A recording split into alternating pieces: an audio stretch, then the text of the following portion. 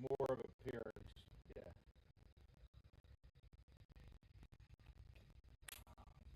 So yeah, they're from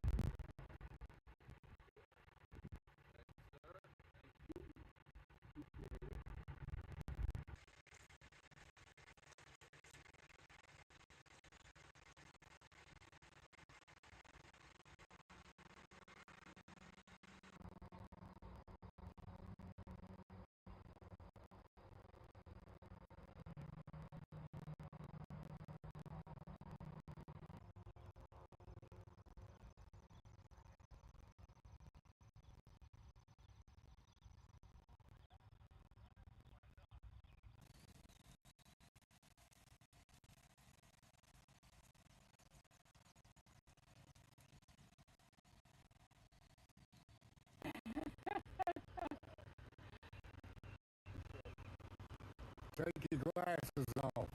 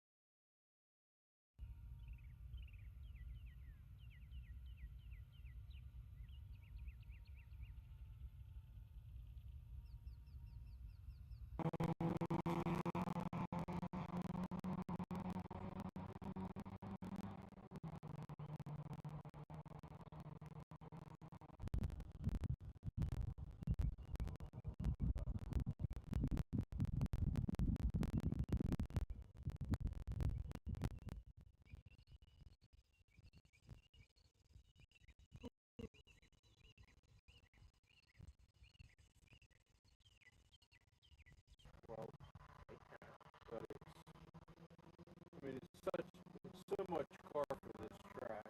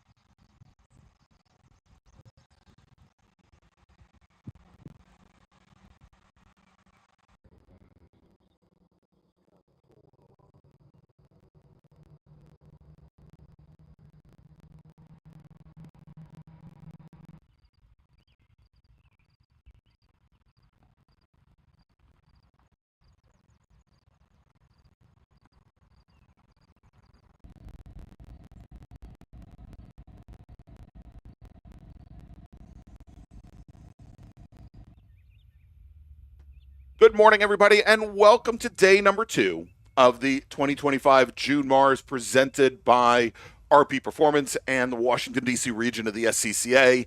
I'm Greg Ginsberg, along with Edwin Pardue, and sorry for the slight delay in getting things started this morning, but we are ready to go racing here at Summit Point. Good morning, Edwin. Good morning. We had a great day yesterday. Saw some very competitive races. It was a funny day. We were wet in the morning, then dried out, then had a little rain again, and we had about 4 different days worth of weather yesterday. That's right. Today should be a little bit more consistent with just sort of a overcast and some misty, but sometimes that light mist rain is like the worst combination of all. Absolutely. It puts the track conditions to the point where dry weather tires don't work, wet weather tires don't work, and the track just ends up being greasy and slimy. And so we did have quite a bit of rain overnight here in the Shenandoah area, but the rain stopped at around 6:30 this morning, and already because of the heat that we have, a lot of the standing water and puddles have started to dry out. We had a couple cars out on course for some warm-up sessions this morning that have helped speed that process along, but still a pretty damp track here. But Edwin, let's do this. Before we have our first race of the day, let's show everybody the track that we're talking about and this damp track that is 2 mile, 10 turn Summit Point. Yeah, this long front straightaway, you'll see a lot of passing opportunities into turn number 1.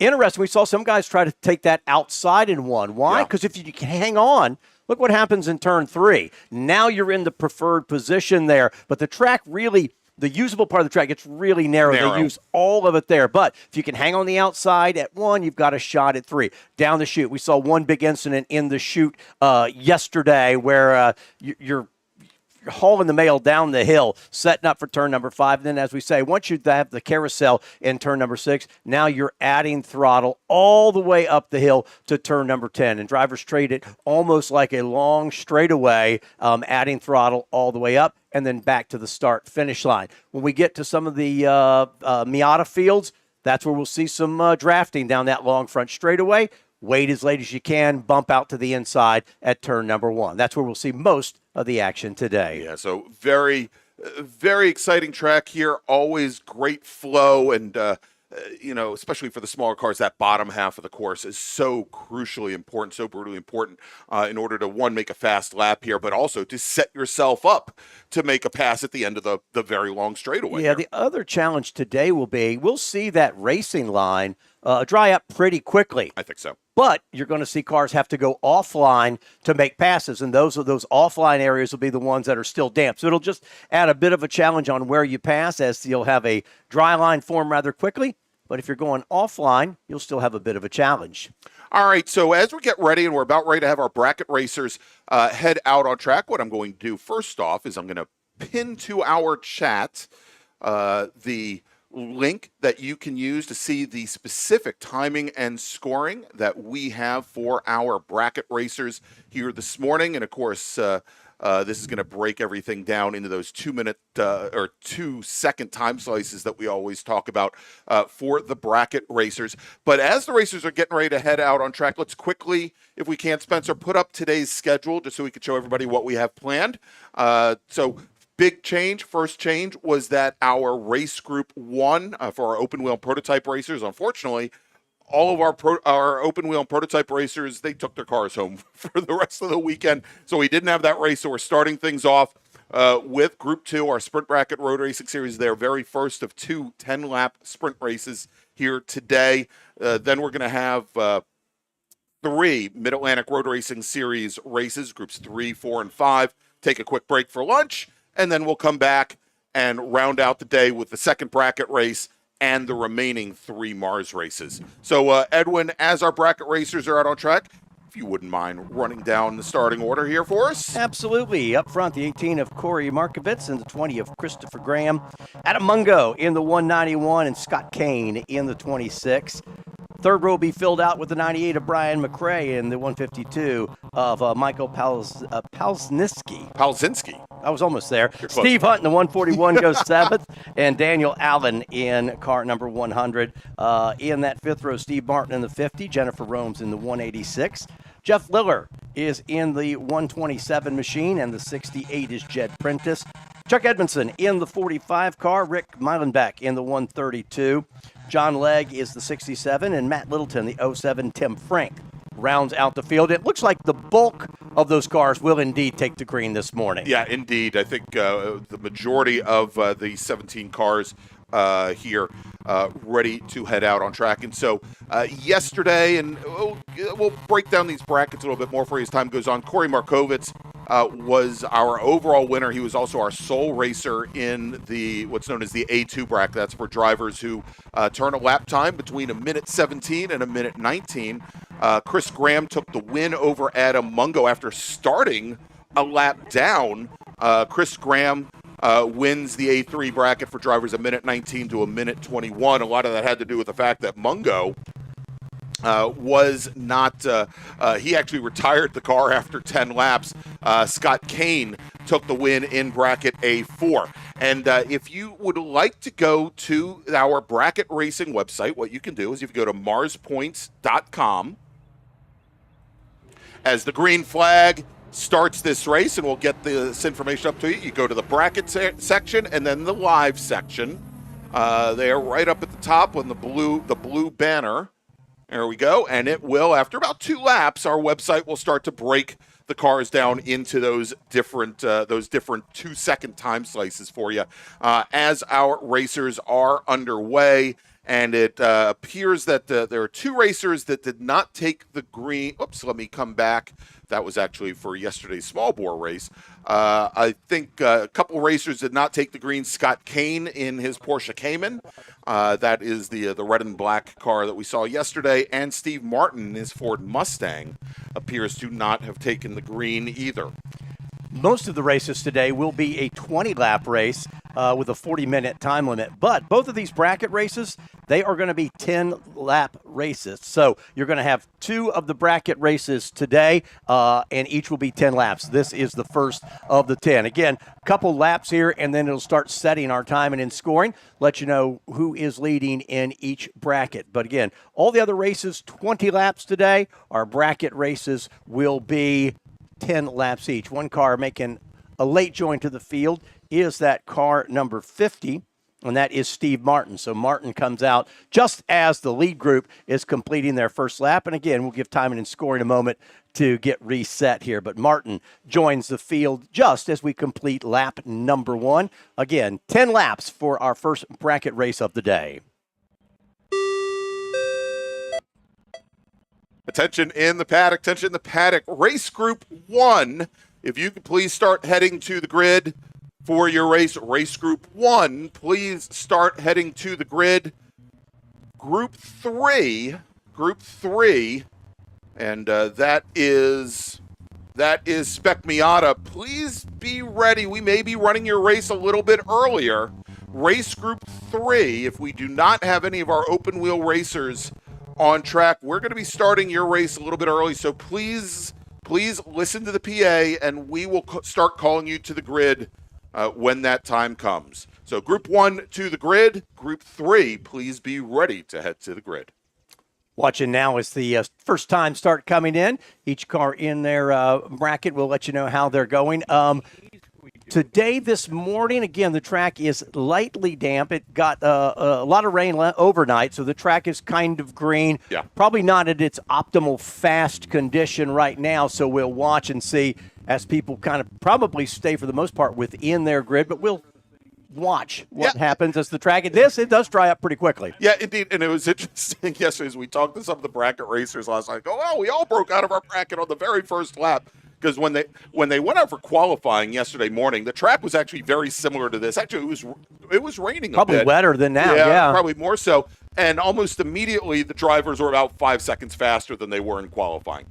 With the bracket racing, as opposed to drag racing, yes, you can break out of your bracket, but you don't get disqualified if you run faster than your qualifying time, for example. You just move up to the next fastest bracket. And so right now, we have Corey Markovitz and Adam Mungo in the A4 bracket. That's for drivers a minute 21 to a minute 23. Both of those drivers obviously running off the times that they set yesterday. Markovitz yesterday was in the A2 bracket for times a minute 17 to a minute 19. Mungo a minute 19 to a minute 21. So not that far off the pace that they set yesterday. But the majority of our racers right now are in the B5 bracket. That's for drivers a minute 33 and higher, as they are obviously taking a lot of time to feel out this race course.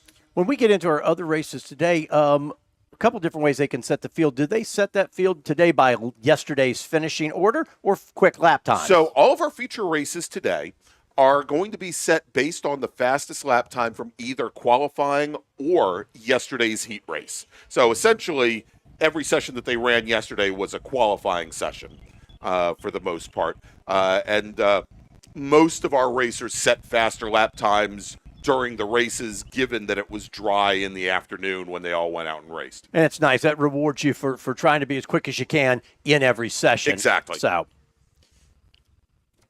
Exactly. So we're watching right now. This is, hard under braking going into turn 1. Chris Graham in the white number 20 E36 BMW, and he has Adam Mungo in the 191 BMW, the black M3, directly behind him. And they are actually no longer behind. They were door to door, side by side, coming through turn 7 as they now work their way up the hill. And all three of the drivers, both Graham and Mungo, as well as Markovitz, who we saw just come through turn 10 in the 911 Cup car. Those three machines are all in the A4 bracket for drivers a minute 21 to a minute 23.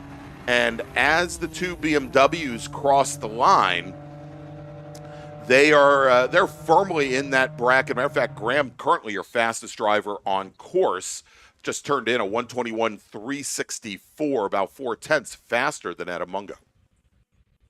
Going back down, we'll look, it was the B5, I believe. Yeah, that bracket, bunch of cars there. Jennifer Romes in the 186, her lap of 134.891, but then Matt Littleton down to a 133.478, and that'll be the quickest there right now. So that bracket cutoff is a 133 flat. Littleton a 133.478 in B5. All right, and so I said a little bit earlier that Steve Martin wasn't out on track with it. Indeed, he is. I think there might be some transponder issues. I think they're manually placing him back into the timing. He actually came out late. Okay. Just as they were coming to finish the first lap, Martin brought the 50 car off pit road. He was just a late joiner for the field. Gotcha. And speaking very much same, Tim Frank in the blue 144 Nissan. We just saw him come off the pit lane. There he is going into turn 3 right now.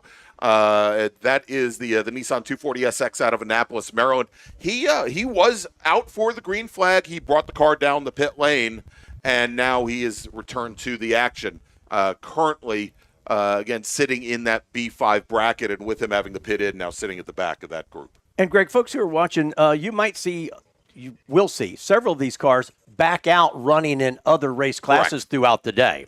Indeed. For example, we did see I think Brian McRae running in Touring 4, also Steve Hunt running in Spec Miata. We will likely also see Jennifer Romes and Jeff Liller running in Touring 4, and as well as John Legg, I believe, in the Spec Miata. And people approach their weekends differently. Some folks will come out and they want to maximize as much track time as they can. Others want to simply concentrate on one discipline during the weekend, and different drivers have different ideas as you see the cars rolling through turn 10. Yeah, and I believe that is the 144 Nissan once again coming down the pit lane, obviously having some mechanical issues with that car.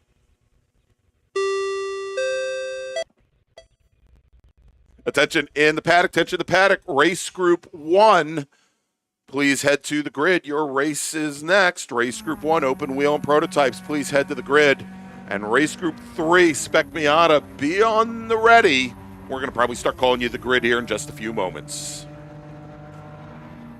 As we've got 4 laps remaining, and our flaggers over at turn 1, giving out the blue flag to John Leggs, number 67 Miata. Let him know that we have Chris Graham and Adam Mungo working their way through the traffic. That shot right there gives you an idea. Race line dry, but let's say you've come off of that first corner complex there on the outside trying to stay inside for the next. You're going to be off race line, and it's still a little damp. If you can make it here, now look, you're on the inside, but see, you still got a little bit of moisture on the inside. So it's going to be a compromise on where you can pass until we get a bit drier. Yeah, and looking at, when you look at an overhead view, like we had our fly-in of the racetrack, when you look at turn 3, it appears to be an increasing radius turn, but because of the profile and how the track rises up there, if you are all the way to the inside going on that corner, it is a very tight, very difficult maneuver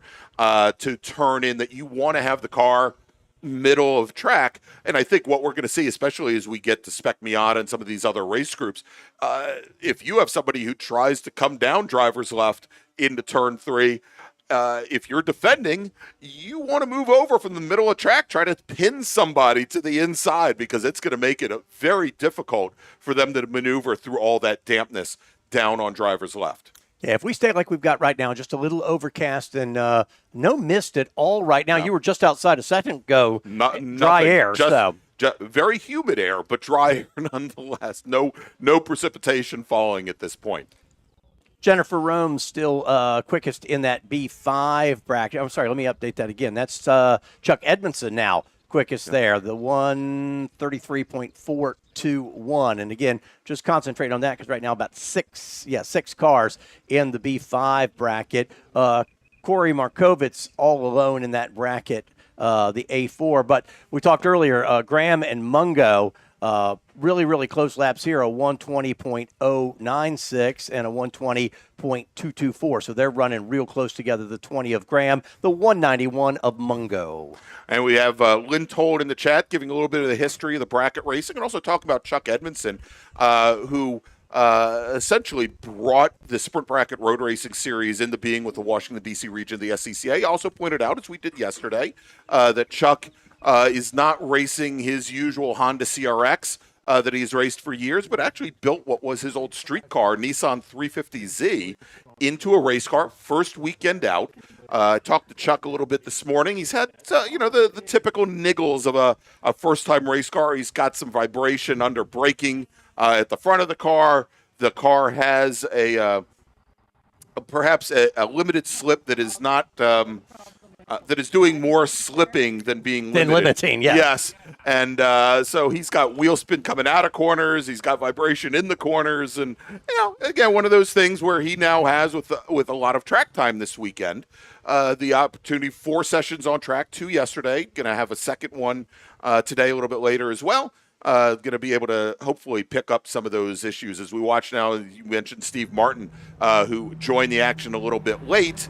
There he is in that beautiful black Ford Mustang. Second weekend in a row that he's had to work in the wet with that car. And nice move as he comes down into turn 1 right alongside Michael Palsinski's BMW 325. Has to be, again, very careful with the throttle. There's a lot of torque in that Mustang. And with this slightly damp track, it's a problem. And Markovitz and Graham and Mungo now all 3 together in that A3 bracket. And let's see, 1:20.096 is the best lap right now. Graham at the 1:20.096. And the quickest for Markovitz, where's he down? 1:25.04. So those guys are pretty close right now in bracket A3. All right, and our overall leader, Corey Markovitz, he is working his final lap as he heads down through the chute now, hard under braking into turn 1. And you can see here, as we've got Mungo and Graham really leaning on the car, there is quite a bit of grip through the chute right now as they set those cars up for turn 5, as, again, we do have that dry line starting up here. Where there isn't so much grip, as Adam Mungo has just found out, is on the outer portions of the carousel, where most of our racers have been more center of track through this session. As Markovitz now comes under braking into turn 10 for the final time and onto the front straight. And he's gotten down to the 119 range. That is the A3 bracket, just a little bit off of where he ran yesterday, but still very quick times given the track conditions as the checkered flag is out. Chuck Edmondson has made that pass now in B5. Chuck's been running the quicker laps, so the 45 he gets by Jennifer Romes in the 186. Chuck had been clocking quicker laps, but now makes the pass, so leads in that B5 bracket. All right. Also in the chat, Nick Shively, who typically joins us here for bracket racing, and so life and work got in the way this weekend. Hopefully, we'll see him out for the July MARRS in just about, about 5 weeks. Yeah, hard to believe we're already talking about July events flying by. Yeah, this whole year is flying by. As checkered flag, of course, is out on the remainder of the group here, and as we take a look. So we had Markovitz, Graham, and Mungo. They were in the A3 brackets. Chris Schooler and Brian McRae make up the A5 bracket. Schooler taking the win. That's for drivers 1:23 to 1:25. Michael Palsinski, our sole B1 bracket driver, at 1:25 to 1:27. Steve Martin, congratulations, Steve. You just broke out from the B3 bracket. No longer your leader in B3, but he'll finish second to Steve Hunt in B2 for drivers 1:27 to 1:29. Daniel Allen in his Toyota 86 will take the win In bracket B3 with Matt Littleton finishing in second. Chuck Edmondson, your sole racer, in B4 today for a minute 31 to a minute 30. And oh, look at that. As Steve Martin crosses the line, Steve Martin actually bumps up another bracket, so he finishes in the B1 bracket behind Michael Palsinski. Chuck Edmondson, your sole racer in B4. And then in B5, Jennifer Romes taking the win over Jeff Lillard, Jed Prentice, John Legg, and Rick Moenbach and Tim Frank. And Greg, we're seeing just a little sprinkle there. That's turn Yes, 10. we Just are. a light little liquid sunshine there in the final corner. All right, well, let's do this. Let's make a final call to the grid for race group 1 for our open wheel and prototypes who we tried to work in. If assuming they're here, we're going to give them another chance. Attention in the paddock. Final call to the grid for race group 1, open wheel and prototypes. Race group 1, please head to the grid. And Edwin, with that, let's take a quick break.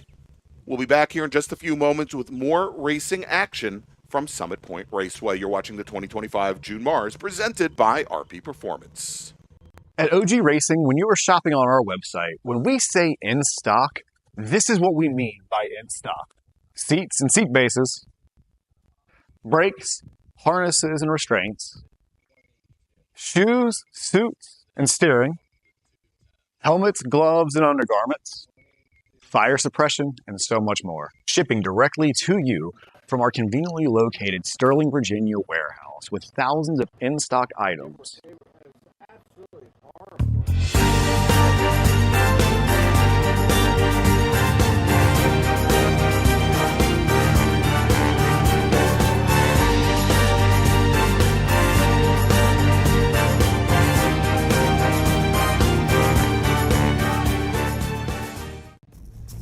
RP Performance is the only premier race shop in the region that specializes in both street and track Mazdas and is located right in the heart of racing at Summit Point's Gasoline Alley.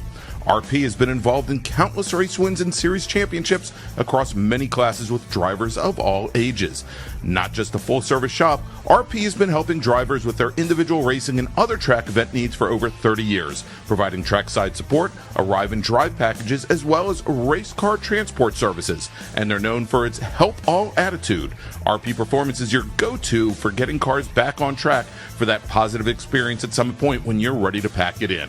For more information about RP Performance, come talk to them here in the paddock. Call them at 304-728-6749 or email them at Brett, that's B-R-E-T, at rpperformanceracing.com.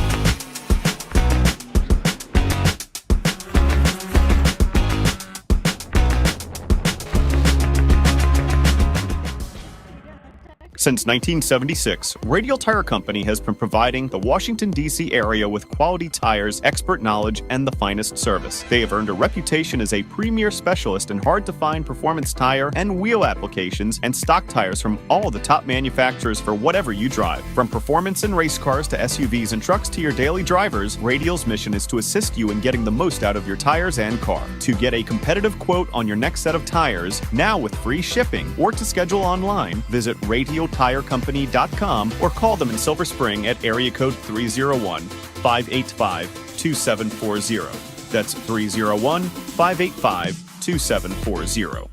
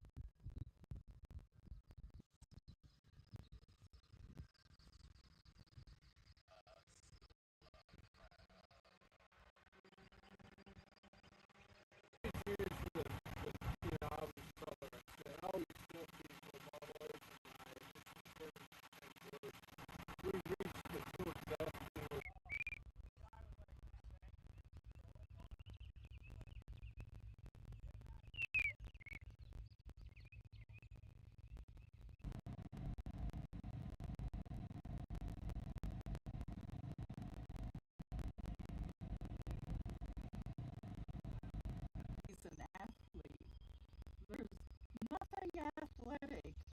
No offense, Matt. No, you're right. But neither you or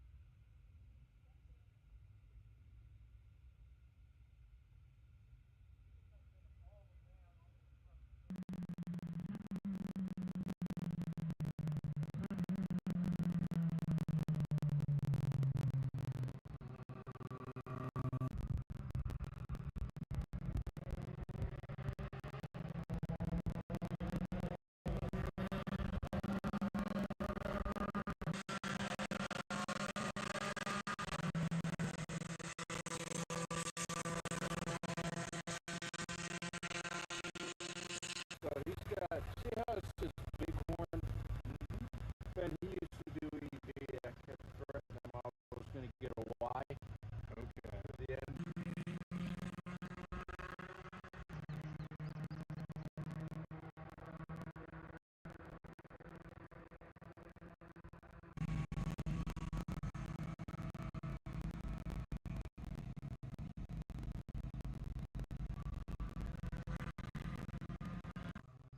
can I have some hardship laps to make sure that my brakes now work or my wheels aren't going to fall off?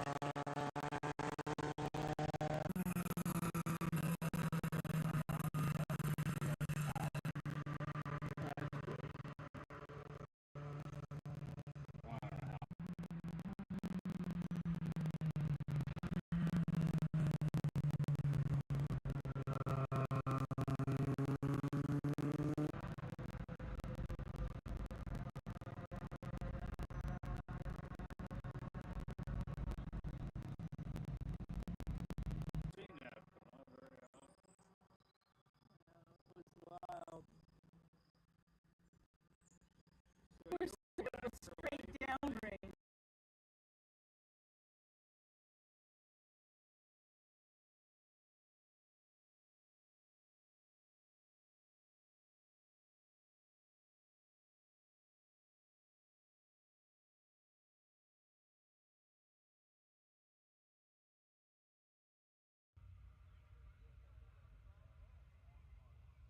Just a moment.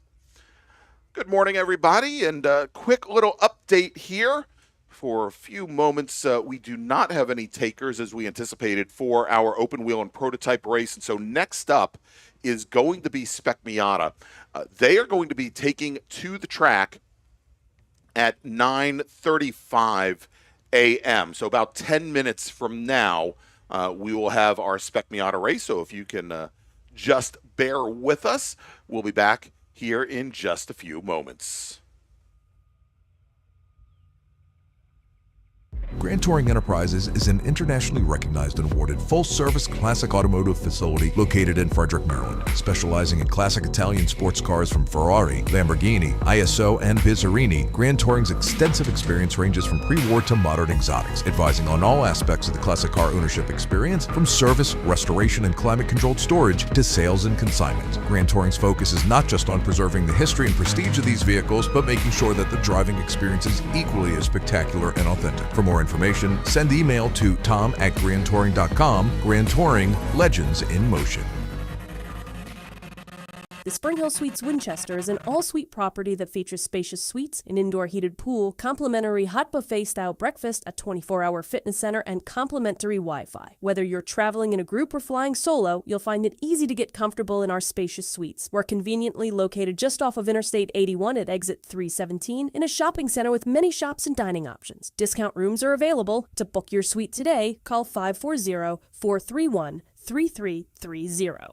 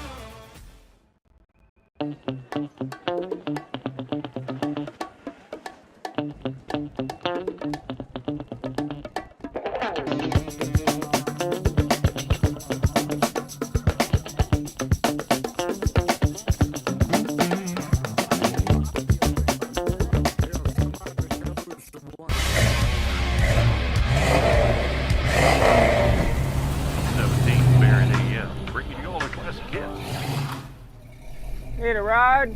No. Okay.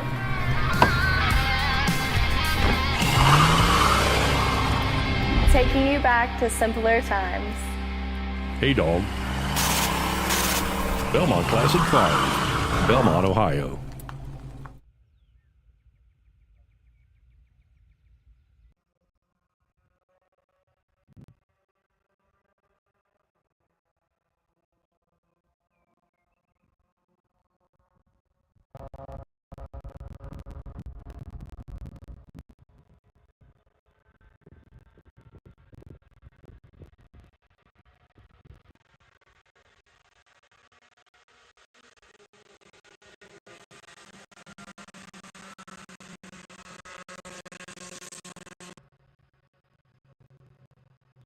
But I think in a car would be really cool. Yeah, it is. I mean,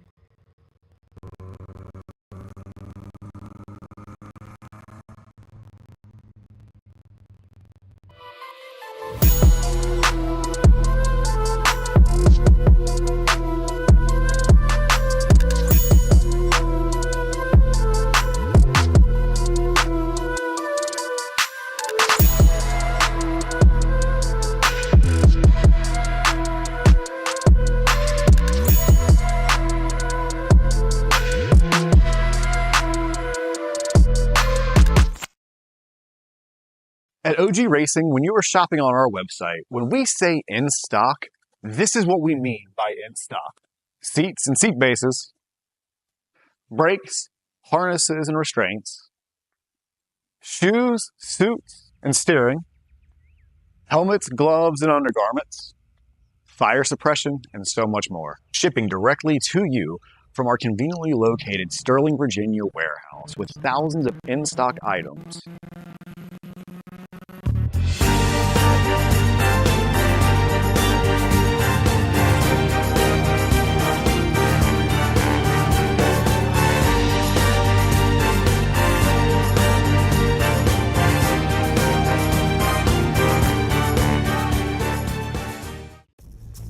RP Performance is the only premier race shop in the region that specializes in both street and track Mazdas and is located right in the heart of racing at Summit Point's Gasoline Alley.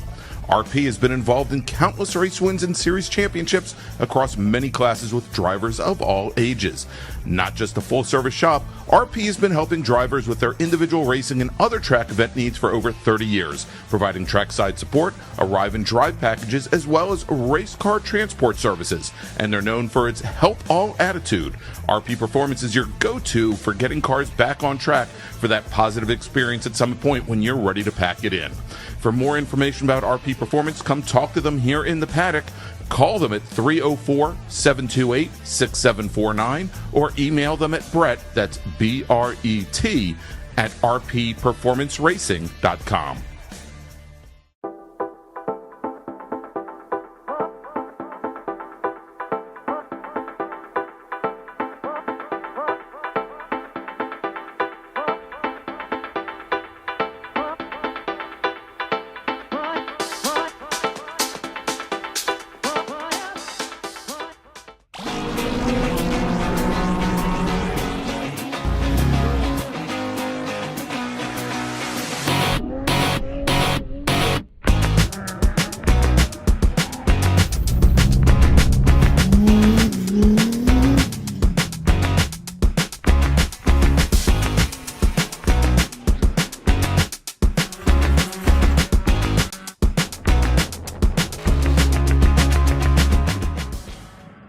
Since 1976, Radial Tire Company has been providing the Washington, D.C. area with quality tires, expert knowledge, and the finest service. They have earned a reputation as a premier specialist in hard-to-find performance tire and wheel applications and stock tires from all the top manufacturers for whatever you drive. From performance and race cars to SUVs and trucks to your daily drivers, Radial's mission is to assist you in getting the most out of your tires and car. To get a competitive quote on your next set of tires, now with free shipping, or to schedule online, visit RadialTireCompany.com or call them in Silver Spring at area code 301-585-2740. That's 301-585-2740.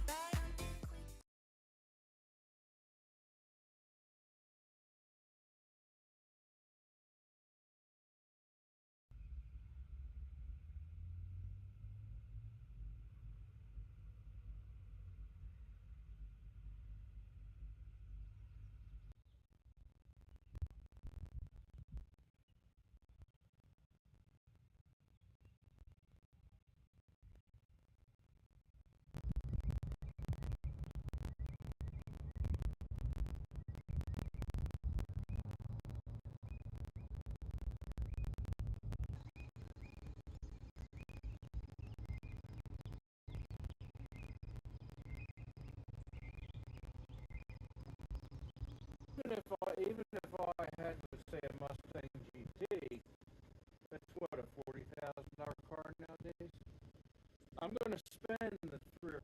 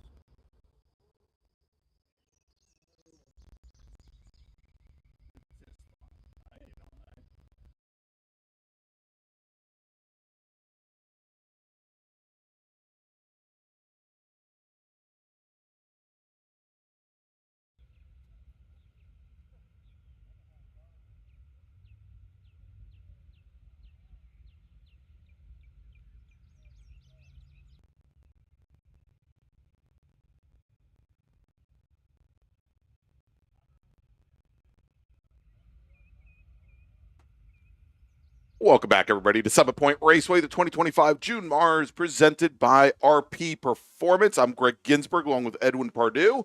Of course, we got Spencer Gaynor right over our shoulder here as well, pushing all the buttons and making up for everything that I get wrong. as I've been fumbling through pressing things I shouldn't be pressing here this morning. But we're about ready to get underway with Spec Miata, Edwin, and got the 21 or so cars. I think we had a couple cars that, as you alluded to this morning, we had an incident down in the chute yesterday, so probably won't have our full contingent of 22 cars. But while we run down the starting order as they get ready to head out for their pace lap. Here's how they're scheduled to roll. John Hotz, who had a very interesting day yesterday, we'll tell you more in a minute. On the pole in the 63, Scott Witt. Next to him in the 85. Row 2, the 195 of John Jenkins and Greg Witt in the 04. Fifth, that's Dylan Witt in the 84. And then Ted Cahall in the 78 car. We go to row 4 is Robert Cahall in the 178. And Michael Lamena in the 88. Kevin Conlon will go 9th. And Shauna Lamena will go in 10th. She's in car number 6. Go to row 6, Ben Foltz in the 52. Kip Gaynor, the 44 car. They had an incident yesterday, had to do some work overnight, but they will make the grid this morning.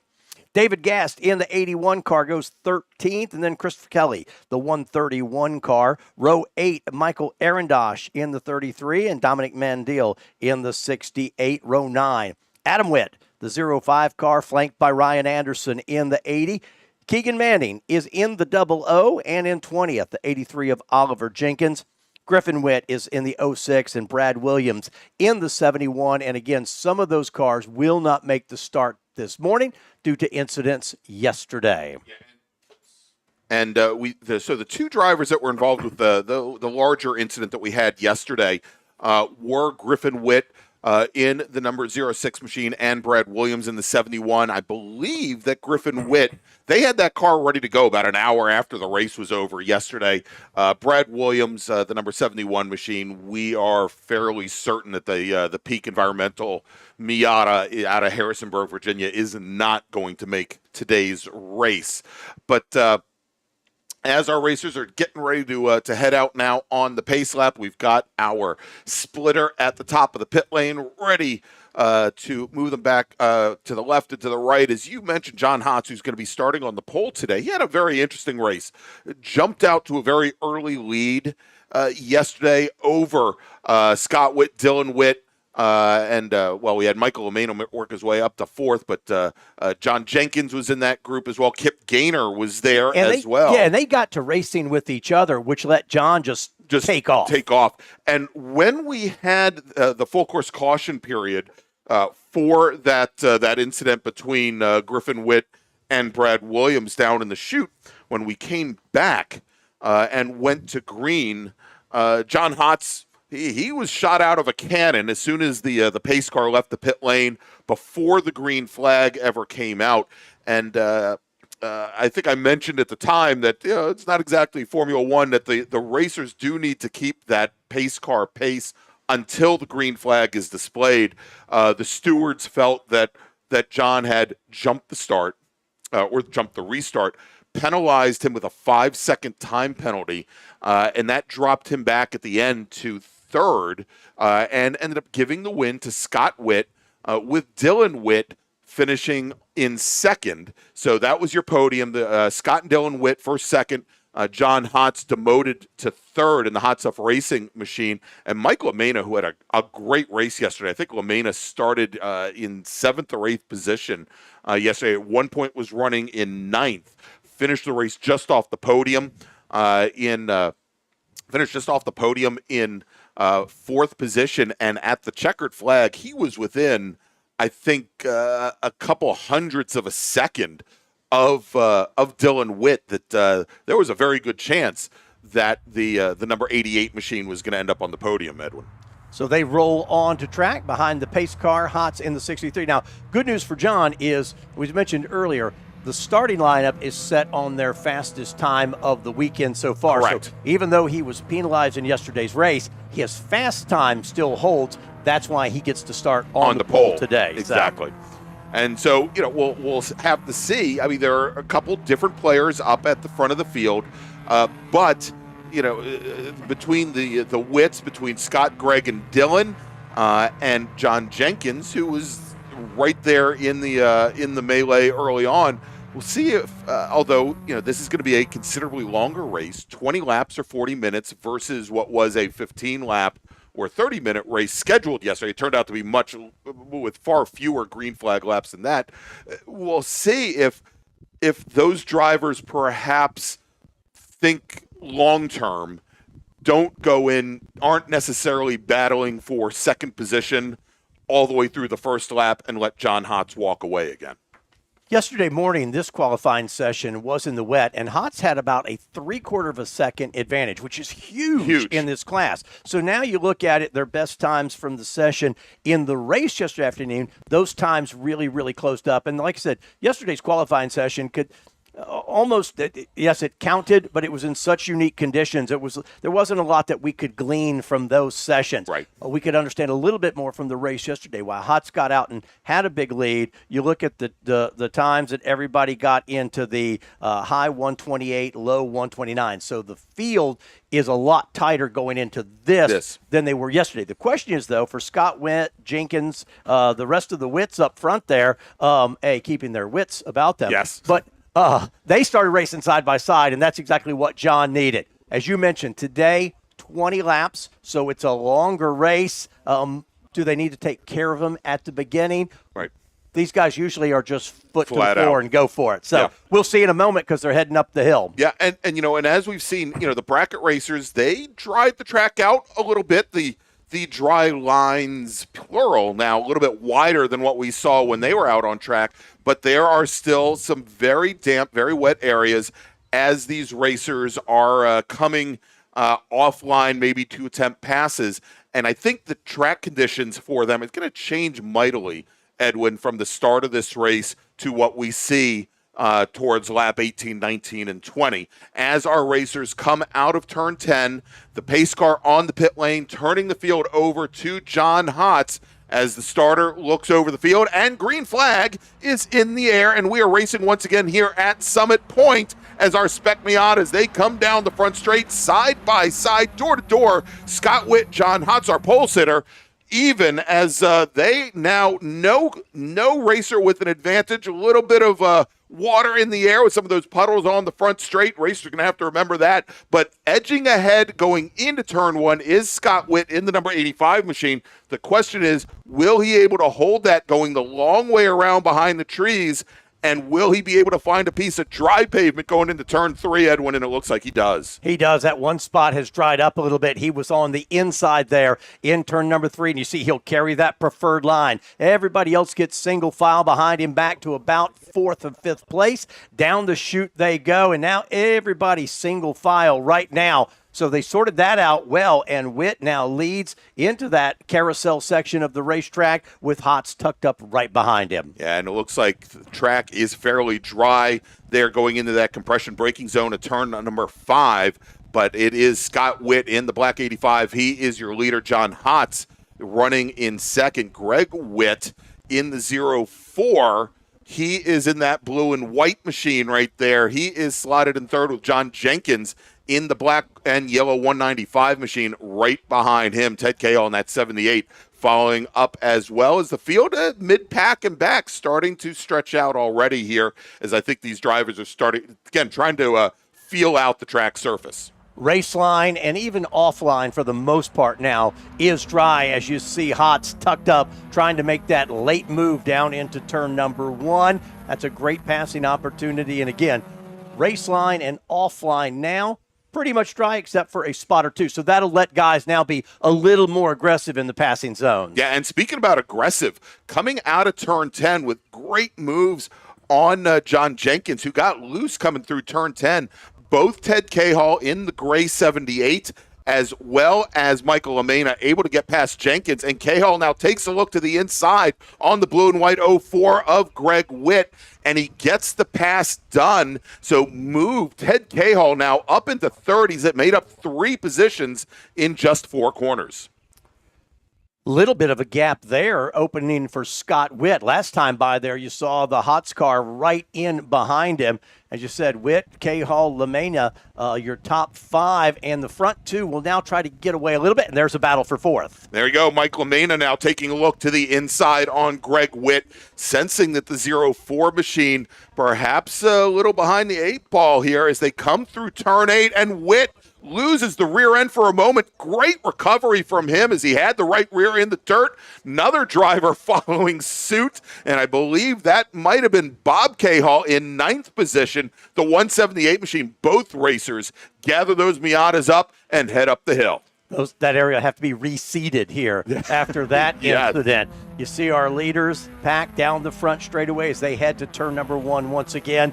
And you said the front 2, you see them right there into 1. They've got about a 7-8 car length advantage over second place, Hotz and Witt, and then Ted Cahall chasing them into 1. Yeah, and as Greg Witt was gathering that car up coming out of 7, Kip Gaynor takes advantage to move the 44 car up in the 5th position. So Greg Witt, in the span of just 3 corners, in the span of 1 lap, goes from 3rd all the way back to 6th. John Jenkins currently no longer sitting in 7th, as Jenkins in the 195 machine gets around Witt. So move the 04 car now back into 7th position. Bob Cahall in the red and 178 machine, about 5 car lengths back in the red and black, and right behind Cahall, that was Dylan Witt in the red 84 machine, rear end locking up on him, has to try and gather the car up going into turn 5. Nice run for Kip Gaynor so far. That 44 car started 12th, now in the top 5. You see him on screen right there. So making up some ground early in the 44 car. Remember, 20 laps today, so they've got a longer race. Long way to go. And to see Kip make that move up from 12th here, Edwin, he had a lot of repairs to do on that car last night. We talked a little bit about the incident down in the chute early on that brought out the full course caution and a black flag condition as well. When we had the restart, there were 2 cars, which included Kip Gaynor, that got together on the first lap off of that full course caution.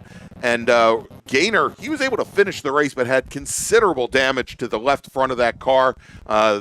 Team was working real hard to get the fenders banged out and also replace some front suspension pieces as well. And he's now right onto the back of his teammate, Mike LaMena, there in the battle for 4th. And Gaynor just set fast lap of the race, 129.180. So Gaynor setting fast lap. You see him down the chute there in the tire tracks of LaMena's number 88 car. Takes a peek to the inside as they head for the carousel. Nothing to do there, so he'll tuck back in single file. That's a great race. That is 4th and 5th place. Yeah, and so they must have done it. If he just turned in the fastest lap, they must have done a heck of a job with the alignment on that car, because he's actually tracking until he got to the back of Mike LaMena, tracking almost a half second faster than our leaders Scott Witt and John Hotz right now, as both he and LaMena now starting to make up some ground on Ted Cahall in the gray number 78 machine, and another Cahall, Bob Cahall, in the red with black hood 178.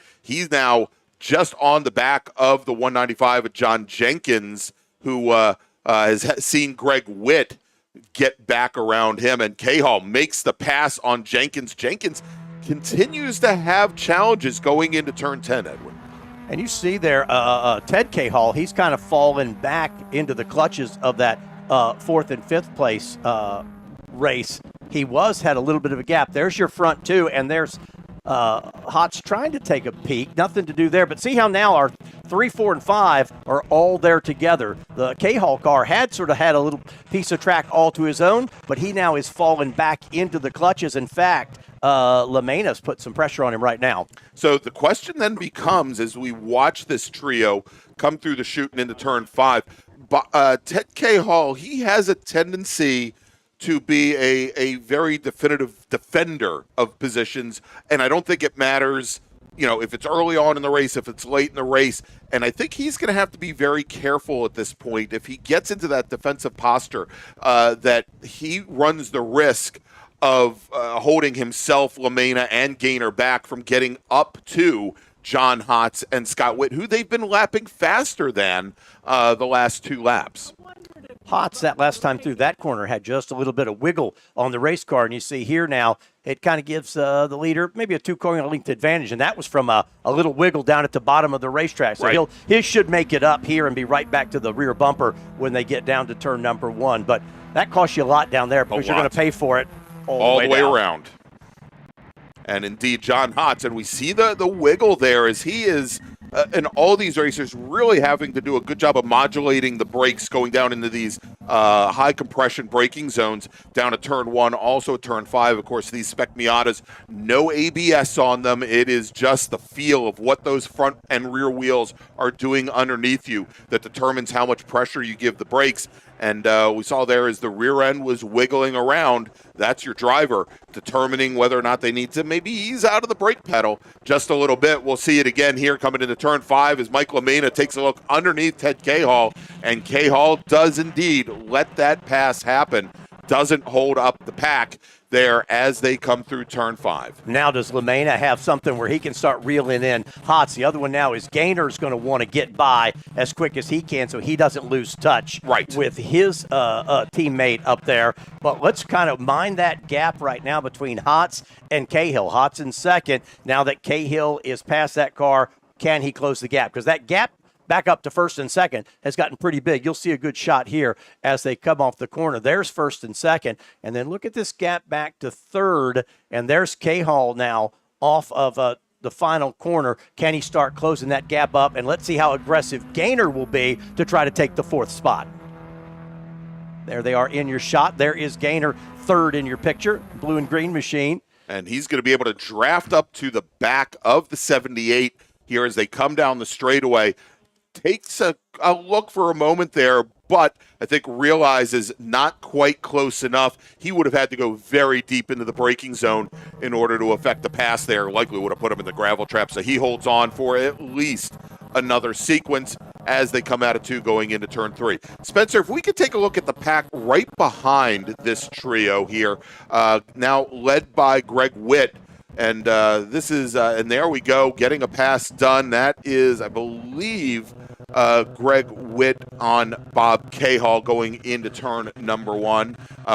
Witt in the white with blue, number 04 machine, then Bob Cahall. And then we've got Dylan Witt, who gets, I think, got the pass done on John Jenkins. So, again, Jenkins, who was up as high as 4th position, continues to struggle with the damper conditions here, just not finding the grip. Maybe has a little bit more, started out with a little bit higher tire pressures that just not able to get be able to get that car to hold when they go around some of these sweepers. Yeah, that's 6th, 7th, 8th, and 9th that you're looking at right there. They've kind of lost touch with that front 5, but that is a battle in the top 10. In fact, the battle for 6th there is about to get good. Greg Witt starting to feel some pressure. All right, here as we now watch this field come out of turn 10 and running wide, just barely keeping the rear wheels on that extra gator teeth, that extra run out area on the outside of the red and white curbing is Greg Witt in the 04 machine. And Bob Cahall can do nothing but sit back there and, well, pray that he didn't have the numbers on the door right in his eyes as we get a big brake lock up from Cahall now as they go into turn 1. And Dylan Witt in the red 84, that's the red car without the black hood, saw all that smoke in his eyes and was able to make up a little bit of ground on the Cahall car, going into 2. Using all of the racetrack and then some. I guess that was Witt dipping off 2 tires into the gravel. There you go, 6th and 7th place down the chute, and those guys are now really pushing those cars hard. We're not even halfway yet, and they're using up all of the race car right now, but that's a great battle again for 6th and 7th spot here, and there they are here just shy of midway in this 20-lap event. Yeah, and I'm really starting to think, and we saw this earlier on like, I think it was lap 3 when Greg Witt in the blue and white 04 had put wheels off here coming out of turn 8. That car looks to be much more loose than almost every other car on the racetrack. He's having to contend with a car where the rear end really wants to beat the front end around some corners, and once again he runs a little wide through turn 10, gathers the car up there, but it is certainly a tough drive for him, and it's got to be made much more difficult as Bob Cahall really has him under pressure. Great battles for 6th, 7th, 8th, and 9th. Let me give you a quick update up front. John Hotz just laid down a fast lap, 128.794. You see the leaders going down the hill there. He had backed off a little bit, and now maybe that is a little bit of strategy because, again, he just turned 128.794. We're just closing on halfway. He might decide now, let's get with the program. You see he's closed that gap. He let that gap get out pretty far with Witt out maybe 2 seconds ahead, and now he's got it back under 1 second. And right there, that's where we saw Hotz have a little issue a few laps ago in that corner. Looks good there. Now you see the gap. There's third, fourth, and fifth. LaMena, K-Hall, and Gaynor. We thought Gaynor might really push to try to get by that K-Hall machine, but he hasn't yet. But gives you a good idea of our field. There's first and second. In fact, now Hotz right in the tire tracks. He resets fast lap again, 128.6. Here comes third, fourth, and fifth, and we should have the leaders down in one because I think Hotz is going for a pass. Here he is, and indeed he does it. He gets it done, and doesn't really give Scott Witt an opportunity for that over/under, and he is now going to lead the black 85 out of turn 2, heading into turn 3. Your pole sitter, John Hotz, moves back to the lead on lap number 10. That was very interesting. He dropped back a couple of seconds. Then he goes in, he pounds out 2 fastest laps in a row, says, okay, now's the time. It was just perfect as he got into one and really didn't have to drive it real deep. I think at the time, Witt probably figured he's got the pass done. Let's not take any cars out. I'll regather my machine and come back at him later in the race. I mean, we are only now just about to hit halfway in this 20-lap race. But, Edwin, they're starting to come up on some of the slower traffic here. It's still spaced out pretty well, but this could complicate things for both John Hotz and Scott Witt as they try to work their way through traffic. Attention in the paddock. First call to the grid for race group 4, B-Spec and Improved Touring. Please start heading to the grid. Race group 4, B-Spec and Improved Touring.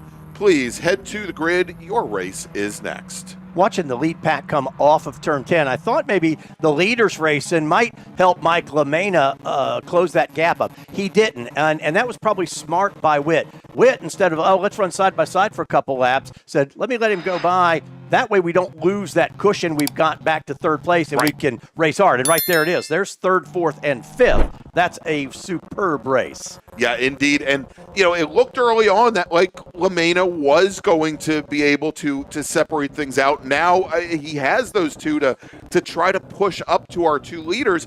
And, at one point they had been the fastest drivers on track. That said, John Hotz, Scott Witt now lapping at almost a second and a half a lap faster than third, fourth, and fifth in LaMena, K-Hall, and Gaynor. So what that battle that you see right there becomes, they may not catch those front 2, but that becomes your race for the last step on the podium. Right. And could get interesting. I thought Gaynor came right up there to K-Hall when that pass was made a few laps ago by LaMena. I thought, okay, he's going to get by as well, but he's now just tucked in behind K-Hall. Hasn't really pushed the effort too hard and just waiting for the right opportunity to do it. But again, one of those 3 men should end up on that final podium step. All right, here as they come out of turn 10, they're going to come up on some slower traffic.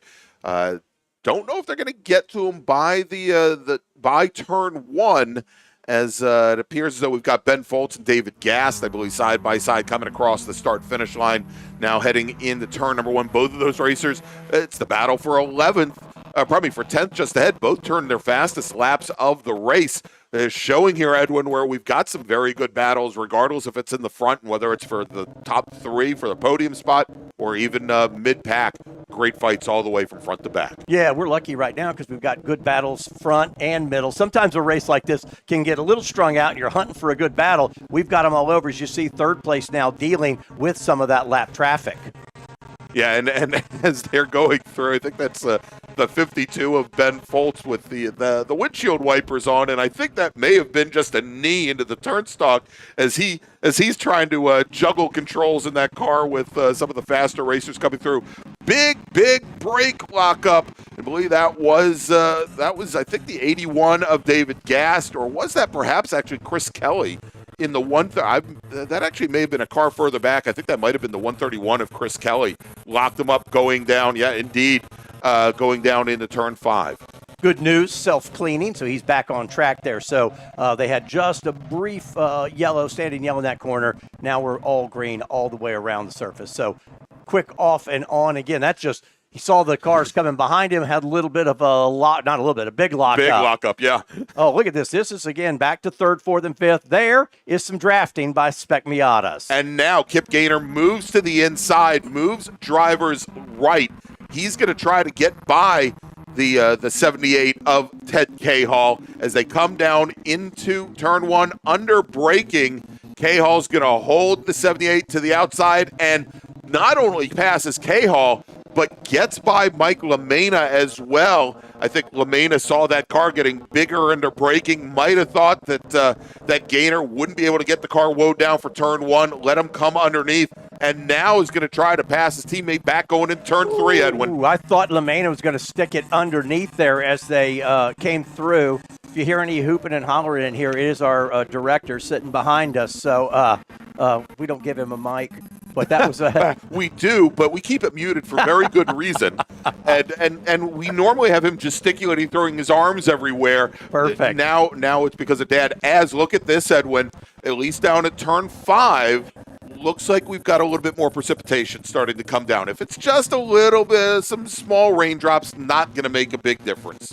Gaynor, since Gaynor got by, he's opened that distance up there. Yes. You see the shot. He's now about 5 car lengths. Now he's got a ton of space to make up to try to catch the front 2. But we kind of thought at first LaMena was going to run away from that group. Right. He got by. He really didn't stay there. And then Gaynor in turn 1 makes 2 passes in 1 corner, and he's now the one stretching his legs, his fast lap of the race. Said a little bit earlier, but he has gotten down into the 129 bracket in this race. Hotz has now opened his advantage up to almost 3 seconds. There's Hotz machine, and then there's second place of Scott Witt. So Hotz, once he retook the top spot, has opened it up officially 2.8 seconds over Witt, and then it's another about 14 seconds back to Gaynor in 3rd. That's how they run 13 laps now complete. That's just a little spit down there in the carousel. Nothing. That should be a big deal. No, that won't affect these cars. And you can see definitely still the dry line out on the pavement. It will take a lot more than just that tiny little drizzle to affect these cars. Hotz's big issue now is where does he catch some of the lap traffic and how much time does he need to spend getting by them. You'll see now, this will show us that gap back to Gaynor. Now there's Gaynor, 3rd, 4th, and 5th. He had opened up a little bit, but now it's back down to about a car length, the battle. Yeah, and, I think what you're seeing here, and just as LaMena had issues early on breaking out and breaking away from Cahall and Gaynor, Gaynor having the same issues, and a lot of it has to do with the effect of the draft on this long front straightaway. Also, the effect of the draft coming out of 2 going into turn 3. And now, and this is probably the best thing that could happen for Kip Gaynor, is Mike LaMena, his teammate, has been able to work his way up under the draft, been able to get to the back bumper of Kip Gaynor, and was able to eke out a little bit of an advantage over Ted Cahall, where the 2 cars together are going to be able to work together a little bit faster. They may be able to drop Ted Cahall in the next 2 to 3 laps. And then with a lap or 2 to go, then they can fight without worrying about the spot for the podium. Exactly. Better to have 2 teammates battling it out at the end than having the 3rd driver in that fight as well. Good racing here, Spec Miata. Yesterday's race is 15 laps, so we'd be working the final lap. But today we are 20 laps, and that makes a difference. That's 10 more miles. That makes a big difference in the way you approach the race. Indeed. And, with the temperatures maybe down a little bit today because of the overcast skies and what we saw yesterday afternoon with the sun out, the tires aren't going to get beat up nearly as bad. You see there that it's less than 70 degrees out right now, although I guarantee you with the humidity, the drivers feel like it's a lot hotter than that inside the car. But the equipment should last a little bit longer. One person who perhaps wasn't able to judge there and running off and running a little bit wide. I'll get the number on that car in just a moment. And that was the situation. Hotz was coming up to put a lap on those cars, and you'd probably see a flag, and it just breaks your concentration for just a moment. Probably trying the best to give the leader all the room that you can. And by the way, Hotz has gone to the whip now because he's now 4.2 seconds ahead of second place. But there was a situation right there, passing a lap car that could have gotten a little close. Oh. And dropping a wheel, driver's right. Normally where you're not going to see racers come down out of turn 4 all the way over to the right-hand side. We've got driver giving up, and I think that was Michael Arendosh in the number 33 machine. Got the car gathered back underway, but that could have turned out to be very bad under braking. Yeah, Witt was coming to put a lap on him, but there's 3 cars right there running together. They're running for position on track. Right. So they've got to kind of negotiate this thing where, yes, give the lead cars their a proper ability to go by without losing a couple spots yourself. And that's hard to do. And a lot of times that's going to fall on where they catch you on the racetrack. So good racing here. Again, Spec Miata with about 4 laps to go, but a good race. And that's the battle for third right there. Gaynor and LaMena. And boy, you called that right. They have opened up the space back to K-Hall in 5th place. There's K-Hall then in 5th. You called that perfectly. They work together, open the gap. They can now race each other. The last 2 laps. Yeah, and now as they go into turn 1, there you have it, as Mike LaMena tries to get the position back from his teammate going into turn number 1, door-to-door, fender-to-fender, and as they come out from behind the trees and come down the short chute into turn 3, Kip Gaynor has the inside position. He's able to come back across the nose on Mike LaMena, hold that position going into turn 3. And also notice there, K-Hall, as we talk about drivers dropping wheels into the dirt, K-Hall going to need to be a little careful there. Put the right rear wheel off into the dirt just as he was turning into turn 3.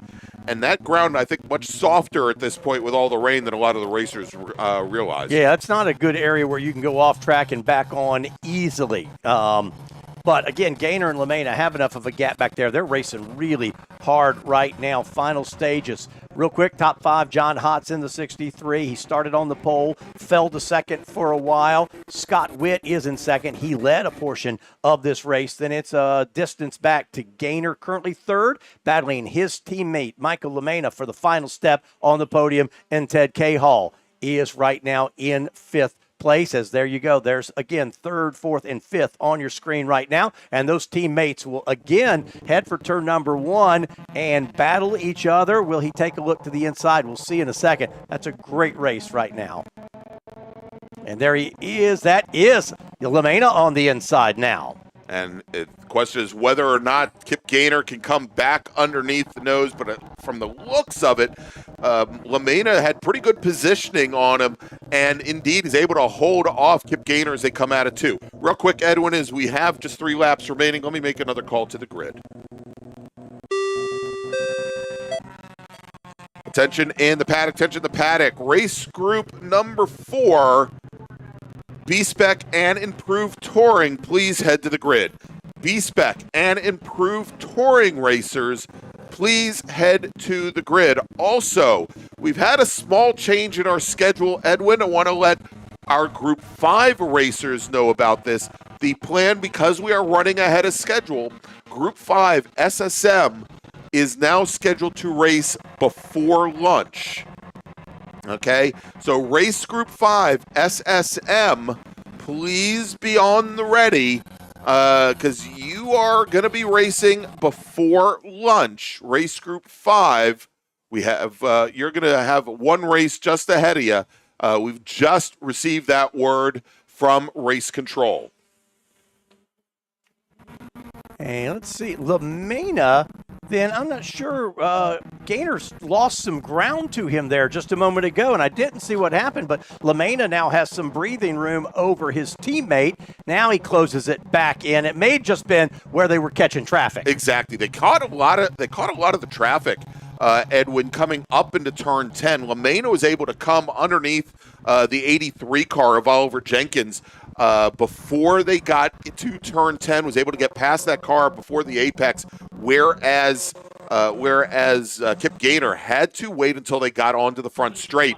And by that point, he had already lost about 5 car lengths. However, we're going to see here now is LaMena having some very good luck with traffic, but even better luck for Kip Gaynor is he has now erased that gap, and he's right back to the bumper of the 88 machine. And we're following this race because right now it's the best one on track. First and second place have kind of distanced themselves. This is the best race right now in the top 10 as they'll come through this corner. And, yeah, Gaynor's made up all that ground, but he still is going to have to be in that perfect position to make the pass down the front straightaway. And we are working, I believe now, working the last lap. That's it. Our leader, John Hotz, in the white number 63 machine. He is on his very last lap, as is our second place racer, Scott Witt.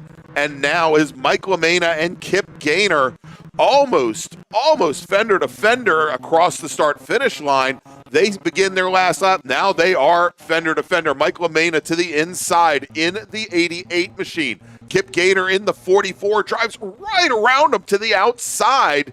A lot later on the brakes there. The question is whether or not he's going to be able to hold that momentum through turn 2, and he does, Edwin, and even opens up about a car length and a half. As they came down to take the white flag, LaMena already started thinking about protecting the inside. Yeah. Before they got down into 1, Gaynor had already said, I'm taking the outside lane. He made it stick, and like we said in some of the pre-race, if you can, then you're going to be in a preferred position at turn 3. Now he's got to hold on through the twisty bits down here to stand on the podium. Yeah. There's your leader all by himself. Yeah, and you said it. LaMena had already pretty much telegraphed his move. He was going to protect going into turn 1, and by doing so, and by moving over to driver's right, entering from center of track, he compromised his speed into the corner and obviously compromised his speed out. Kip Gaynor took advantage of it. As our leader now, John Hotz takes the win in race number 2 in our feature race. John Hotz out of Sparks, Glencoe, Maryland. He is your winner. Scott Witt, he closed things down on the last couple laps, Edwin. Finishes only 2 seconds in a rear, and at the line, Kip Gaynor takes third place over Michael LaMena. Edwin, 18 1,000ths of a second at the flag. Kip Gaynor takes the last spot on the podium. Mike LaMena, for the second day in a row, is going to finish just off the podium in 4th. And I think over the course of 2 days, he's missed out on a podium by less than a tenth of a second. LaMena got a great run off of the final corner, pulled alongside Gaynor. Let me tell you something. Had the start-finish line been about 30 yards further down, that position would have swapped. Great run for them. Coming across the line in 5th is going to be Ted Cahall, with Bob Cahall having gotten around Greg Witt and John Jenkins. Bob Cahall in the red number 178, he moves up to finish 6th. John Jenkins will finish 7th. Greg Witt in the 04 car will finish 8th. David Gass 9th. Chris Kelly will round out your top 10. All right. Wow. What a finish there on the podium in Spec Miata for the second day in a row. Lots of man drama in Spec Miata, Edwin. Let's do this. Let's take a quick break. Actually, let me make a final call to the grid for our next group. Then we'll take that break, and we'll have more racing action for you. 2 more races this morning before we break for lunch. Attention in the paddock. Attention in the paddock. Final call to the grid for race group number 4. B-Spec and Improved Touring. Please head to the grid. B-Spec and Improved Touring racers. This is your final call to the grid. And again, race group 5, Spec Miata. You're going to be racing before lunch. You're going to be racing after this next race. So please start getting your cars ready. Again, SSM, you will be racing before lunch. So let's take that break. We'll be back here in just a few minutes from Summit Point Raceway, where where we are bringing you the 2025 June MARRS presented by RP Performance. Stay with us. At OG Racing, when you are shopping on our website, when we say in stock, this is what we mean by in stock. Seats and seat bases, brakes, harnesses and restraints, shoes, suits, and steering, helmets, gloves, and undergarments, fire suppression, and so much more. Shipping directly to you from our conveniently located Sterling, Virginia warehouse with thousands of in-stock items.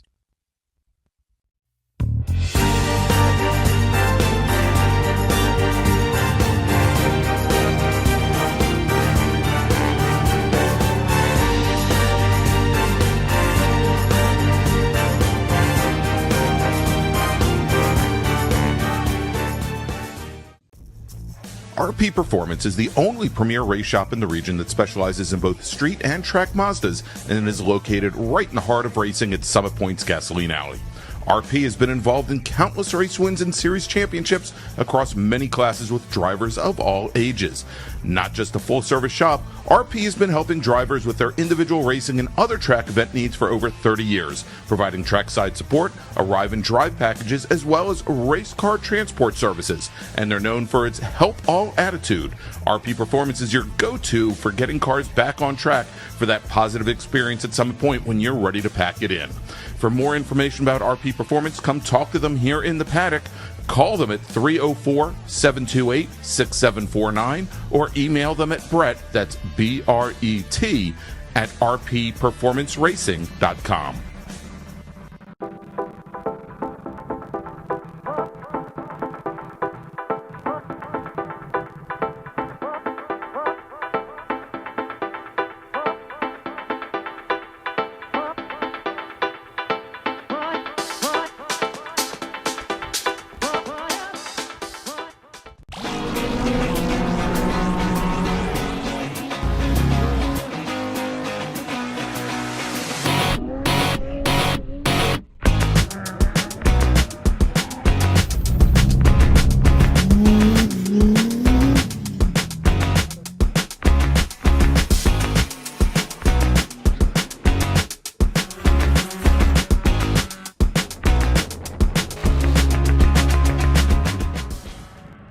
Since 1976, Radial Tire Company has been providing the Washington, D.C. area with quality tires, expert knowledge, and the finest service. They have earned a reputation as a premier specialist in hard-to-find performance tire and wheel applications and stock tires from all the top manufacturers for whatever you drive. From performance and race cars to SUVs and trucks to your daily drivers, Radial's mission is to assist you in getting the most out of your tires and car. To get a competitive quote on your next set of tires, now with free shipping, or to schedule online, visit RadialTireCompany.com or call them in Silver Spring at area code 301-585-2740. That's 301-585-2740.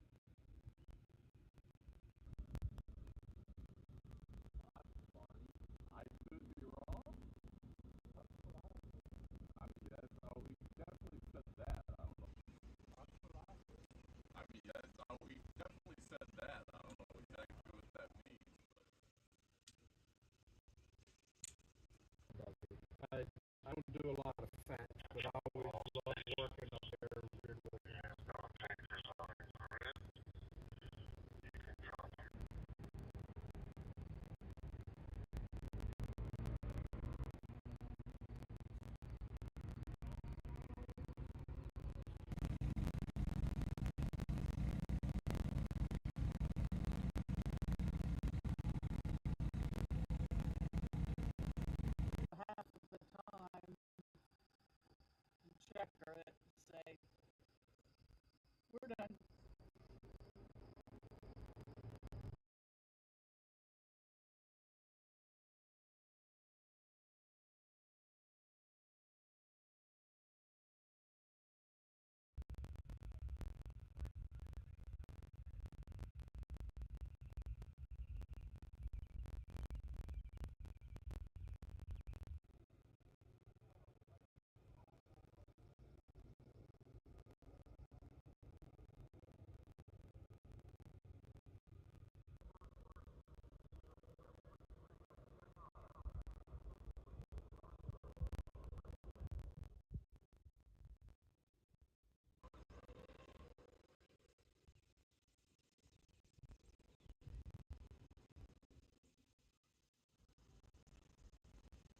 For the last year, and when I ran the 5K, I think I just destroyed it.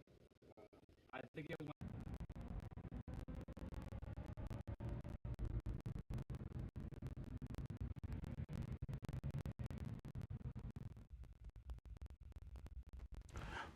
Welcome back to a newly soggy and damp Summit Point Raceway as the rain is starting to fall a little bit heavier here, Edwin. I'm Greg Ginsburg. This is Edwin Perdue. Got Spencer Gaynor. And we have two more races before we go to lunch. Next up is going to be Improved Touring along with B-Spec. And our racers just about to hit the track for their 2-mile pace lap. We've got our splitter at the top of the pit lane, ready to release our drivers behind Graham Taylor's Pontiac pace car. Edwin, let's run down the starting order. So your front two rows made up with ITS cars. It's Nathan Lucas in the 67. Mark Liller will start next to him in the 127. Row number 2, car 10, that's Glenn Evans, and Jeffrey Lucas is in the 00. Couple ITA cars, Murphy Nichols in the 55. Joel Gambino is starting 6th in car number 31. And starting 7th is the 100 car of Justin Shepard. And then 8th is the first of our B-Spec cars. That's Robert Ahern Jr. in the 99. ITB car of Alton Fryer goes out 9th in car number 89. And then Josen Paterniti MacArthur will start in the 10th position. Carl Fossler, he goes out in the 82 car. Patrick Pegas in the 36. Richard Allen in the 44. And then Alex Ratcliffe, 103, the final B-Spec car in the field. All right. And so in yesterday's race, Nathan Lucas, although he had some transponder issues, Nathan Lucas took the win in ITS, took the overall win, running away from his father, the Professor Jeff Lucas. Nathan in a Mazda Miata, the Lucas Sport machine, with Jeff Lucas in his Datsun 240Z. They finished first and second in class, with Glenn Evans in the Minis Mission Performance Autosport Mazda Miata, taking home third in class. Taking the win in ITA was Joel Gambino in the RP Performance Mazda Miata, with Murphy Nichols' very first time out in his brand new to him Nissan 240SX. Car with a long history in the MARRS series, but new to Murphy. He finished second in class, and based on his speed yesterday, he's your ITA pole sitter today, as you mentioned there, Edwin. Justin Shepard in his Shepard Racing Mazda Miata finished third in class. Alton Fryer in the Fry Guy Racing BMW 2002. The silver number 89 machine took the win in class over Carl Fossler's Porsche 924. Patrick Begues finishing 4 laps down in third with Rich Allen. I believe only making a lap yesterday in his Volkswagen Golf. We'll see if Rich brings that Volkswagen Golf back out here today. And then Robert Ahern in the green Mazda 2 B-Spec car. He's out today. He took the win in B-Spec over Alex Ratcliffe, and it doesn't look like the Ratcliffe machine, the Mini, has made the grid for today. For today's race. As a matter of fact, it appears as though both Rich Allen and Alex Ratcliffe did not come out for the pace lap. As the pace car now on the pit lane, turning the field over to Nathan Lucas in the black 67 Mazda with Mark Liller right alongside. Green flag is in the air, and we are now racing as they head down into turn number 1. Jeff Lucas, who is sitting in 4th position, he is still on that inside lane. Glenn Evans is going to try to sneak underneath him going into turn 1, and Jeff Lucas takes the escape road up towards the skid pad. Jeff Lucas is now off. His son, Nathan Lucas, he is going to lead the field into turn number 3 with Mark Liller very close behind, and then a gap back to the Glenn Evans machine here as they go into turn 3. Joel Gambino gets ahead of Murphy Nichols to take the lead in ITA, and then the Ahern Mazda now sitting in 7th position as they head down the hill through the chute on a very damp track for the first time. And Edwin, I would expect that most of our racers, they're going to be on dry weather tires at this point. And if the rain continues to come down, it may be a challenge as this 20-lap race continues. And I think that's just what caught Jeff Lucas out. He was there on the left side of the track and just said, woo, I don't have enough woe here in these tires. And now there's room down there to get turned around and come back out and rejoin the field, but I have not seen him return to the race circuit. I was kind of keeping my eye down towards turn number 1, and and the word that we're getting is he has actually gone over to the Jefferson circuit, to the racetrack over to the side. Here is I think he's going to try to bring that car all the way around. Maybe he's going to be a spectator. Maybe he's going to go down to the bleachers down at turn 8. But he's going to take that car back to the pits eventually. Lucky for Jeff, there wasn't anything on the Jefferson circuit today. That would be quite a surprise. So, indeed. All right, here is our racers complete lap 1. Murphy Nichols moves back around Joel Gambino. Not only that, but he gets around the Glenn Evans number 10 Mazda Miata. So Murphy Nichols now up in the 3rd position. And he leads ITA as well. Robert Ahern, actually Alex Ratcliffe did make the grid, and I think he might be in a different Mini than he was in yesterday. I'm still showing him the Mini Cooper. We'll see. He was in a black car yesterday, and it is a blue car today. So I thought I saw Alex with his Mini yesterday on a trailer, and it looks like he swapped cars for today. Everybody tiptoeing right now and being very, very cautious because in between the 2 races, we had a good downpour of rain. It's slowed down a little bit now, but everybody being very cautious because, as you said, it's kind of touch and go. And real quickly, the 00, Jeff Lucas is back on course. There he is. There he is. So I'm not sure. He probably went down there somewhere. You can turn around down there and come back out on track. So, well, maybe getting a little practice, did some work on the skid pad there on the outside of turn number 1. Realize that yes, he can go with about a 40-degree slip angle and then return to the track surface.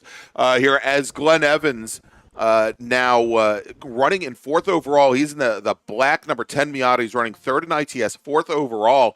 And he's got a good portion of the pack now starting to stack up behind him as they come through turn 10. Evans has Joel Gambino, Robert Ahern in the Mazda 2, Justin Shepard, Alex Ratcliffe back behind. And, I'd be watching here for both of the B-Spec cars, Edwin. The Mazda 2, the Mini Cooper, front-wheel drive with not a lot of horsepower, might be in pretty good stead here as now Ahern's going to try to get around Justin Shepard's, or probably Glenn Evans' Mazda Miata going into turn 1, trying to go around the outside. Meanwhile, Murphy Nichols starting to walk away from that field ahead, and I think Joel Gambino, in the course of just a lap, has watched his battle for the lead in ITA just walk away from him. Joel Gambino, our 2023 ITA MARRS champion. Lucas, 136.75, so you can see about 10 seconds slower than he was at his fastest yesterday. That kind of lets you know what condition the racetrack is in. It's not wet, it's damp. So, all right, real quick, Edwin, let me make a quick call for our next group because I think these racers are probably expecting the race after lunch, so I want to try and get their attention now. Attention in the paddock. Race Group 5, SSM, your race is next. Your race is before lunch, so please get ready.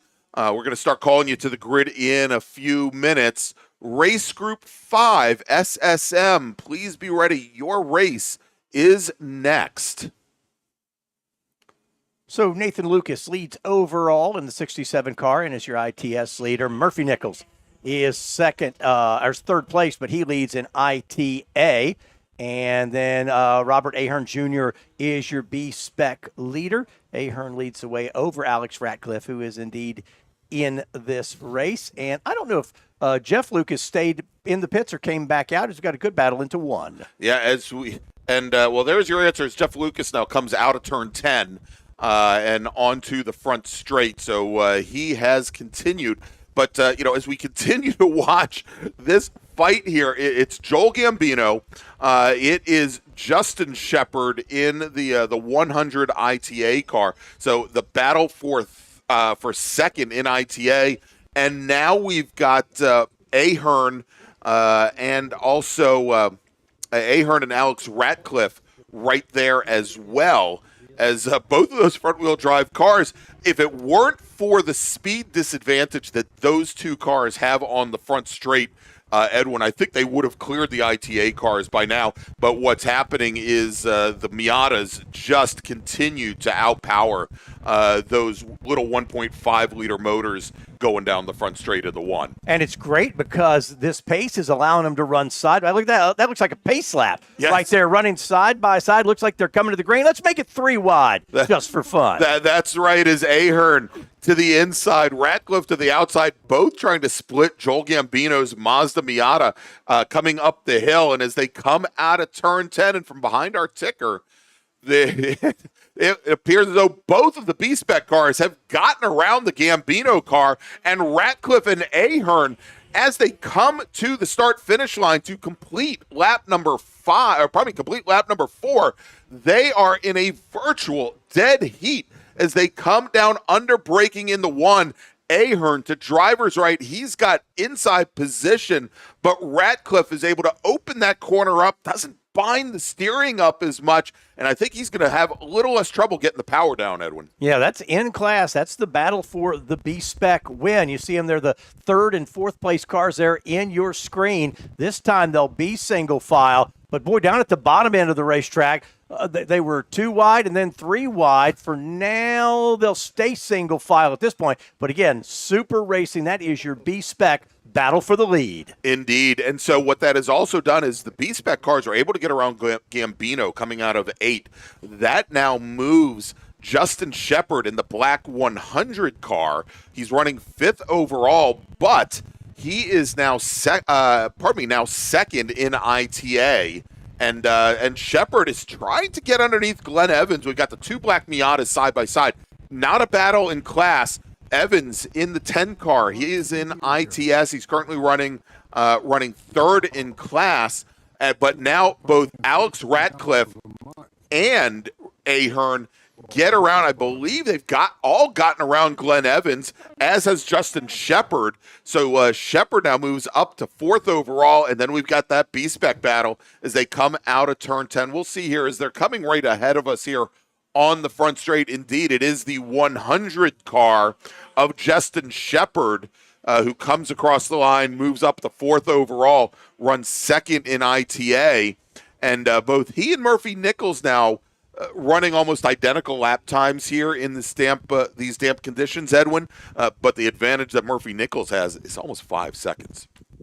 Keep an eye. They should come into our screen here in just a second. That B-Spec battle, which is good. They still have one of those black Miatas in front of them, but now they've kind of got in between, so they can sort of race with each other. For a while there, they were all jammed up and like a little out of class in certain areas. But as you mentioned, with the 2 different types of car, you're faster here, but you're slower here. It can be frustrating. Well, and I think now that they have cleared that they've cleared Glenn Evans in the 10 car, I think here as they come under braking in the 5 and they enter the carousel, they're going to be able to expand that advantage over the 10 car, that they're going to be able to fight it out pretty much as they want now in the damp without having to worry about really anybody ahead or anybody behind. And we see that now as they come through the carousel. constant changing conditions here, as you'll have wet in one area and then not even dry, but just damp, and it's off and on. But these two guys are still working hard. Look a little deeper in the field, and that is the 78. Yep. Yeah, that was Joel Gambino in the 31 car with Alton Fryer in his BMW 2002. He's your ITB leader, Edwin, and he has opened up now. Fryer about 8 seconds on Carl Fossler's Porsche 924 at this point. So at this point, as we have now, 3/4 of a race yet to run. It is Alton Fryer's ITB race to lose as Ahern now gets back around the Mini of Alex Ratcliffe to move Ahern back to the lead in B-Spec. And all this shuffling around, Gambino now has fallen to third in ITA, but even more importantly, he now has a bunch of out-of-class cars in between he and the first and second ITA of Murphy Nichols, Justin Shepard, and then there's several cars before you get back to Gambino. So Gambino's got some work to do if he's going to get back in touch with the front two in class. And as we see the rain continuing to come down here, it's a shame that they are at such a disadvantage horsepower-wise, because those two B-Spec cars, they have been lapping right now in the 140 range. The only cars that are lapping faster than them right now, Edwin, are cars that have about 70 more horsepower. Yeah, these guys are like, rain? What rain? Yeah, We're exactly. fine. Not a problem Bring it at all. on. Exactly. Good race off the corner and up the hill. Oh, saw just a little bit of a wiggle there from Ratcliffe. Gathers it back in. We should see him coming off the final corner. And you can see from that shot, it's just sort of this annoying, misty kind of thing that's happening. And there they are off the corner. They'll hold suit right now with Ahern over Ratcliffe. Yeah, and the probably the biggest challenge for these cars is going to be breaking into turn 1, breaking into turn 5. How hard or how much they have to manipulate that throttle in the braking zone, as Ratcliffe's going to take a look to the inside here, and as the rear end step out a little bit, but you can see here, even though there isn't any standing water, Ahern moves not quite to the center of track, but he moves off of the dry line a little bit, Edwin, where the track is not nearly as polished down, and he's going to get a little bit more grip under braking than if he'd stayed on that traditional dry line. Going to the front of the field and the ITS, Nathan Lucas leads overall. Mark Liller second in the race and second in class, but he is now about 15 seconds. Lucas just went by timing and scoring. Let me give you that gap between Nathan Lucas and Mark Liller. Waiting for Liller down the front straightaway. Reset timing and scoring. And yeah, it's a 16-second gap. So Lucas leads overall and in class. Mark Liller 16 seconds behind, and he's chasing him. Yeah, and that's we saw yesterday in ITS. Mark Liller finished fourth overall, fourth in ITS. He was lapping actually faster than both Jeff Lucas and Glenn Evans at the end of the race, and was very, I think, only about a second back from Glenn Evans when the checkered flag flew. Obviously, here in the damp, is showing a lot more pace, and I think a lot of that has to do with the fact here that Liller in that 127 machine is what's known as an NC Mazda Miata, essentially a third-gen body. It's a little bit wider than the NB Miata that Glenn Evans is racing, and I think, and we're seeing that little more stability out here in the damp today than what the car exhibited in the dry. That being said, Nate Lucas is in one of the much earlier Mazda Miatas, in a 1.8 liter NB Miata. One thing the kind of off and on rain has done also is, sadly, unfortunately, we don't see our crowd of spectators on site like we normally would, especially in June, this time of year. Beautiful time to be up here in the foothills, but just the weather's kind of kept those folks away, understandably. Hopefully they're able to tune in and enjoy it this way, but that's what the weather has done with our crowd in the infield. Attention in the paddock, attention in the paddock. Race Group 5, SSM, please start heading to the grid. Race Group 5, SSM, please head to the grid. Your race is next. It is before lunch. Race Group 5, please head to the grid. When the leader comes by next time, we'll be halfway home when Lucas crosses. His fast lap of the race so far, actually just set it, a 1:34.983. But as we said, about 8 seconds off of his quick pace from yesterday. So the track now back into a bit of a drying mode. Yes. From what it was a few moments ago. But Lucas looking strong, has extended that lead over Lillard out to 18 seconds. We've got Kate Campbell in the chat, as well as Diane Shu, both cheering on Murphy Nichols, who we see there in isolation at turn 1 for a moment in his blue and white Nissan, cheering him on. And Diane says, proud aunt. So there you go. It's Auntie Diane.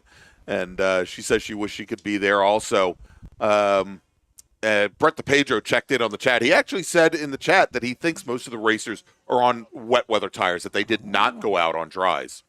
And that would immediately show you the Brett. time difference. Yeah, appreciate that. Hey, one thing we just mentioned, she mentioned Murphy Nichols. That's a good race right now. Nichols in the 55 leading ITA, but it's only about a 5-second gap back to Justin Shepard, who is second in class. So the 55 of Nichols, the 100 of Justin Shepard. That's the battle for ITA, and they are within a handful of seconds to each other. Yeah, and on the last couple of laps, Shepard has been knocking off maybe a second or so. And here they come out of turn 8 and up the hill. That is the Shepard machine making the run.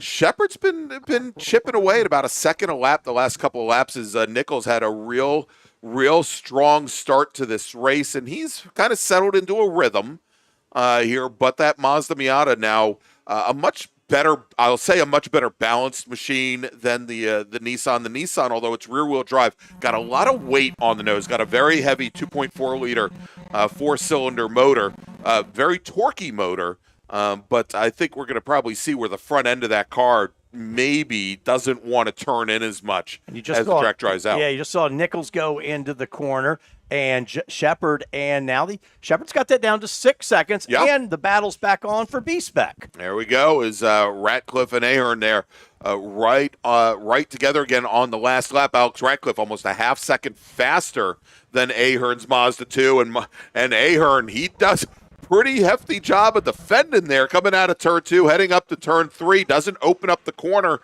until the last possible moment to maximize his entry speed and angle. Doesn't want Ratcliffe through. Now, Ratcliffe, who has been racing here at Summit Point now for over 25 years, comes big history of racing in the UK on some very damp circuits ahead of time. The very first time I saw Alex race here, actually was in the same race, he just stomped the field in a front-wheel drive Acura Integra in the damp here. And so the fact that Ahern's been able to keep him at bay for the majority of this race so far, I think speaks a lot to Ahern's capabilities. But Alex Ratcliffe certainly, I think, might have the advantage here over Ahern as the laps wind down. So there is, that would be Nichols going by right there. And then there's the gap back to Shepard. These are the two best races right now, the ITA and the B-Spec, because Nathan Lucas overall stretched it out to about a 20-second gap. So these are the good races on track right now. There again, Nichols into turn 1, picking his turn-in point very carefully. Yes, and that last time through, and you notice here as they go into turn 1, the Shepard Mazda, the Miata, that a 100 car, you don't have the rear end stepping out as much. He's able to get the power down a little bit earlier going through that corner. And on the last lap, he knocked almost 0.5 of a second off of Nichols' lead. Now, the question is whether there's going to be enough time for him to get up there, let alone make a pass, as we only have 8 laps remaining. And as you hear us talking about the different classes, very nicely, you see on the timing and scoring there, everybody's broken out different color by class. So you really quickly can go in and pick those races. So you hear us talking about Nichols and Shepard. You see them right there in the white, Ahern and Ratcliffe in the red, and those are, again, in class, some of the closest races we've got on track. Yeah, and so Alt Fryer, your ITB leader in his BMW 2002 in the blue on the ticker there. And Patrick Pegues, we noticed in his red Alpha GTV, now he's, I think, just coming up to turn 10, has really fallen off the pace of Carl Fossler. And Pegues retired his car early yesterday, and I'm sure he's probably still having some mechanical issues with that car. I think I mentioned that, my very first year of racing, I started alongside Patrick Pegues on the front row of a race because of how well he can qualify and how well he can race that Alpha in the wet, that Alfa Romeo GTV. The track almost as wide as the wheelbase is long on that car, and a very capable machine in the wet. Car you see right there, that dark car, that is Shepard, and he's now cut it down to 5 seconds. He's making little inroads each lap, but with 7 laps to go, he's going to have to start taking bigger chunks if he's going to catch Murphy. Indeed. As speaking about taking big chunks, Nate Lucas, who comes across the start-finish line, he just turns in what was the fastest lap of the race.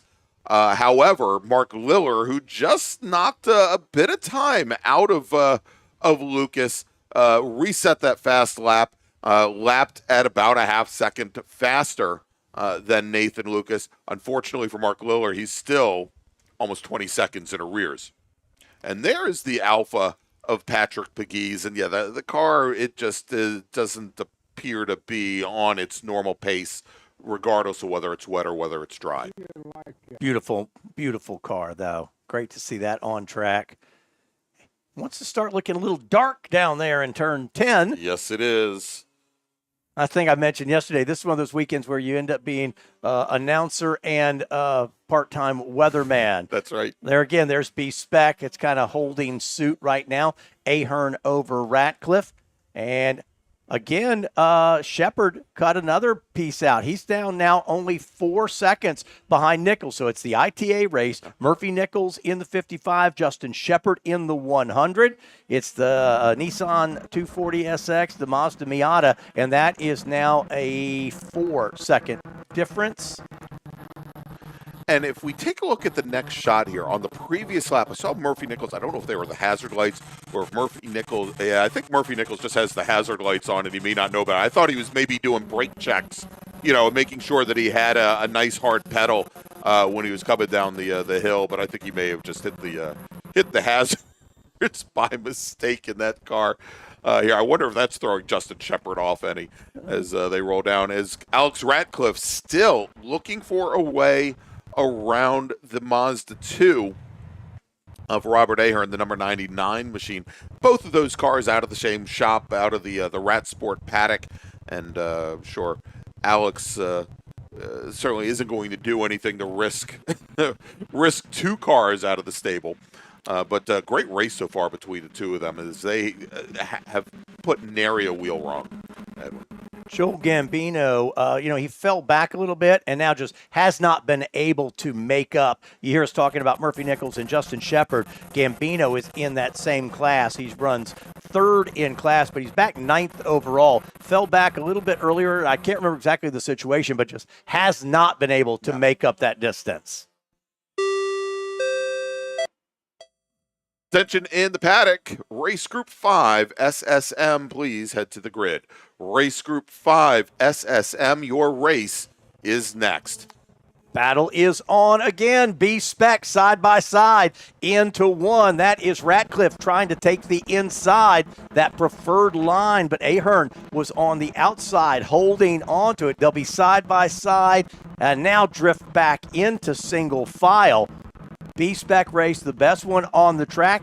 Took a look, they were side by side, but for now, they'll go back single file racing as the rain picks up as they crest the hill.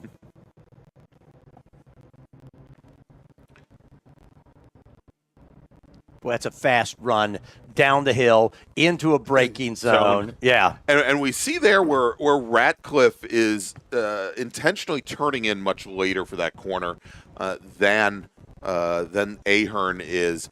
And I think, one is so he doesn't load the car up as much, that he can get a much straighter line braking down into turn 5 where the car isn't loaded up. It hasn't really brought him any closer at that part of the track to Ahern. But we see here where coming up the hill, Ahern is doing practically the exact same thing. He turns in very late, actually ends up center of track, but in doing so, doesn't load up that outside front tire and doesn't induce a lot of understeer. Murphy Nichols just by, and now that gap's about 5 seconds. So Justin Shepard cut some time off of it, but now it's kind of reestablished. There is, just very touchy for the 55 car into turn number 1, as that has picked up a bit of moisture down there, and same thing for Shepard. Just very careful in where they're going in. And here's B-Spec again. Let's try the outside. That's exactly right. As Ahern went to protect the inside, Ratcliffe again needing to take the outside, where as the rain continues to fall, the braking performance is not going to be as good, as Ahern was there center of track, maybe even a little bit to the right of center. He was going to find better braking performance, but Ratcliffe then is able to put the power down and carry speed back. And again, part of that is the draft. Now, here as they come down the chute, both drivers now starting to open that corner up. And we'll see as they come under braking in the 5. Ratcliffe tries to shove the car underneath the Mazda 2. Will the Fit, or probably not the Fit, but the Mini Cooper find a way around? Not yet. Oh, man, they're side by side all the way through the carousel. They'll continue to race side by side. And who's going to have the inside line on this corner? Here they come. It's pace lap. They're coming to the green. Finally, they get back single file. And, it looks like that's such an easy area of the track to go side by side. But when you come through the final portions of the carousel, when the track rises up, when it goes off camber, one of the few off camber spots of this track surface, it becomes very difficult to keep cars within close proximity, especially in front wheel drive, where it's probably one of the worst places for the front end of the car to get traction. And somehow they made it work, as Ahern now has given up that position, has given up the lead in B-Spec to Alex Ratcliffe. Just a little bit further ahead, Justin Shepard now, the tides have kind of turned between Shepard and Murphy Nichols. On the previous lap, Murphy Nichols was able to extend his advantage over the Mazda by about a full second. This last time by almost 1.5, actually about 3/4 of a second faster for Murphy Nichols over Justin Shepard. So now the advantage that Murphy Nichols holds over the 100 car up to over 6 seconds. Little preview, let you know, don't go anywhere because the rain is coming down heavy, and we've got a grid full of Miatas ready to go out next. Yes. You'll want to stick around. And absolutely, and these are going to be Miatas that are going to be likely on all on the same spec Toyo tire. It's going to be a sight to see here in just a few moments, especially if the race is anything like their dry race was yesterday. But now Alex Ratcliffe has opened up almost 10 car lengths on Robert Ahern for the battle for the lead in B-Spec, and in ITA, Murphy Nichols. Well, I would think the drivers are thinking now that with the track conditions we have, my best opportunity to make a pass, that's probably gone. So let me retain what I have now, because that opportunity, that window has closed here in the latter stages. In fact, next time Nathan Lucas goes by, he'll see one to go.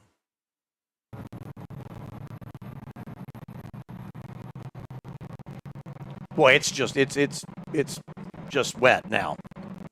Yeah, it is definitely coming down. We're starting to see a lot of standing water and a lot of these water trails coming off the tires. And indeed, as Brett DePedro said, that he thought most of the drivers went on wet weather tires. If they were on dry weather tires now, we wouldn't see this kind of performance from them, Edwin. That the dry weather tires that most of these drivers run, they're not a full slick, but they're about as close as you can get. They wouldn't be able to evacuate any of that water, and the braking performance that these racers are seeing is again indicative of dry weather tire or wet weather tires. Pardon me, as there is. That is the 127 machine of Mark Liller. Pardon me, I take that back. That is a little bit further back in the pack. That was Glenn Evans and Joel Gambino. But our leader, Nate Lucas, there he is. Yeah, I think guys have now settled in. We got a lap to go. Let's take what the race has given us. Shepard has backed off a little bit in that battle with Nichols, and same thing. That Ratcliffe and Ahern battle now is a 3-second gap. Yeah, and what we're seeing now coming down the hill here, actually they'll come into our view right now. That is the number 10 of Glenn Evans. He is running third in ITS. Joel Gambino running third in ITA. As they are locked nose to tail going into turn 5. Carl Fossler in his ITB Porsche 924, turning in a very good lap time. He's actually one of the faster drivers on track at the moment in that number 82 machine. Unfortunately, he has two drivers, both Gambino and Evans, between he and Alton Fryer, your ITB leader. Yeah, just tiptoe to the finish here. Take what the race has given you as we're coming to the checkers. All right, we should have Nate Lucas coming out of turn 10. Now he's out there somewhere, I promise you. There he is, Nate Lucas, your race leader, brings the field onto the front straight. The starter looks over the pack. And actually, I guess that wasn't Lucas. Oh, that was the Evans car. We're gonna see Nate Lucas here in just a moment. Hopefully. Yeah, it's actually getting hard to see back down to that final turn from where we're sitting. Same thing, looking down to 1 is quite a mess as well.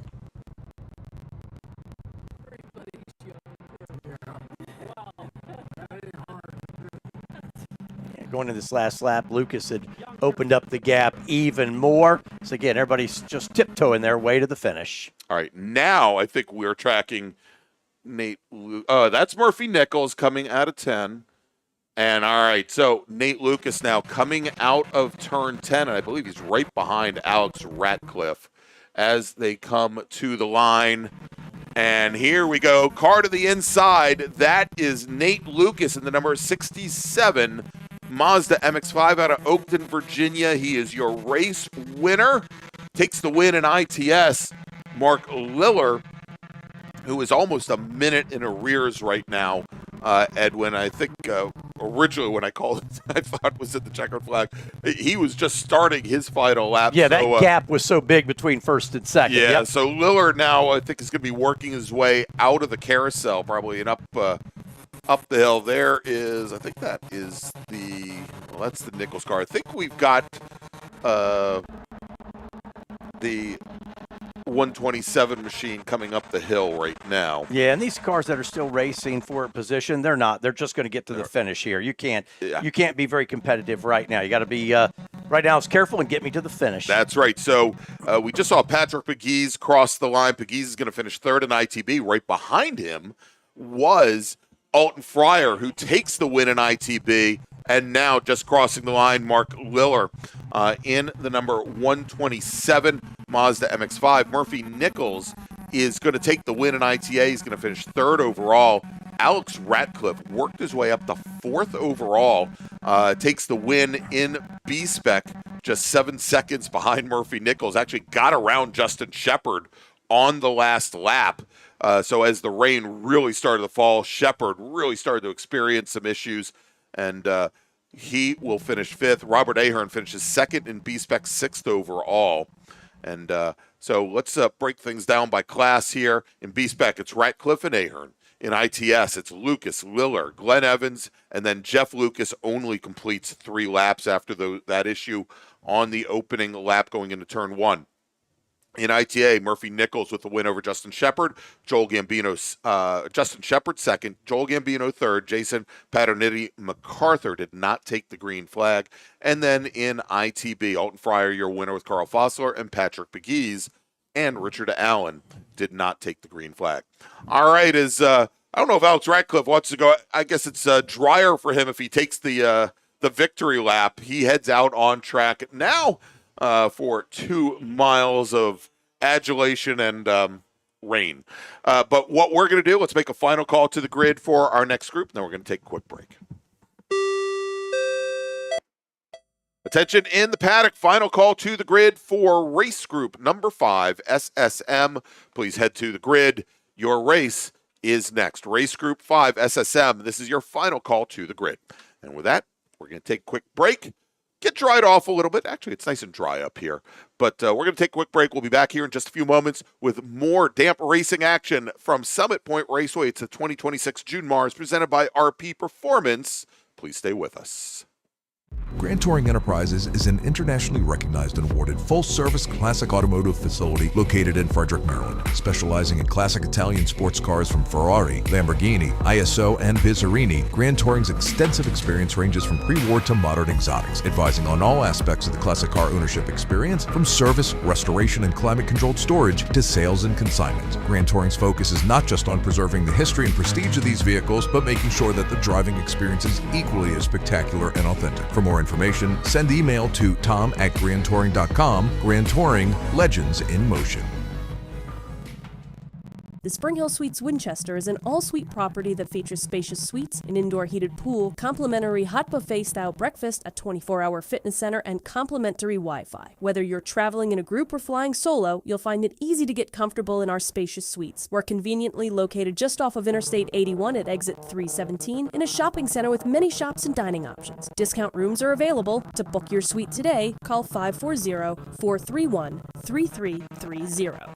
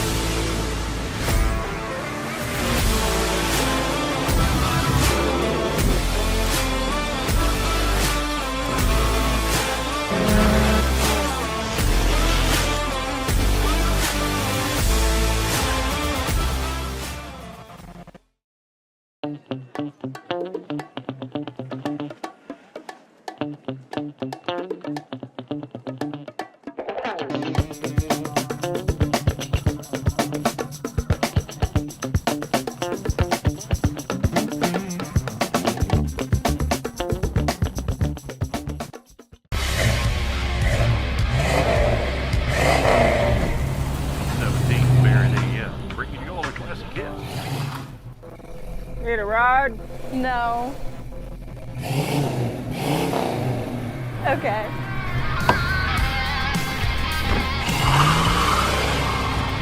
Taking you back to simpler times. Hey, dog.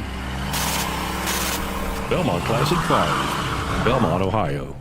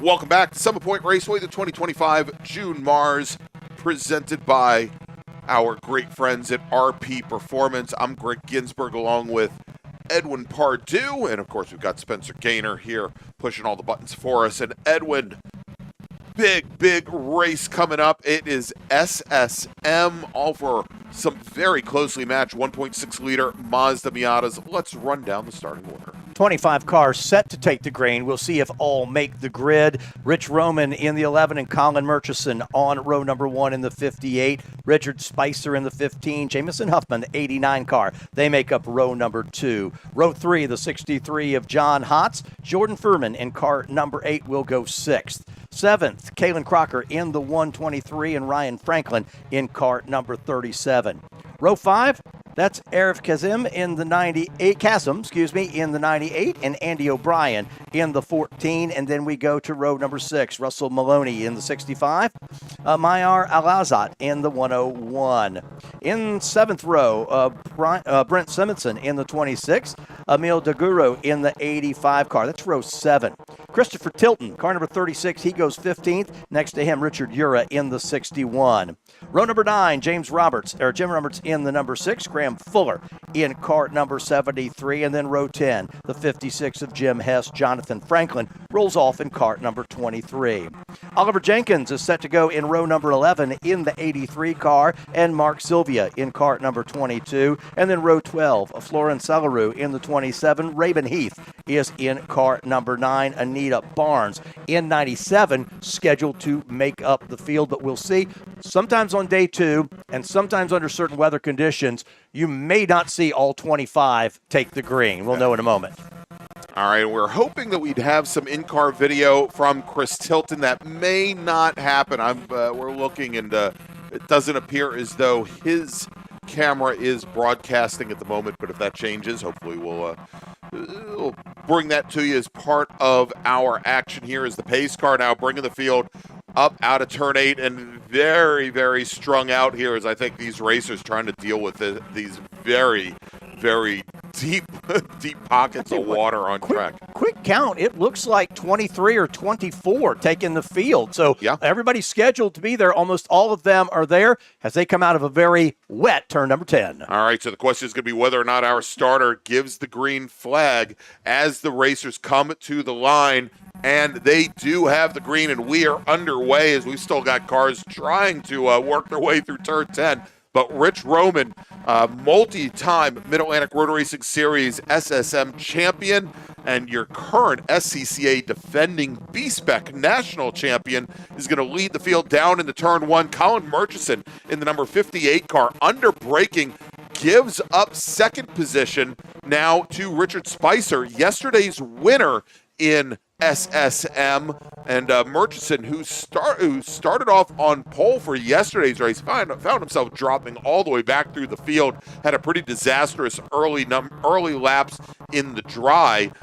First couple corners not so hot for him today either, Edwin. Boy, great start for Roman because he knew he didn't want to lose that lead spot. Why? Because when you're in the lead in this thing, you can actually see where you're going. Look at the spray. But he didn't want to throw the whole race away in the first corner. So nicely done by Rich to get the lead in turn 1. He now can control the race. He can control the pace. And he's literally and figuratively in the driver's seat. Turn 1, so important for Roman to again, have control of this race. All right, and so Murchison, who was on the pole yesterday, he dropped as far back as 8th yesterday, managed to work himself back up to a podium-paying position, finished in 3rd, just ahead of Ryan Franklin and Rich Roman, who I believe started from the very back of the pack yesterday, as he has, as the rear end just steps out on him in the wet, in the curbing, and now having lots of issues coming through turn 8. I believe that was the 123 of Callan Crocker,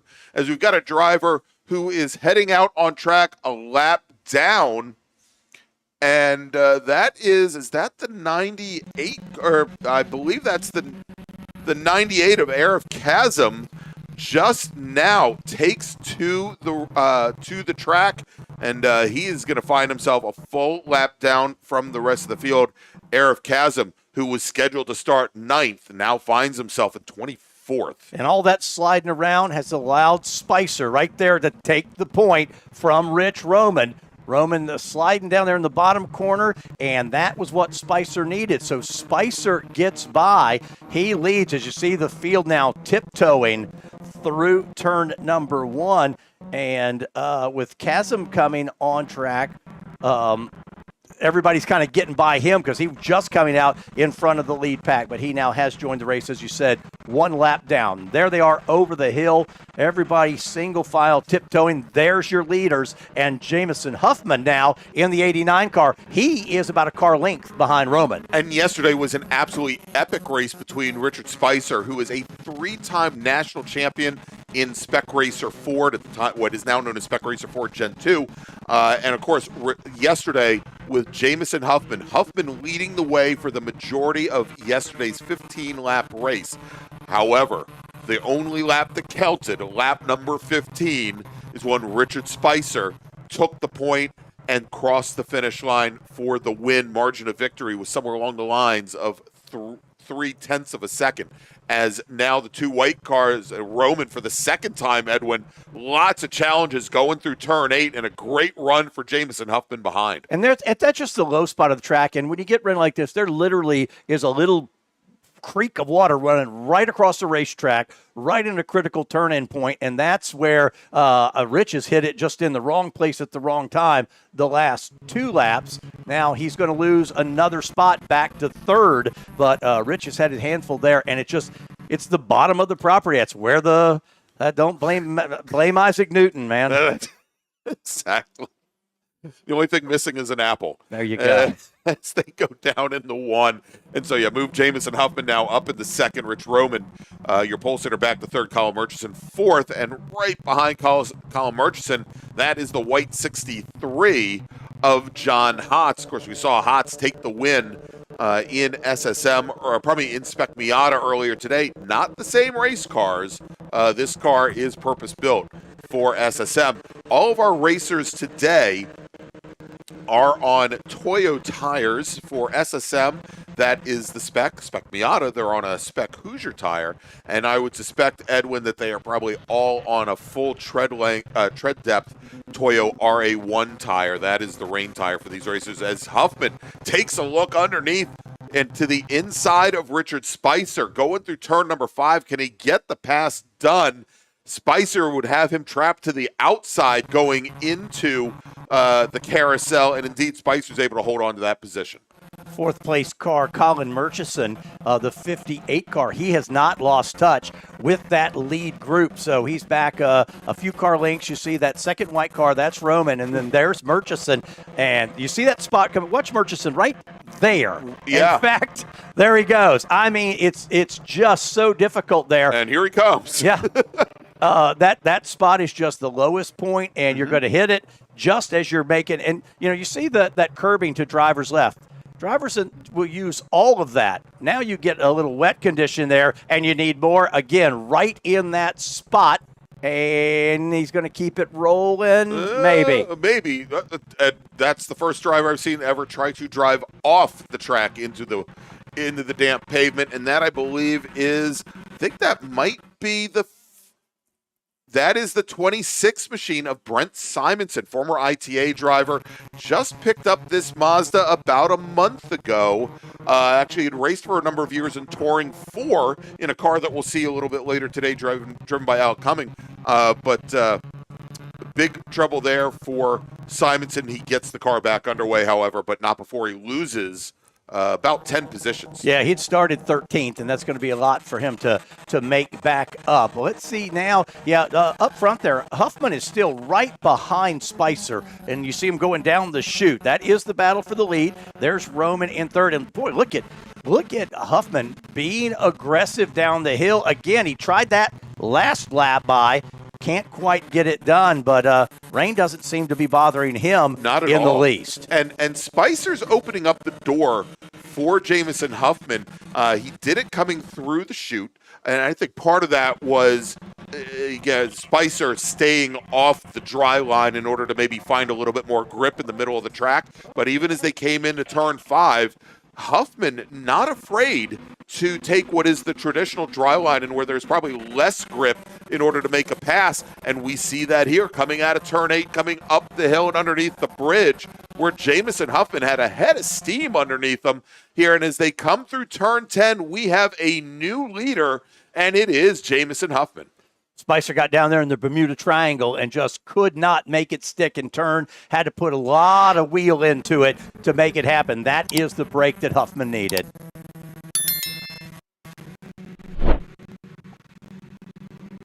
Boy, and you can see the conditions there on the front straightaway. Rain still coming down. Still coming down, but Huffman, your leader, Spicer. And there's another car off, the 85 car, off on our camera there.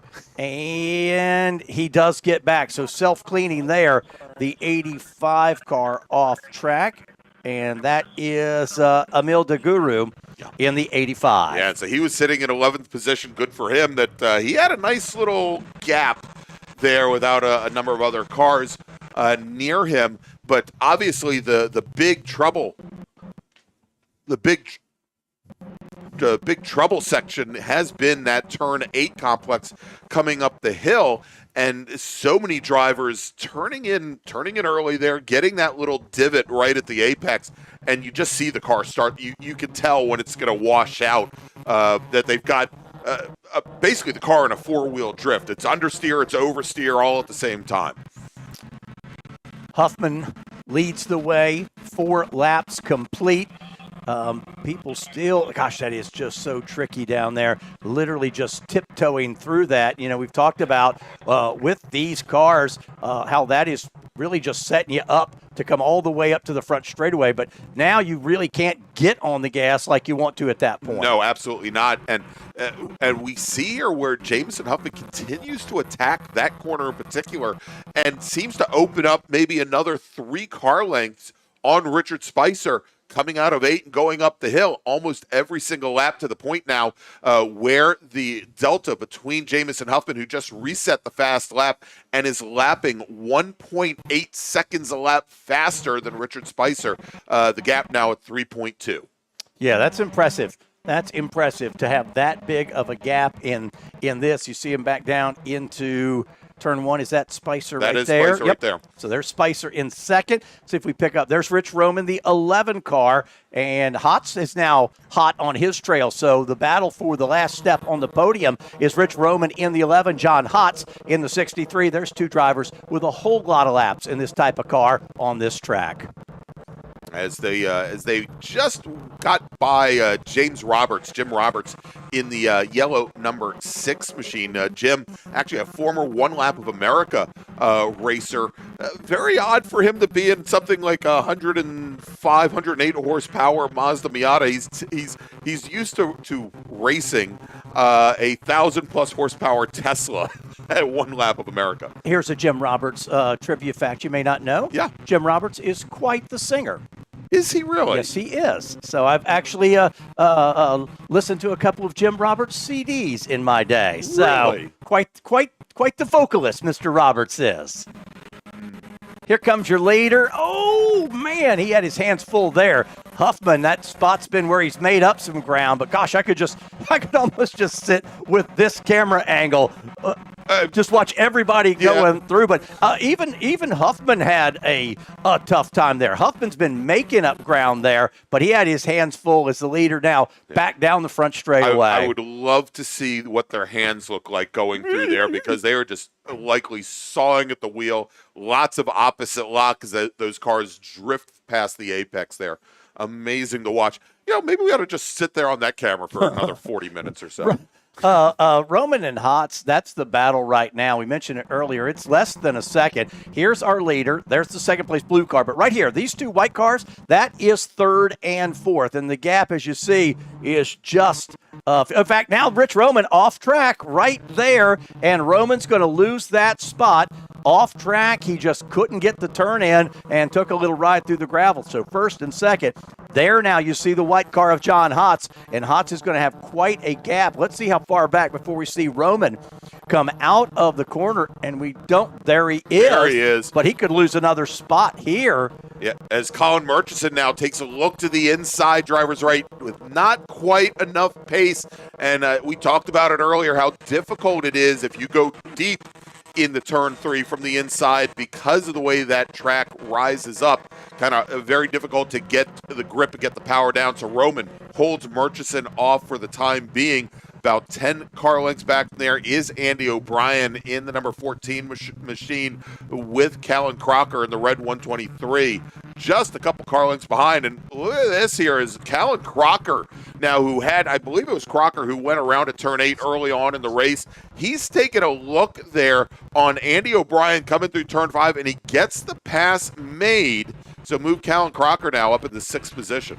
Good news for Roman there, kind of settled things down, and now Murchison is about 4 car lengths back from that. As you see him come through here, that's Roman, and then there is Murchison. And so Roman's got that reestablished, about a 4 car length advantage after his adventure down in turn number 1, but has really lost touch with the leaders. Yeah, indeed. Well, and Huffman, I can't talk, continues to turn in fast laps.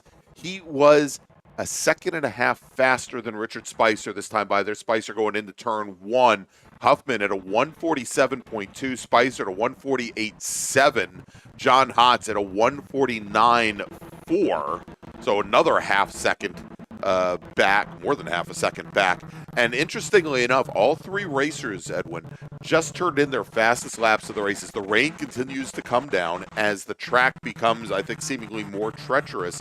These racers are coming to, well, for lack of a better word, coming to grips with a very low grip surface here and starting to turn very quick laps. There's Spicer down the chute, and you can see now Hotz is close enough in some areas where Hotz can see him. There's Hotz, so he can see what the gap is up to second place. But then it's a long way back to Roman, who's staying in 4th spot. So let's see, get an idea. It's going to be about 13 seconds before you see Rich, and there's Rich Roman there in 4th, Murchison in 5th. So it gives you an idea of that gap from 3rd back to 4th. As you see, that is Hotz driving off the distance, and here are your leaders once again. And there's a little puddle down there to the driver's right as well, as we saw Spicer kick up some water. And now here comes Hotz, and Hotz is trying to make ground. Let's monitor what that gap is. It's about 5 seconds from Spicer back to Hotz, as Huffman will come down, put lap number 8 on the board. But we want to watch and see if Hotz can start cutting in to that gap between himself and the second place Spicer. It was about 6 seconds. Let's see this time by. It's going to be about 7 seconds. So it stays stays about the same for now.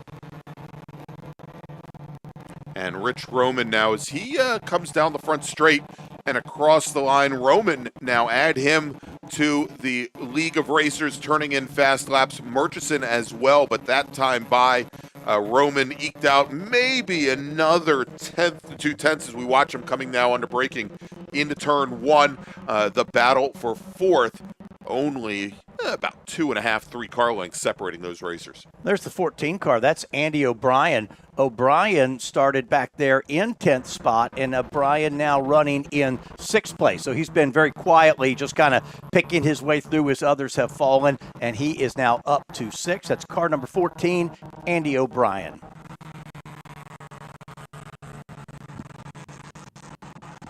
And that looks like rain has picked up again a little bit there on that shot.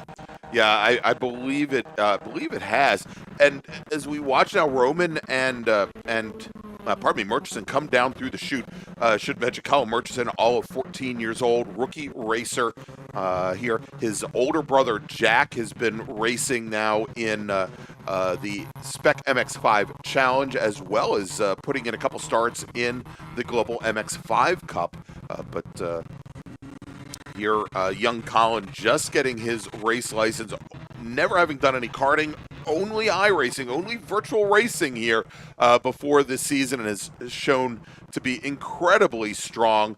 That time through turn 8, Both he and Andy O'Brien again getting just a whole bunch of water right at the apex. I wasn't sure O'Brien would save it. That was that red car. He did a whale of a job to save that. So here you're looking at 4th, 5th, and 6th down the front straightaway. We're following this right now because that's the one of the better battles on track. But the gap is close. And is it close enough now for Murchison to try something down into turn number 1? We'll see. There goes O'Brien by. But here they come into 1. Is Murchison close enough? Not quite. He's going to have to be patient for now. All right, I want to drop a little bit further back if we can. Now, Edwin, coming out of turn 10 now, have a great little battle here. This is between Jordy Fuhrman, Meyer Alzat, and I believe Jim Hess in the 56. Alzat in the 101 car. Former Washington, D.C. Region SCCA chief instructor for the driver's ed program here. Jim Hess, former ITA driver after a number of years away, has gotten back into into SSM racing. And then Jordan Fuhrman, who is in that red number 8 machine with the white and black stripes on the front fender and hood. A race winner in SSM, both here at Summit Point at our March/April MARRS. There he is, that second red car through, and took a win at New Jersey Motorsports Park as well. And again, this just hasn't been the weekend for Jordy Fuhrman, currently sitting in 10th position. Yesterday, finished in 8th. Well, we've had a lot of action, and we are just now getting to the halfway point. Just now getting to the halfway point, and we've had, I don't know, we'll call it a humdinger so far. Huffman leads the way. He's got 4.4 seconds over Richard Spicer. John Hotz in the 63 cars, another 6 seconds back in 3rd.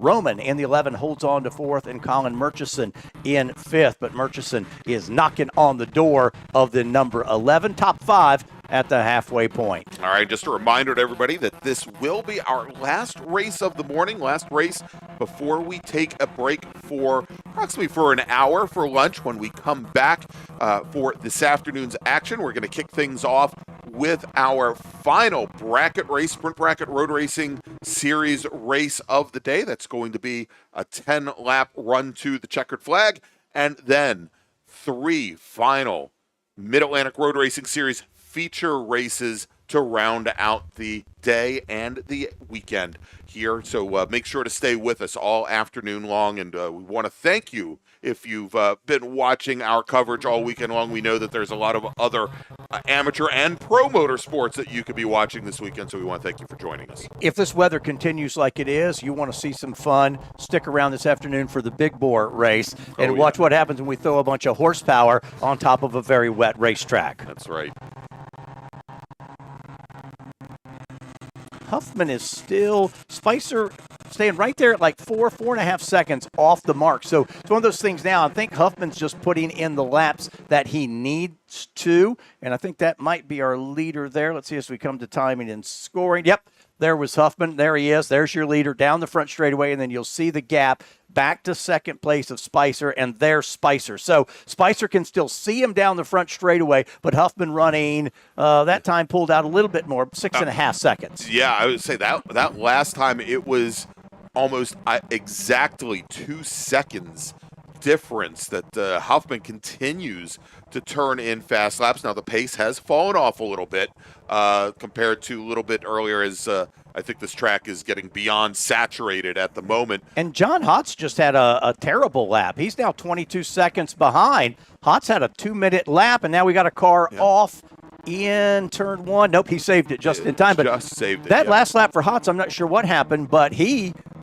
just went forward at turn 1 and had to slide around. So that's where Hotz's issue was, and now he might fall back into the clutches of Roman and Murchison. He gets that car back underway. Thankfully for him, he still has a little bit of a margin there going into turn 3, but having to start from almost a dead stop certainly did not help his cause, as Rich Roman, Colin Murchison, and Andy O'Brien are very quickly making ground on the number 63 machine. couple of the shots we see, you see all the folks in white. These are the days where you really need to tip your cap, clap your hands, buy them a drink after the race for the folks working the corners today. It is miserable out there. Yeah, indeed.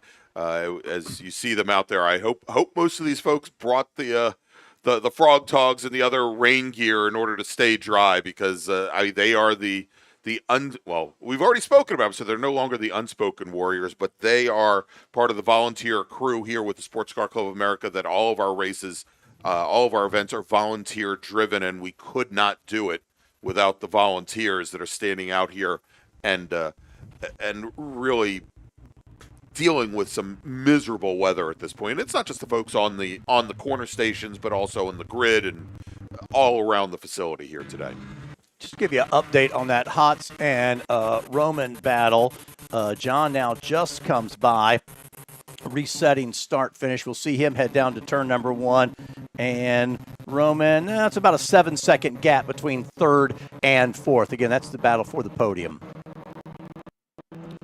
And there's Hotz into turn 1. Just so, you just got to tiptoe it in there. My goodness. And then there's Rich. And I tell you what, O'Brien is staying right there with him. O'Brien's done a nice job riding there in 5th place. And Colin Murchison is still in that battle. So 4th, 5th, and 6th, they're all right there together. Yeah, well, and actually a big was that a – oh, I'm sorry. I was looking at the group right ahead of John Hotz, that the lap traffic that Hotz is still coming up on. I thought there was a switch there between Murchison and O'Brien for a moment. That did not happen. I'm not going to make the same mistake 2 days in a row. Oh, down the chute. 2 cars off, coming past the apexes. I think they're both looking for a way back on the course. And I think that might be John Hotz along with... I think it's Hotz and a lap car, I believe. I think that might have been Ray Seabird Heath in the number 9 machine. We'll get the number here in just a moment. And that's going to put Roman back into 3rd place. Wow. So let's see him down at the bottom of the track here, but that should reset it and put Roman back up to 3rd. There's Hotz right behind him. O'Brien now trying the outside. Ooh, that's close. Yeah, there's 3rd, 4th, 5th, and 6th all together. And it looks like John Hotz may have some issues. We've got a car off in turn 10 as well, off in the grass, and that may be Rich Roman. And indeed, coming onto the pit lane now is John Hotz, and I think his race is now done as we see him coming down towards us here. And the other car that was off of turn 10, I believe that might be the 26 of Brent Simonson. And I don't think Hotz. We see the car come in. I don't think Hotz had any off track that caused damage to it? Well, he was maybe a little side to side. I was going to say, as he and that other car were trying to find a way back onto the track surface over at turn 5, I think again, we didn't see it. Perhaps there was contact as Hotz was the car to the inside. Could be cool. Yeah, because he didn't get anything off track, but you're right. There was maybe some side to side there, enough damage to call it a day. So, oh, wow. What do you still have? 7 laps to go. Jamison Huffman in the 89 leads the way over Richard Spicer in the 15. Rich Roman, who's had an eventful day, yes, he has. is now in 3rd spot. Andy O'Brien, boy, he might be our mover of the day, starting in 10th and now up to 4th. Now, don't tell our racers. They still have another 14 miles, actually, probably closer to 12 miles at this point. But a number of laps yet to go here as, speaking of which, Jamison Huffman crosses the start-finish line, makes his run down to turn 1. 6 laps remaining in this 20-lap feature soaker. Wow. Those guys are just doing a fantastic job making the drifters proud here today. That's right. I want to see now that we've shaken everything out. Last time, we looked like about a 17-second gap back to second place, back to 3rd place. And, yep, there's Roman. And I don't see O'Brien, so we have to check where O'Brien is now. Yeah, and funny how you say that this race would make drifters proud, Edwin, because, you know, as we've seen the car control that our leader, Jamison Huffman, has espoused today, he has in the last couple of years, he's really kind of spread his wings as far as different motorsports disciplines that I know he had built a Mazda Miata specifically for drifting, that he's been out here with the big drift group that comes out here and runs, and I think we're seeing some of the car control that is part of that discipline being exemplified here today. It's worked well for him so far, with still 6 laps to navigate around this place before it's over. But you see now we've spread things out a little bit here with Huffman out 17 seconds and another 5 back to Roman. And that's just all the shuffling we've done on track and off-track excursions and whatnot. But I don't think Huffman has put a tire wrong, while we've seen everybody else just really wrestle with the machine. And there's Huffman down the front straightaway now, and Spicer is a good way behind him. But let's see if we pick up our leader into turn number 1, the 89 of Huffman. But he's got a nice gap, and now he can afford to be a little more relaxed with the car. He doesn't have to push it. Rain continues. All right, another driver bringing his car back behind the wall and heading back to the paddock. And it's another white car, and I believe that may be, I think that might have been the 85 of Degaru. We'll check on that in just a moment. I want to see, I've not seen Spicer come back across timing and scoring. And let's see, we'll have to see what that gap is. I'm fairly certain I had just seen him cross the line here just a moment ago. We'll see, and actually I believe that might have been Chris Tilton, possibly, that took his car behind the wall. Again, we'll check on that in just a moment. Well, and the spray is such right now, it's difficult to see. Imagine being in the race car and trying to see. So there is the leader, Jamison Huffman. You see him going through the carousel, and we should see him through this bottom corner. Here he comes. That is your leader, and navigates that wet area and does it with some pretty much some ease. With aplomb, yes. Yes. Very, very much so. And we'll check that gap this time by, and should be 5 to go for your leader, but nothing's a guarantee here. He's off turn number 10.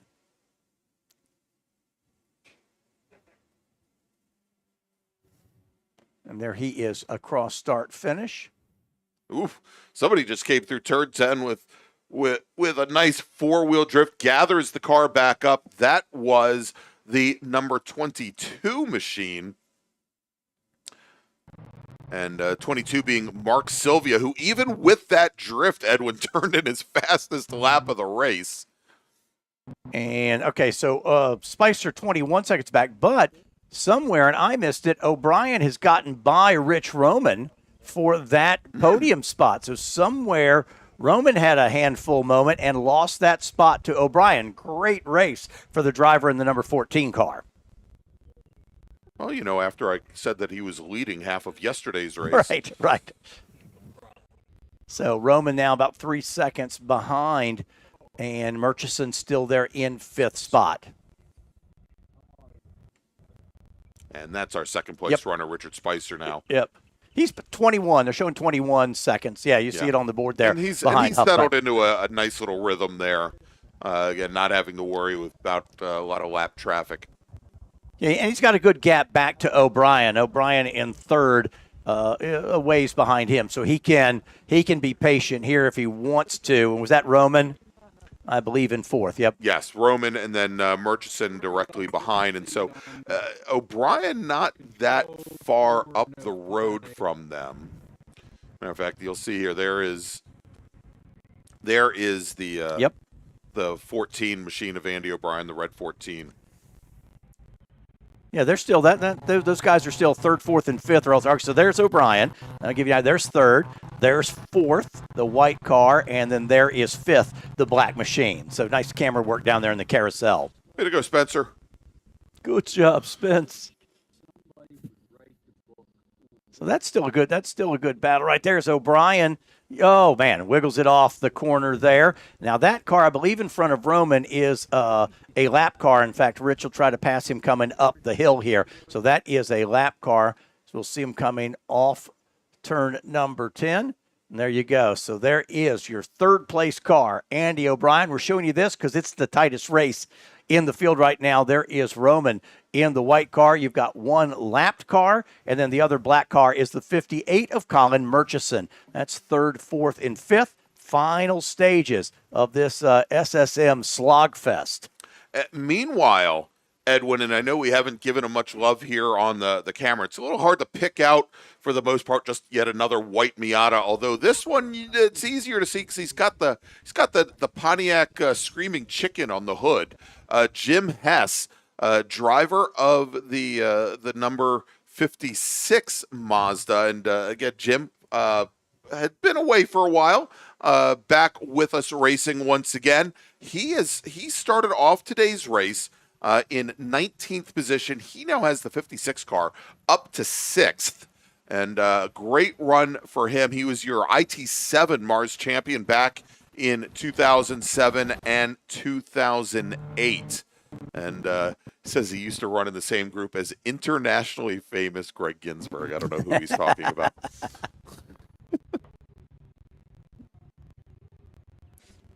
And he is very exciting. I believe Jim, if I remember correctly, used to work for years as an engineer at Black & Decker.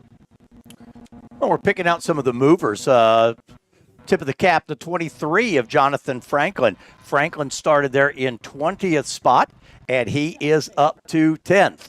So good to see Franklin, as I said, from 20th up to 10th place. So two hard chargers here today. So I was talking about Hess, used to work, I believe, for Black & Decker.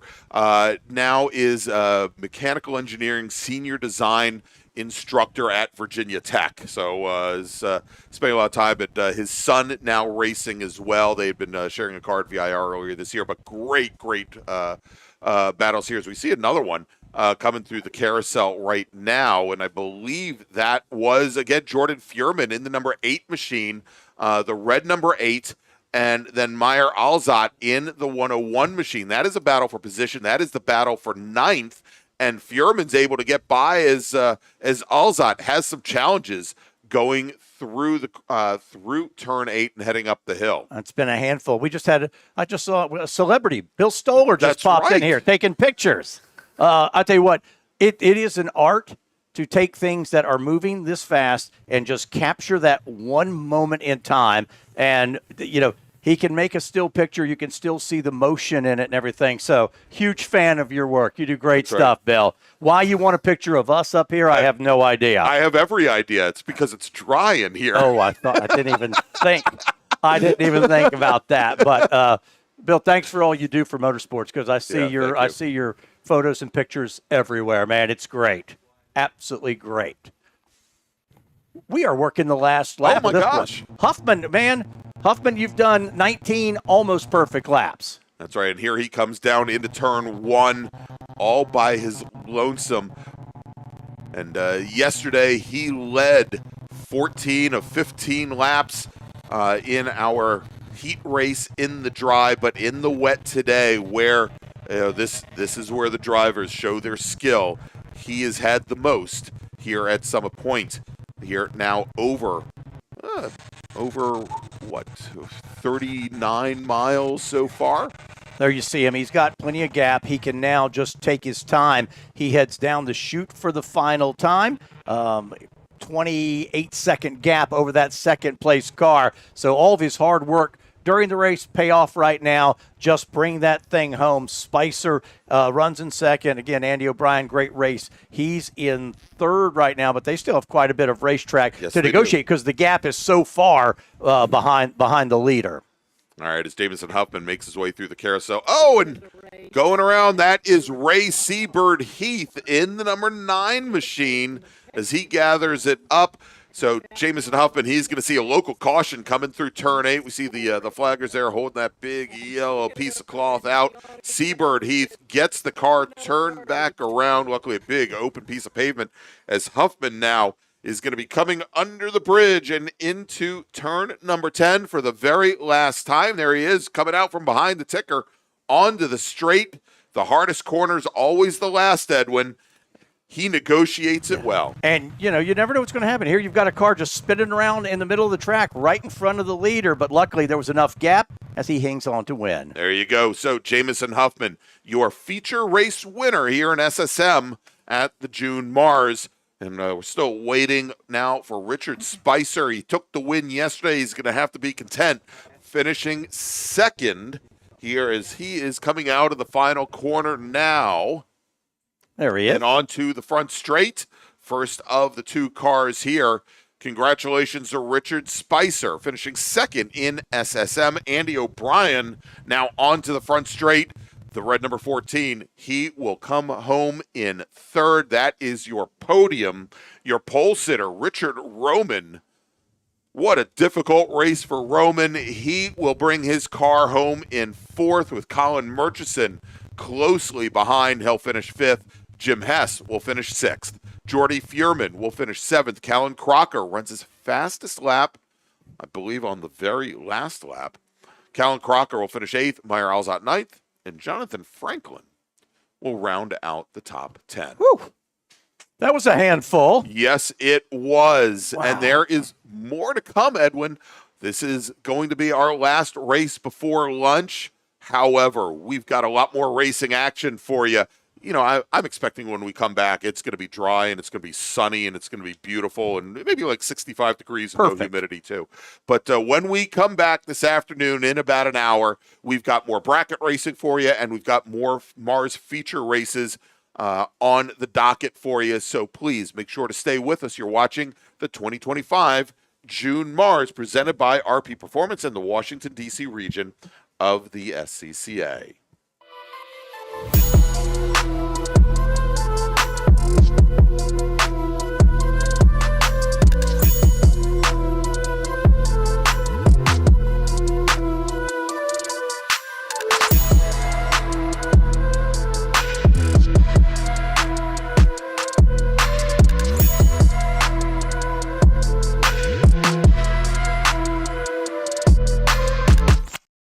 At OG Racing, when you are shopping on our website, when we say in stock, this is what we mean by in stock.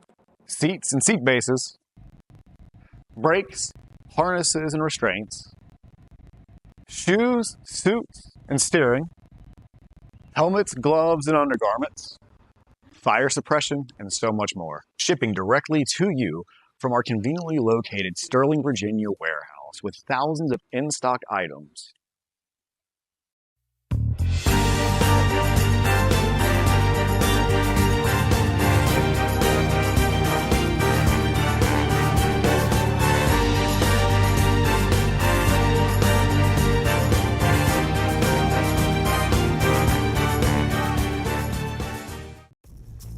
RP Performance is the only premier race shop in the region that specializes in both street and track Mazdas and is located right in the heart of racing at Summit Point's Gasoline Alley. RP has been involved in countless race wins and series championships across many classes with drivers of all ages. Not just a full-service shop, RP has been helping drivers with their individual racing and other track event needs for over 30 years, providing trackside support, arrive and drive packages, as well as race car transport services. And they're known for its help all attitude.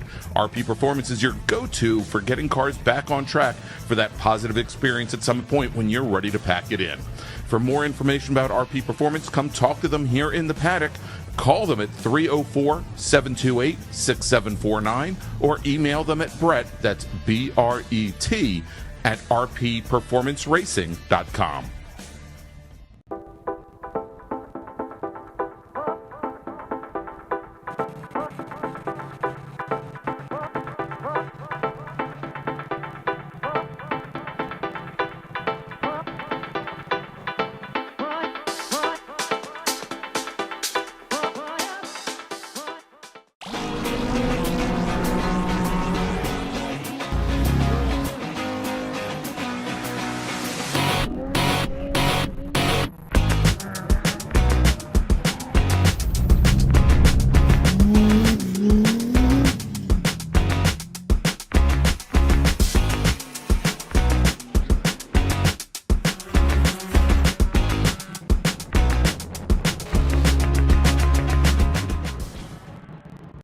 Grand Touring Enterprises is an internationally recognized and awarded full-service classic automotive facility located in Frederick, Maryland. Specializing in classic Italian sports cars from Ferrari, Lamborghini, ISO, and Bizzarini, Grand Touring's extensive experience ranges from pre-war to modern exotics, advising on all aspects of the classic car ownership experience, from service, restoration, and climate-controlled storage to sales and consignment. Grand Touring's focus is not just on preserving the history and prestige of these vehicles, but making sure that the driving experience is equally as spectacular and authentic. For more information, send email to tom@grandtouring.com. Grand Touring, legends in motion.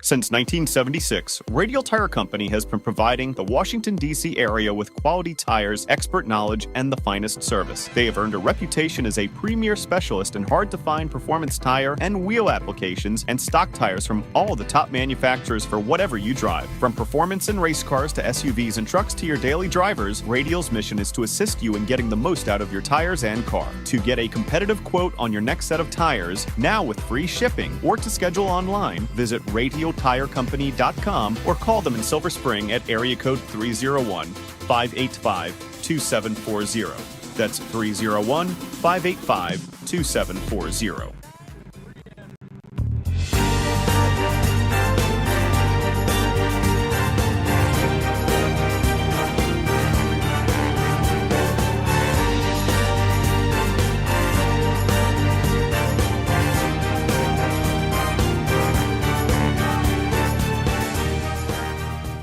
The Spring Hill Suites Winchester is an all-suite property that features spacious suites, an indoor heated pool, complimentary hot buffet-style breakfast, a 24-hour fitness center, and complimentary Wi-Fi. Whether you're traveling in a group or flying solo, you'll find it easy to get comfortable in our spacious suites. We're conveniently located just off of Interstate 81 at exit 317 in a shopping center with many shops and dining options. Discount rooms are available. To book your suite today, call 540-431-3330.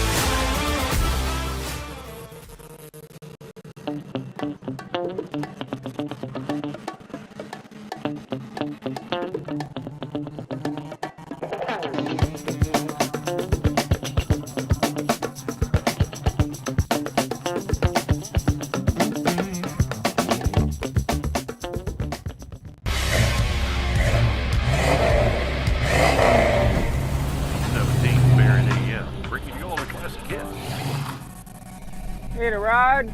No. Okay.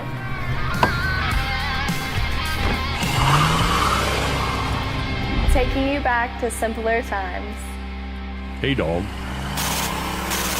Belmont Classic Tires, Belmont, Ohio.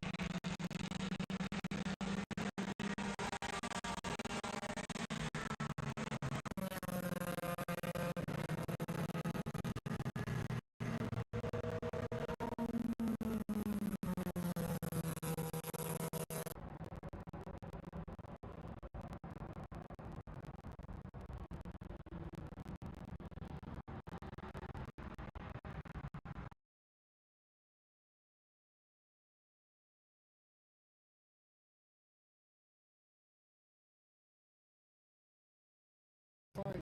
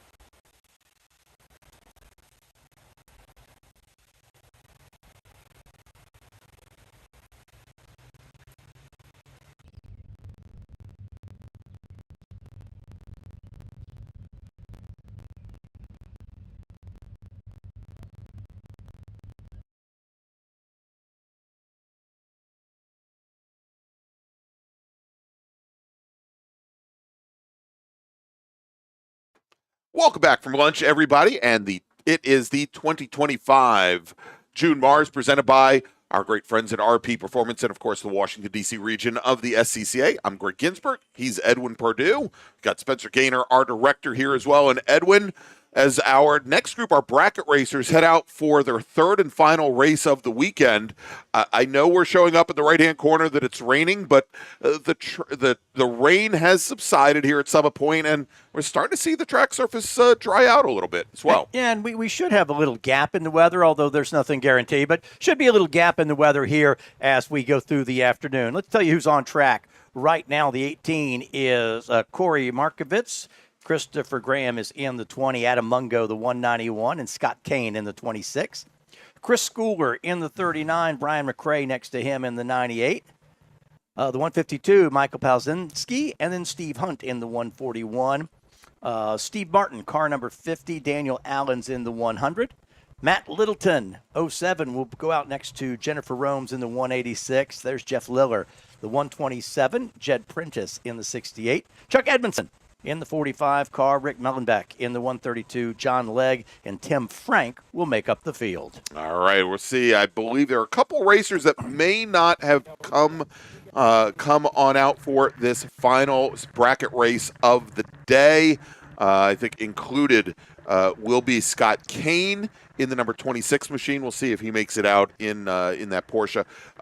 Also, Chuck Edmondson and Tim Frank possibly did not make the grid. We do see starting there at the very tail end of the field, John Legg in the 67 machine, and again scheduled to start back with John Legg was going to be Tim Frank in the Nissan 240 SX. I don't see that car out on track, nor do I see the other Nissan. Maybe there's just a prohibition of afternoon races for Nissans. I don't see Chuck Edmondson in his 300Z. Or probably 350Z either. If you were with us this morning, right here is where we were having our issues with the heavy rain. That was just a tough area to navigate. And just looking at it through the camera, much improved. Yes. After our quiet lunch break. Yeah, no, we had the track sweepers go out in the blower trucks to try to get some of the water off the track. Most of the big standing water and big puddles are now gone, but still very damp. And it's going to be a pretty treacherous track here, Edwin, as the green flag is in the air and we are back underway.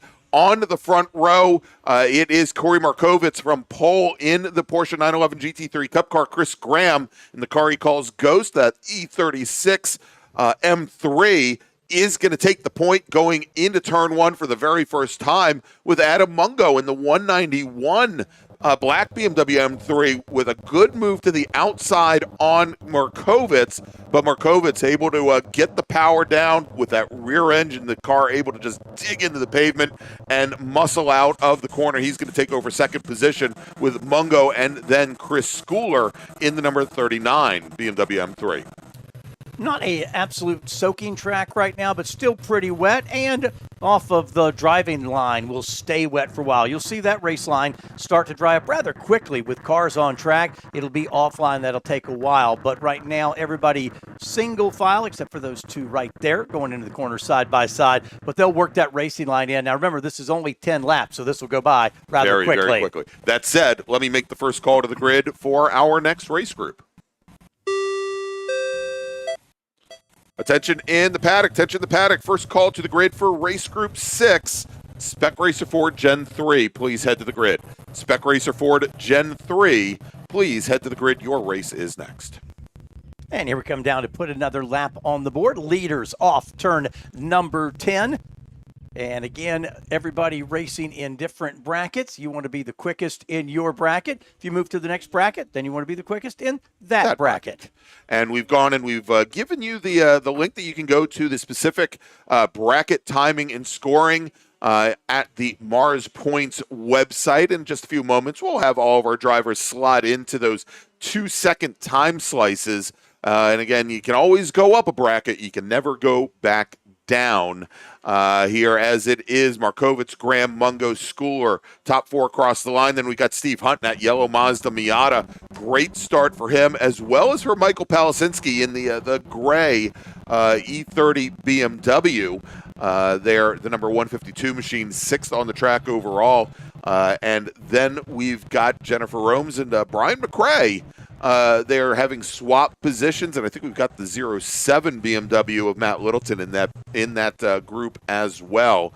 But very, very close running here, right in the middle of the field. We'll see as they start to separate into those brackets, with that opening lap, and obviously not high speeds going into turn 1 for the first time. All of our racers right now in the B5 bracket. That's for racers a minute 33 and above.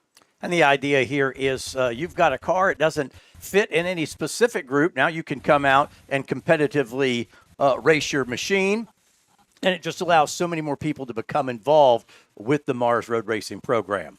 Indeed, here as Jennifer Romes now side by side, door to door with Steve Hunt in the yellow 141 machine as they come up the hill and underneath the bridge, and the Mazda able to motor pack past the Scion FRS as the other Scion we have, that is Brian McRae. He's the meat in an E30 sandwich there, coming onto the front straight as he has Michael Palasinski ahead, Matt Littleton behind. And again, with the track condition as it is right now, everybody may all end up being in one bracket unless they get a dry line here, and cars can pick up a little speed. Indeed, and so we talked about Scott Kane and Chuck Edmondson not taking the green flag. Well, Tim Frank in the 144 machine, the Nissan 240SX, also not posting for this afternoon's race, and Jeff Liller in the number 127 Mazda MX-5 not out for the green flag. We may see him join a little bit later, but that car's had a lot of mileage put on it this weekend, and I think 3 different groups and 3 different classes. So what we watch with timing, and as these drivers start to work in, they start to form a bit of a dry line. Will there be anybody that will go under that 133 mark? And we will see. I can't remember which race it was earlier today, but we saw the difference between a wet track and a dry track, and it was a good 15 seconds. Yes. From that full wet to when they, I think we were looking at their morning session today versus their totally dry afternoon yesterday, and it was across the board a 15 to 20 second delta. All right, so that was Chris Schooler in the black BMW leading the field up the hill with Markovitz, Graham, and Mungo ahead. But, even at this point, Kari Markovitz, our overall leader, only in the mid 136s. So still at this point, all of our racers on track very safely in that B5 bracket for drivers 1:30, a minute 33 per lap and above. See the battle there for a second into turn number 1. Graham and Mungo, and now we're going to take a peek to the inside into that turn 1 side by side. That's a battle for position. There he goes. Jennifer Romes retakes the position. I think we've already seen now, 4 changes in position between Steve Hunt and Jennifer Romes for 5th overall. And so move Romes back up in that 5th position with Steve Hunt in the yellow 141 back in the 6th. And all the while, every time that Romes and pardon me, I'm having trouble here, and Steve Hunt go side by side into a corner, that means Brian McRae gets just that much closer as they all seem to compress now going into turn 5.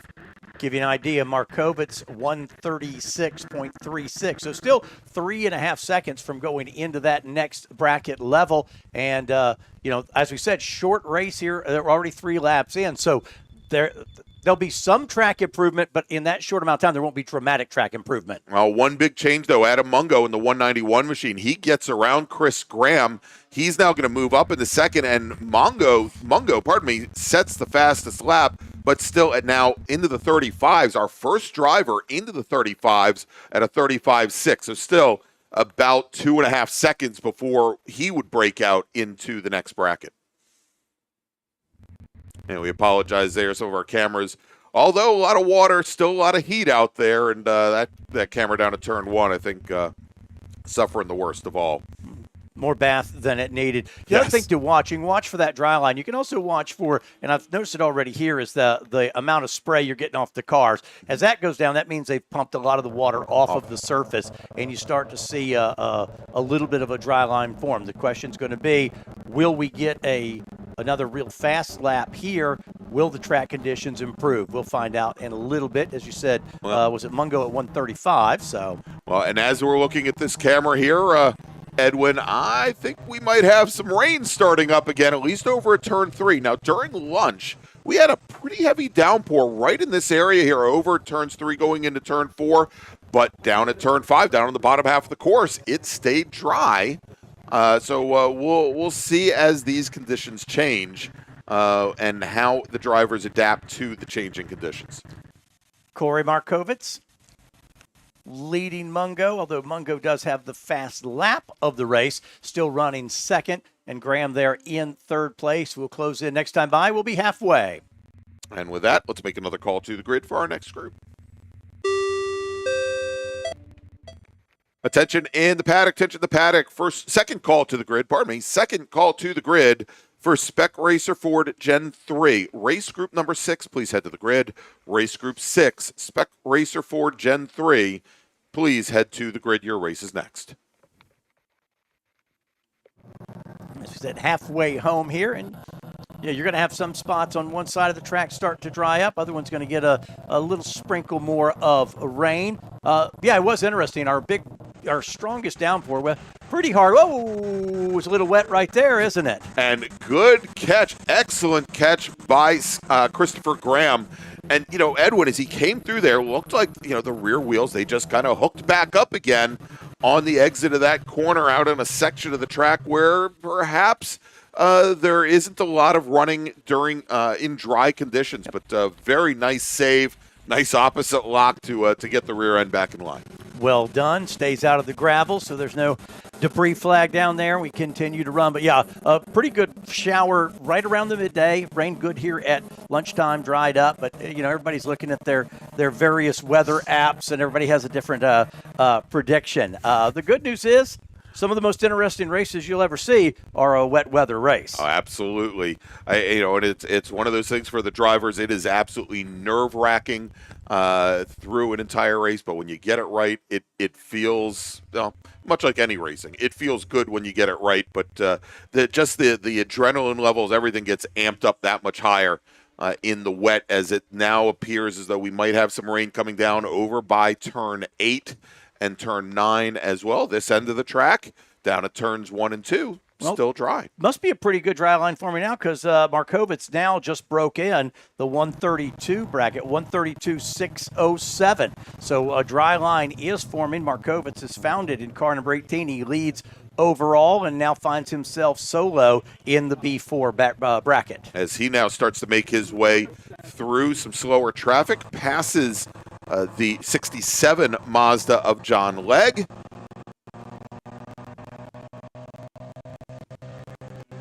Yeah, everybody treating that corner there very, very different right now with the track conditions. You see them across the board, just kind of in a different spot. And I think there's some standing water there. What they're doing is trying to avoid that standing water, but they're going through that corner in a very different line than you'd normally see. Yeah, and this is one of the corners now. The last time I raced Summit in anger was prior to the last repave, but typically at turn 3, I would, in damp conditions like this, and again, front-wheel drive car, so it would be harder to get it to rotate. I would go all the way around the outside, take the rim around the track, but you notice even at that area where Chris Graham recovered the car in his slide earlier, there is some standing water out there as well that could complicate taking that type of a path. But I think also going straight to the apex, they're really, I think, and that's what happened with Chris Graham earlier, is the rear end of the car is just going to have a tendency to walk around on you as you crest over that little rise.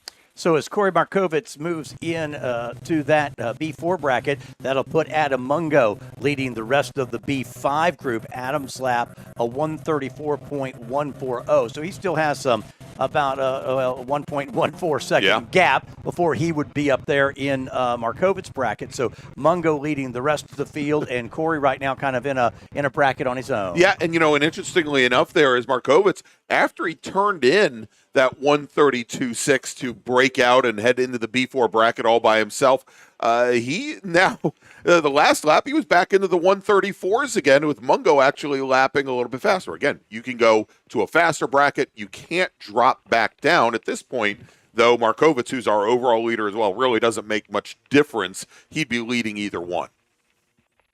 7 laps complete. Again, just a quick little 10-lap sprint here. And now we do have rain down at turn 1 as well, which might explain why those times are starting to rise back up again. Although that being said, Chris Schooler, who's sitting in 5th position right now in the second of our black E4, I think that's an E90 BMW, turns in a 140.6. That's his fastest lap so far this session. But he has now given up ground to Jennifer Romes in the 186 car. Not only that, as we go into the carousel, we got Brian McRae. McRae puts his car underneath Chris Schooler's BMW going in the 5. He's clear by the time they get into the carousel. So move Brian McRae now up in the 5th position, and in the span of just a couple corners, Chris Schooler, he drops from 4th back in the 6th. You can see on the cameras as we go around. Some cameras, you don't see any drops. Some cameras you do. That makes it extra challenging for the drivers because they're like, okay, I can go into this corner, 10 tenths, but I can only go in this one about 5 tenths. Exactly. And, of course, it's changing every lap. And we're seeing now here on the front straight one, we're seeing a lot more rain on our windows. And now the amount of standing water starting to pick up again, as now our start-finish cam starting to see some rain come down as well. And so it is Markovitz now with about 15 seconds over Adam Mungo. Markovitz still our only racer in the B4 bracket.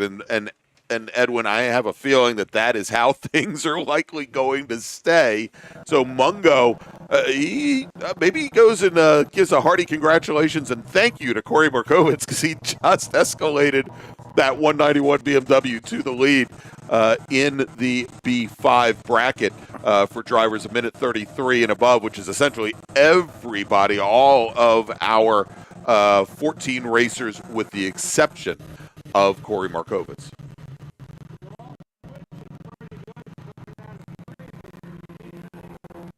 Yeah, I was just looking at fast laps from everybody else, and once you get out of the first top 5, everybody else still is like in the 140 range, so still a track way off of its fast for the weekend. I want to welcome Chuck Weisberg to the chat. Hi, Chuck. How you doing? He said in the race we had just before lunch with our Proof Touring at B-Spec, a little surprised to see just 2 B-Spec cars. I'll tell you, Chuck, there's another very large SCCA race weekend going on up at Road America up in Wisconsin. A rather large B-Spec field that actually drew a lot of the East Coast contingent up to that event. It's one of the largest SCCA, probably the largest SCCA race weekend of the year, with the exception of the national championship runoffs. But we are happy to have Alex Radcliffe and both Alex and also Richard Ahern racing here this weekend. Yeah, and you look at the go to the websites that feature the different events, and it's busy race weekends throughout the summer. At every single weekend, pretty much with up and down the East Coast. But of course, the SCCA, and we play these ads every couple of minutes. There are so many different disciplines of motorsports, ways to have fun with cars. As the checkered flag is out, and Corey Markovitz now crosses the line, and he will take the B4 win. He's the only driver in the bracket for drivers a minute 31 to a minute 33. And coming across the line now, there he is, the 199 BMW M3 from Chantilly, Virginia. It's Adam Mungo with Chris Graham. And I think we saw Graham cross the line just ahead of Markovitz. So Graham's got a whole nother lap to go. But he should come home third overall, second in the B5 bracket. Jennifer Romes just now coming out of turn 8 and up the hill, as she had dispatched of Chris Schooler. Brian McRae had dispatched of Chris Schooler. Romes and McRae, they're going to follow the 67 machine of John Legg through turn 10. They will come onto the front straight. Jennifer Romes will finish third in the B5 bracket. Congratulations to her. She finishes on the podium with McRae. Or did McRae beat her to the line? Indeed, I think, Edwin, as Jennifer Romes was trying to get the power down, coming out of turn 10 back behind John Legg, McRae, who was about 10 car lengths back, was able to just turn in late, get the power down, and he motored past both of those cars onto the front straight. He actually beats Romes to the line by almost half a second. So give that last step on the podium in B5 to Brian McRae. It's not over till it's over. Nicely done. Nicely done. There you go. All right. So then Chris Schooler, Steve Hunt, Matt Littleton with Michael Palsinski, Steve Martin, and Daniel Allen is the top 10 in that B5 bracket. All right. So next up, and let's make a final call for them, going to be our sports racers. Attention in the paddock. Attention in the paddock. Final call to the grid for race group number 6. Spec Racer Ford Gen 3, please head to the grid. This is your final call. Spec Racer Ford Gen 3, this is your final call to the grid.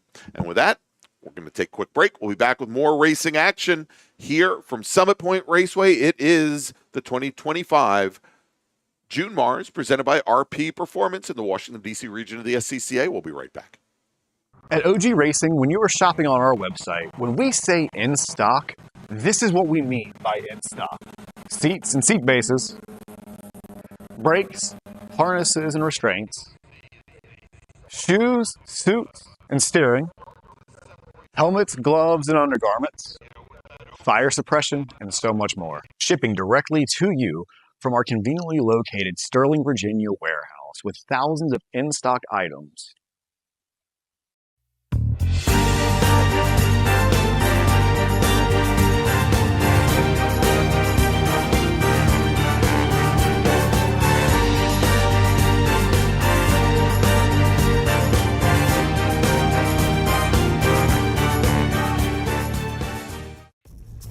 RP Performance is the only premier race shop in the region that specializes in both street and track Mazdas and is located right in the heart of racing at Summit Point's Gasoline Alley. RP has been involved in countless race wins and series championships across many classes with drivers of all ages.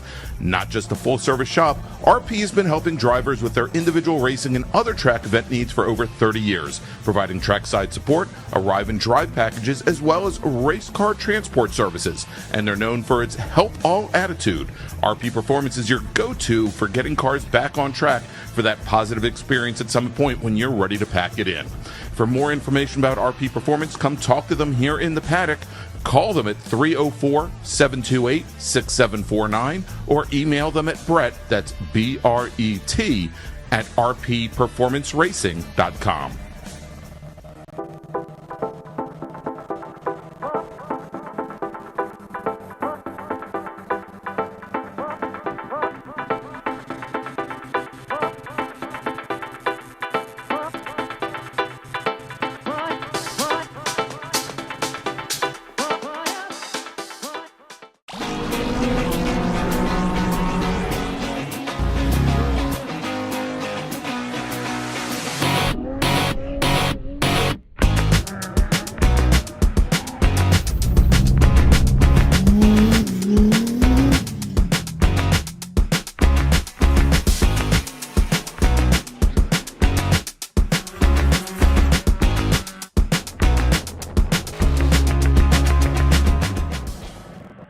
Since 1976, Radial Tire Company has been providing the Washington, D.C. area with quality tires, expert knowledge, and the finest service. They have earned a reputation as a premier specialist in hard-to-find performance tire and wheel applications and stock tires from all the top manufacturers for whatever you drive. From performance and race cars to SUVs and trucks to your daily drivers, Radial's mission is to assist you in getting the most out of your tires and car. To get a competitive quote on your next set of tires, now with free shipping, or to schedule online, visit radialtire.com. MidwayTireCompany.com or call them in Silver Spring at area code 301-585-2740. That's 301-585-2740.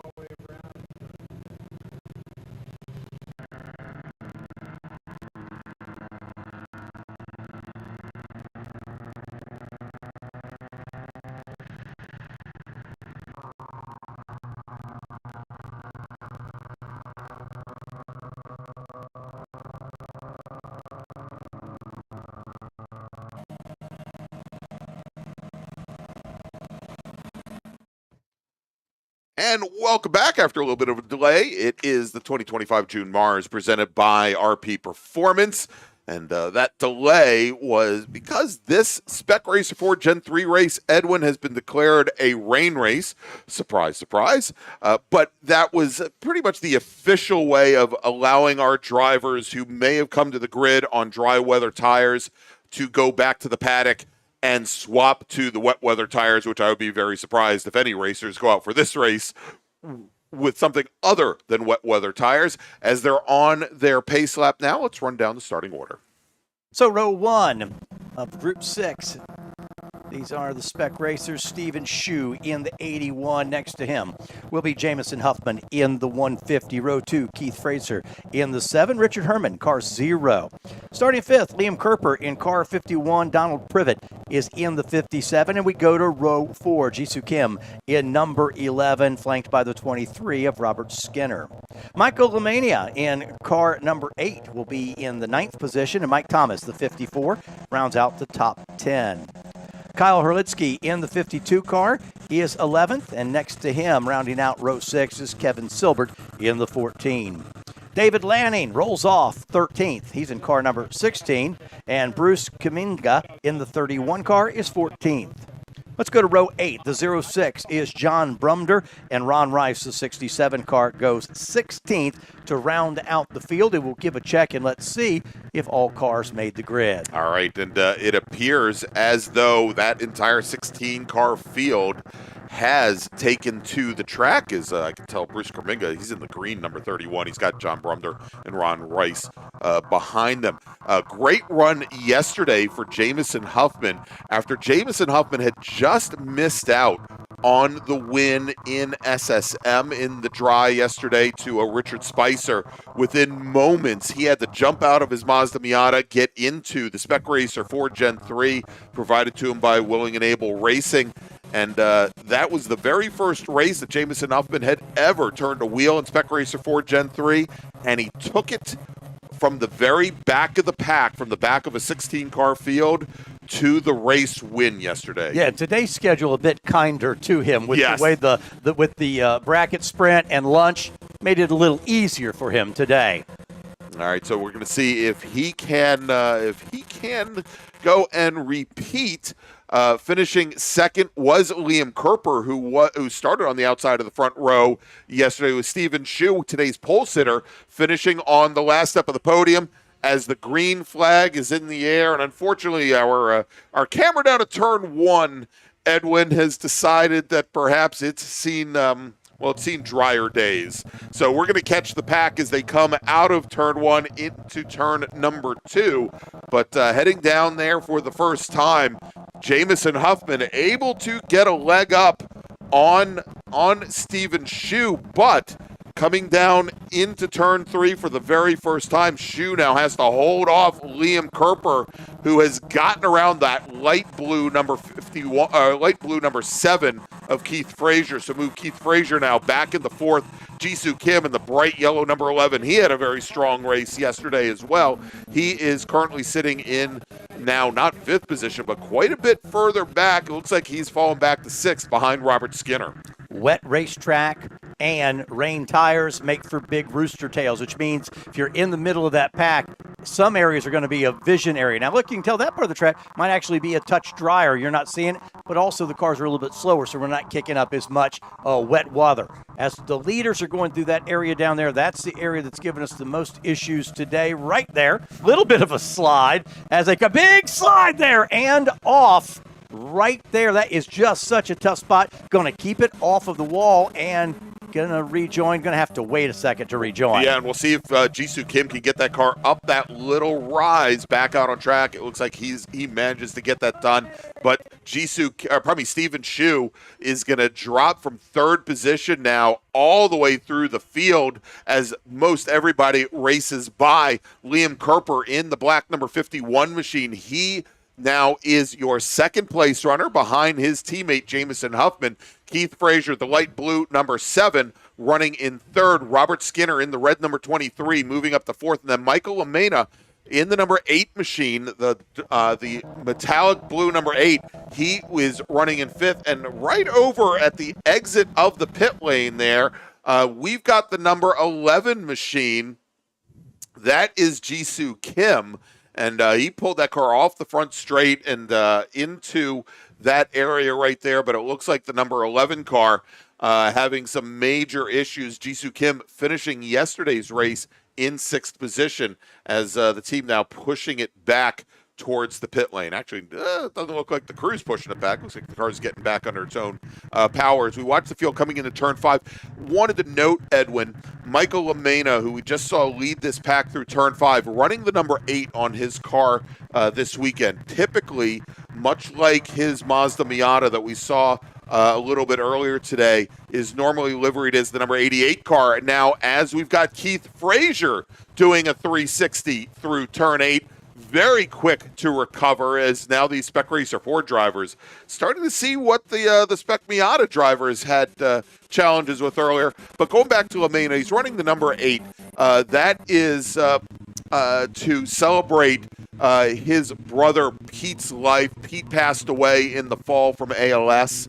That car that Michael Lamena was racing is actually the car that was formerly raced by Pete Lamena. Lamena finishing 2nd in the MARRS Championship back in 2014.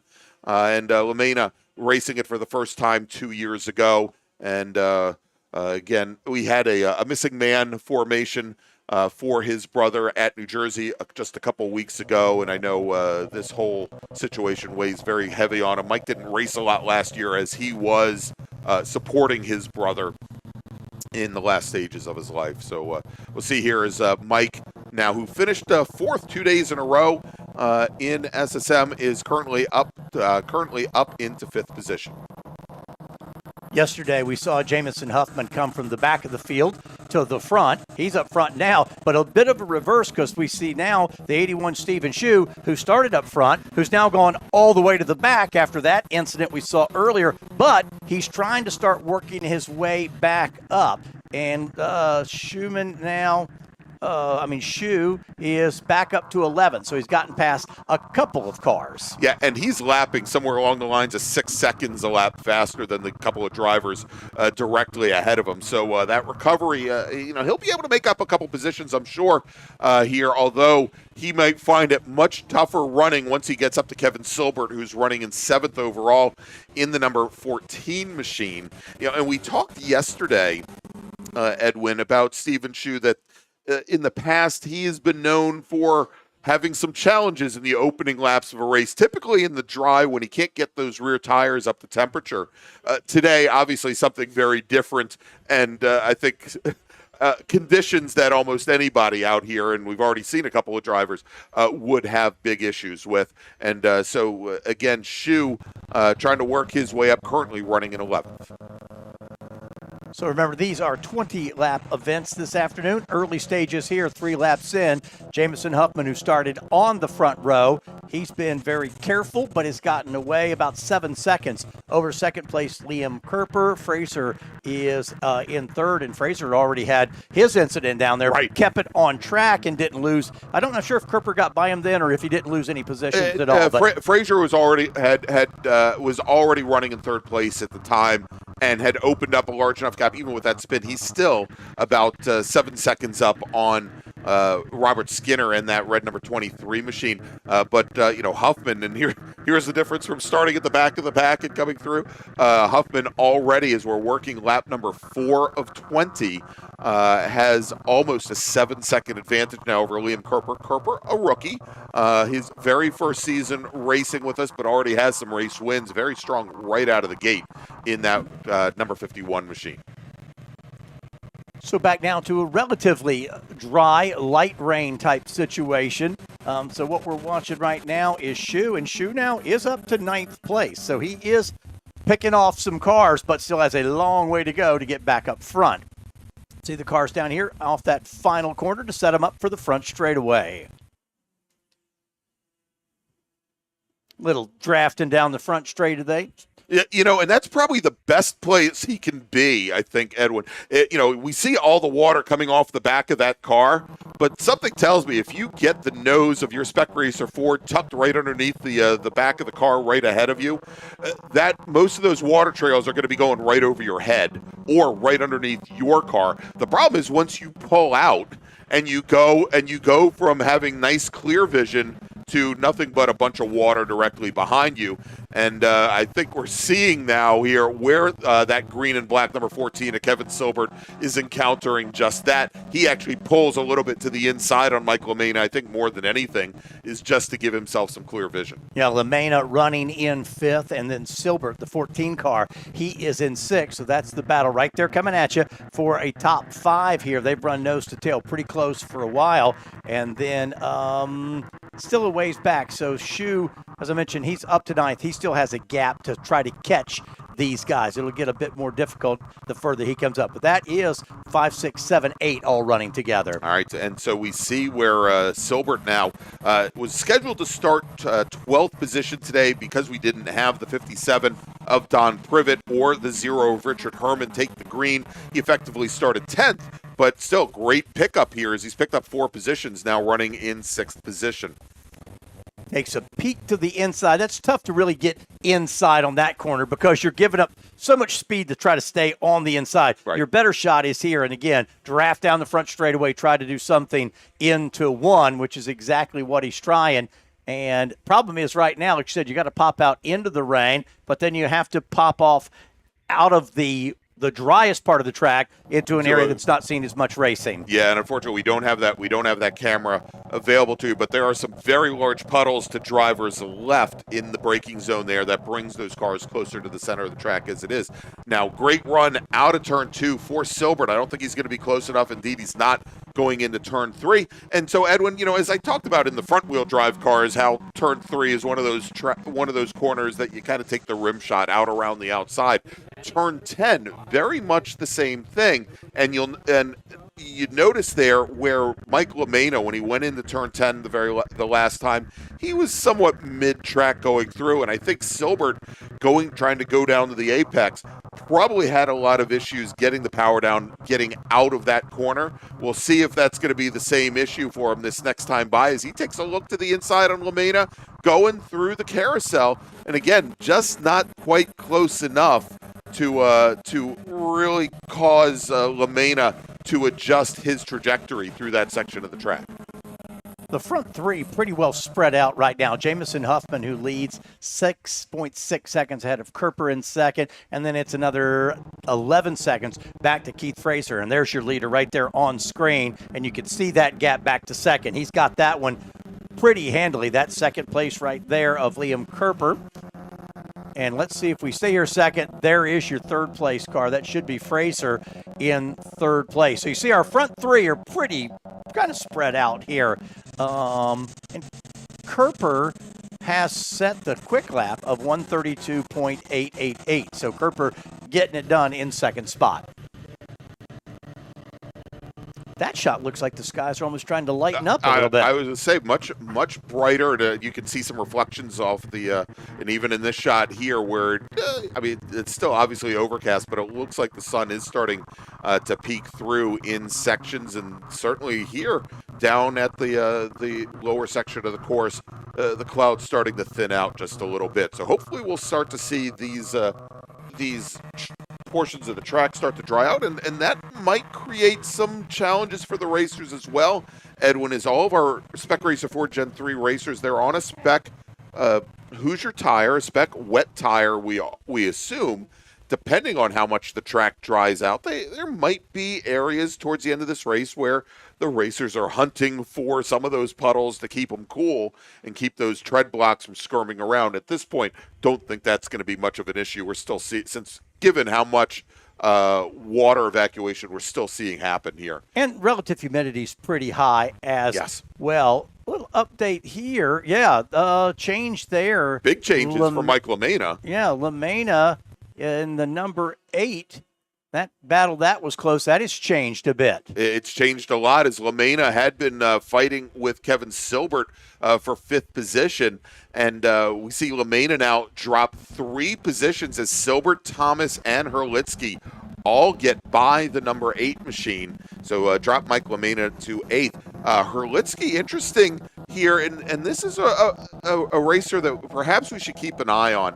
Herlitsky in the number 52 machine, pulling right up alongside Mike Thomas, not able to get close enough. That the white car, second one in line, he was your pole sitter for yesterday's, it was a dry race, but the qualifying for Spec Racer Ford yesterday morning was in the damp, and Herlitsky was the fastest racer of all at the time. Obviously, started this race much further back based on how well he did or didn't do in the dry during yesterday's race.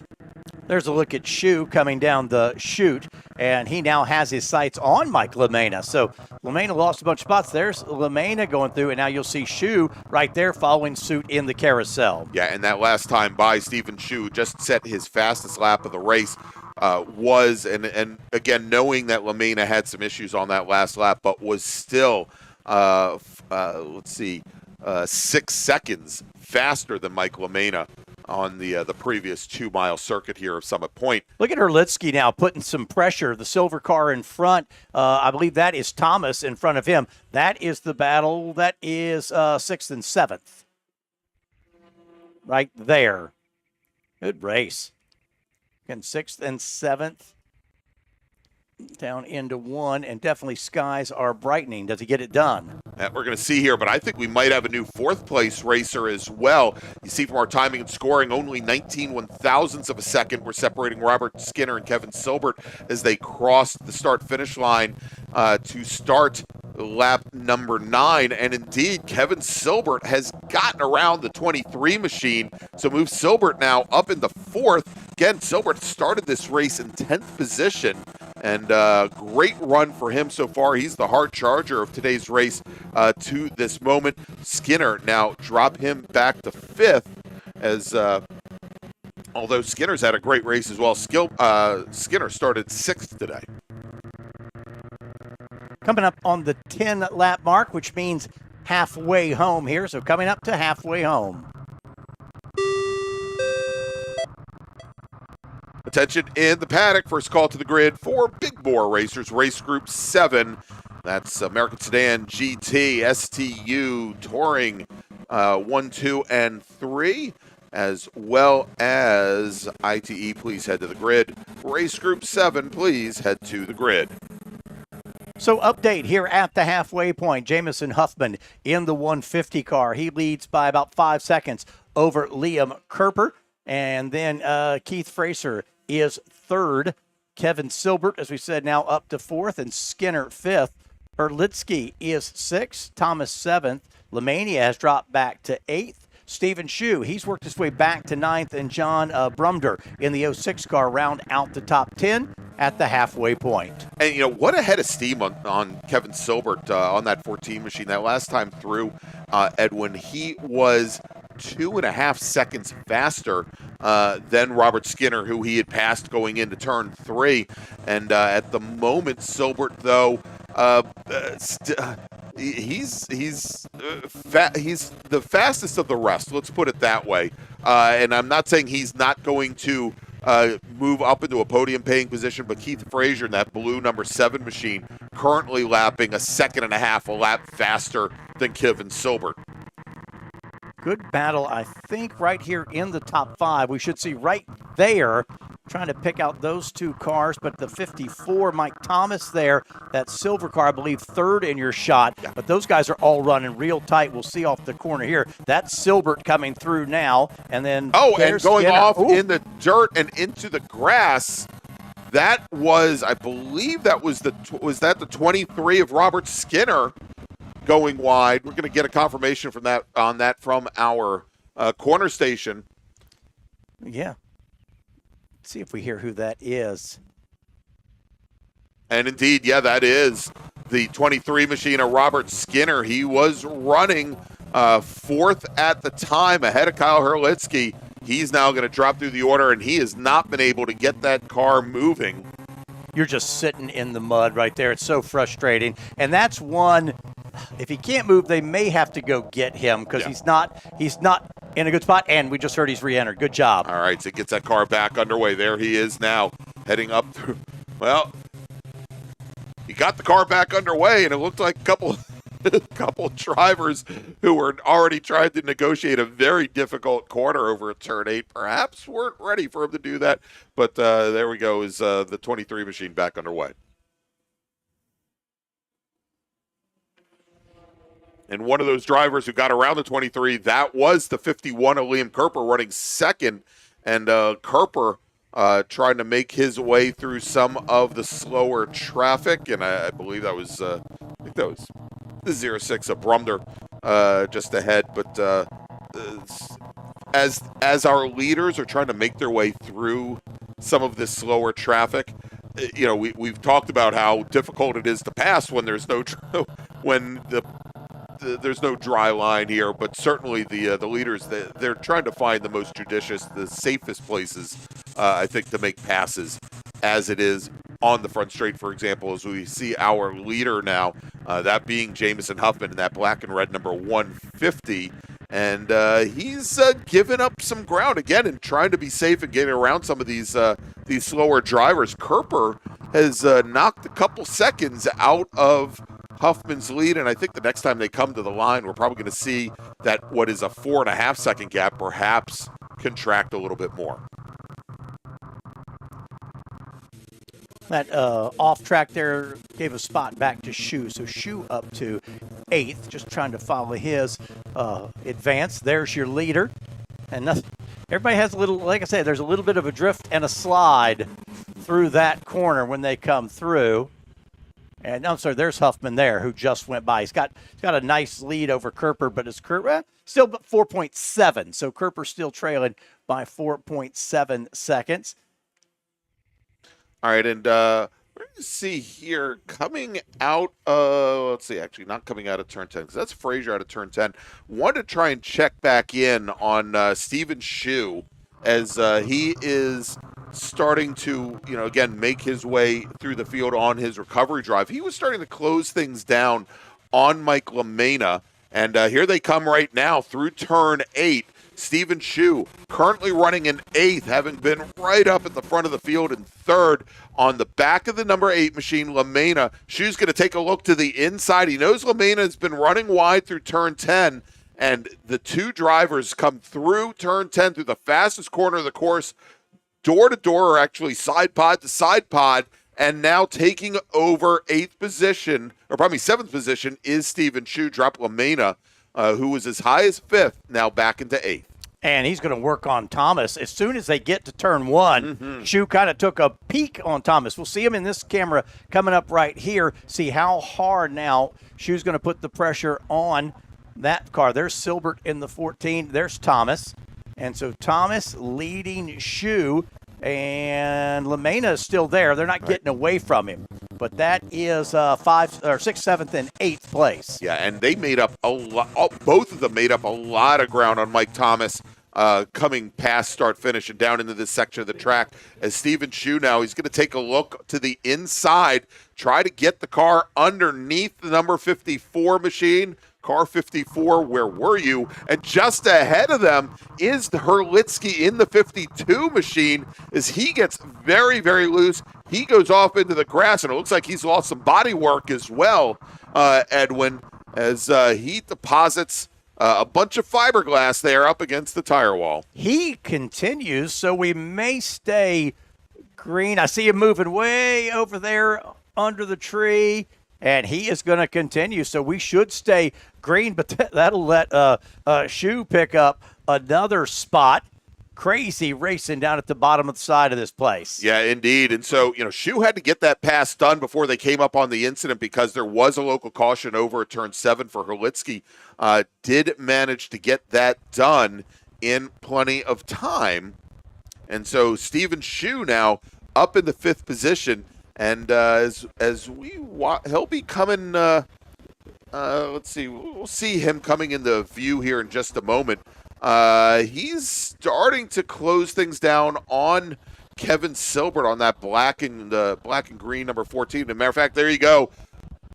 Silbert moves all the way over driver's left. I don't know if that was just a laydown for Steven Shu, but moves Steven Shu now up at the 4th position, Edwin. And Herlitsky, who we just saw go off track, lose a lot of body work, he has come on to pit road. He was able to safely return, but he is on pit road. They should be able to finish this race. Then they'll go out and pick up his bodywork. But the whole rear bodywork of the car, in fact, you can see it in that camera angle there. That little piece of white up against the tire wall right there. The car just went by. That's the whole back half of Herlitsky's car. Now, on the bright side, and that bodywork usually plays such a huge part in the aerodynamics of these spec racer Fords, but I think given the slower speeds that we have in this race because of the very wet track, probably won't hurt that car nearly as much if he chooses to take it back out on track. But at the moment, he's still on the pit lane talking to some of our race officials, I think trying to determine whether or not he's going to return to the action.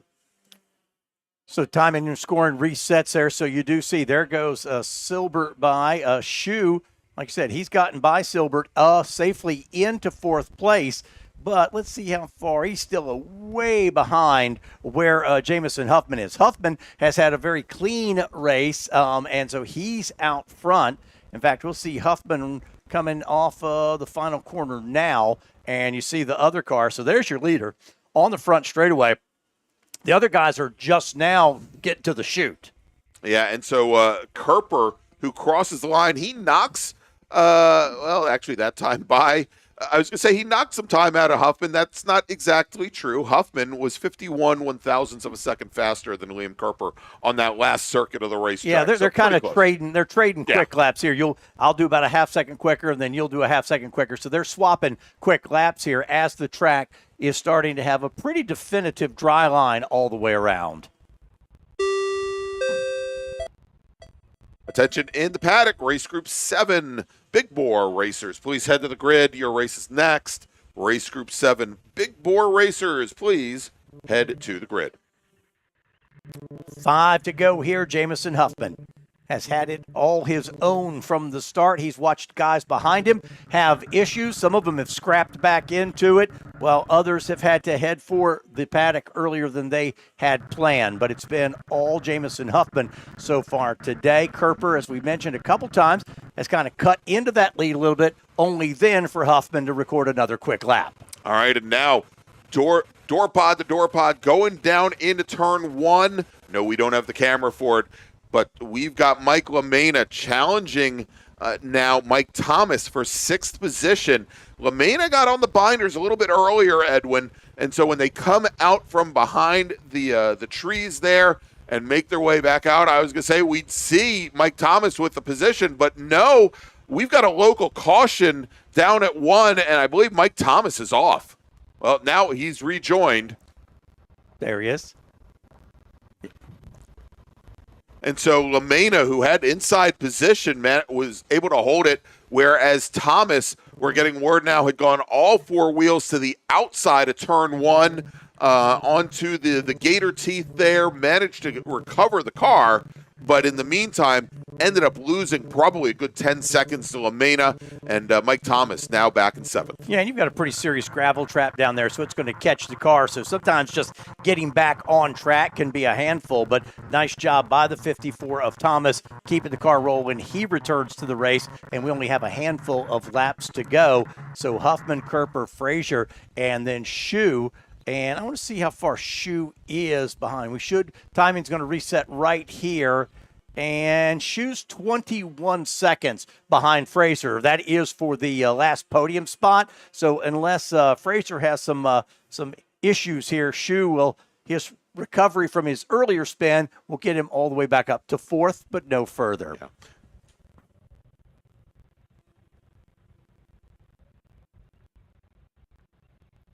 And didn't hear and don't see, hopefully the 54 car didn't drag some gravel and stuff back on track, but I didn't hear any report, so we should be good down there as we are just a handful of laps away.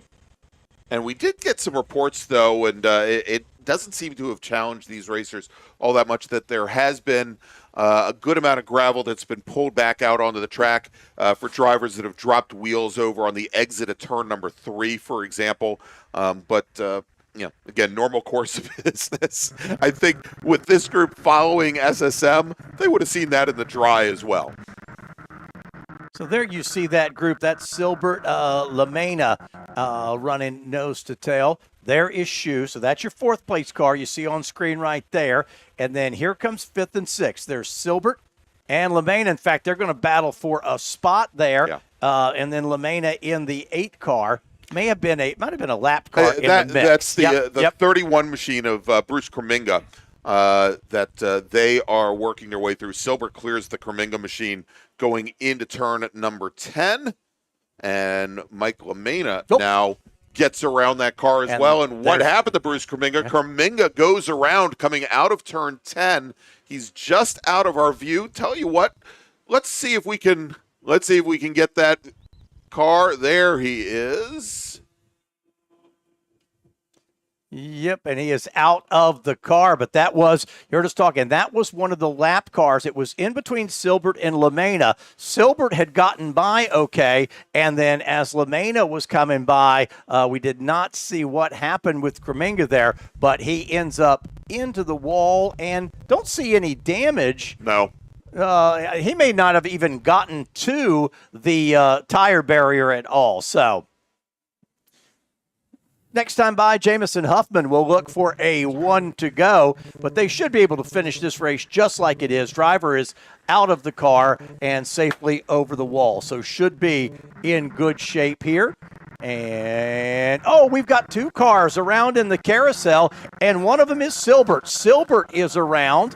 He continues, and another car, so 2 cars around in the carousel, and one of them was Silbert. Oh, my. So Kevin Silbert, who'd worked his way up the 5th, had just turned his fastest lap of the race here. And I think, as we now have only 2 laps remaining and as the track is drying out, I think these drivers, Edwin, started to get more confident in their abilities and in the amount of grip that they have and finding where they're just going slightly over that limit. And that was the case as Silbert now makes his way out of turn 10 and onto the front straight. But here comes our leader, Jamison Huffman, in that black and red number 150 car. He's going to take the 1 to go board. And as he does, so he's being shown that he has 1 lap remaining. As he does here, Edwin, Liam Kerper just turns in fast lap of the race. The margin now, 1.8 seconds. That last time by, Liam Kerper was almost exactly 1.5 seconds faster than our leader, but time obviously running out. And remember, we talked about Thomas, the 54, down in the gravel at 1. He's now going to gain back a couple of those spots. Yeah. All the craziness going on here on this last 2 laps as, again, your leader, Huffman, is making his final lap around. And we'll see. I'm looking if Fraser has come by yet. Yep, here we go. So this is now... I'll see. There's the blue 7 of Fraser. There's Fraser. And let's see how it resets now. Skinner, those a couple lap cars go by. We will see the checker in a little bit. My goodness, though. What a shuffle in running order in last 2 laps. Yeah, and and interesting is we had seen Mike Lamena fall all the way back into, I think, 7th position with those changes ahead. That moves Lamena now back up in the 4th. Okay, Stephen Shu, who had fallen as far back as 12th, he's now back up in the 5th position as our leader is coming out of turn 10. There, Jamison Huffman looking to run the table here this weekend at the June MARRS. He comes onto the front straight. Checkered flag is in the air, and Jamison Huffman out of nearby Harpers Ferry, West Virginia, takes the win. Liam Kerper once again resets a fast lap. He's going to finish 1 second in arrears. Keith Frazier will finish in 3rd here. And actually, before I say that, let's wait for Keith Frazier to come onto the front straight. And I tell you what, Kerper really cut that gap the last couple laps. He certainly did. He knocked another 7/10 out of Huffman's lead on the last lap. There is Keith Frazier now. And he seems to be a little bit off the pace coming up the hill. What a crazy last couple laps here. That would be for the finals podium step if he can hang on.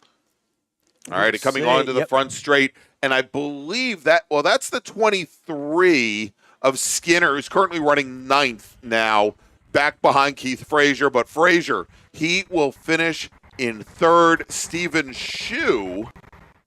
Now, well, let's see who comes across the line next. I just said that that LaMena had worked his way up to 4th, but I'm fairly certain now that, because I didn't see him come across the line, I think Stephen Shue may have taken that position because I heard some calls over the radio. I think Mike LaMena might have had some issues on the last lap. There's LaMena right there.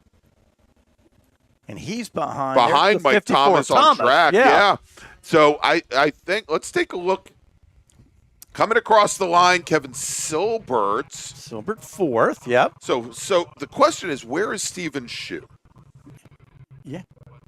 So he's still on track. They just said 1-4. 1-4. Well, that's Kevin Silbert. So Silbert was the last driver to take the checkered flag.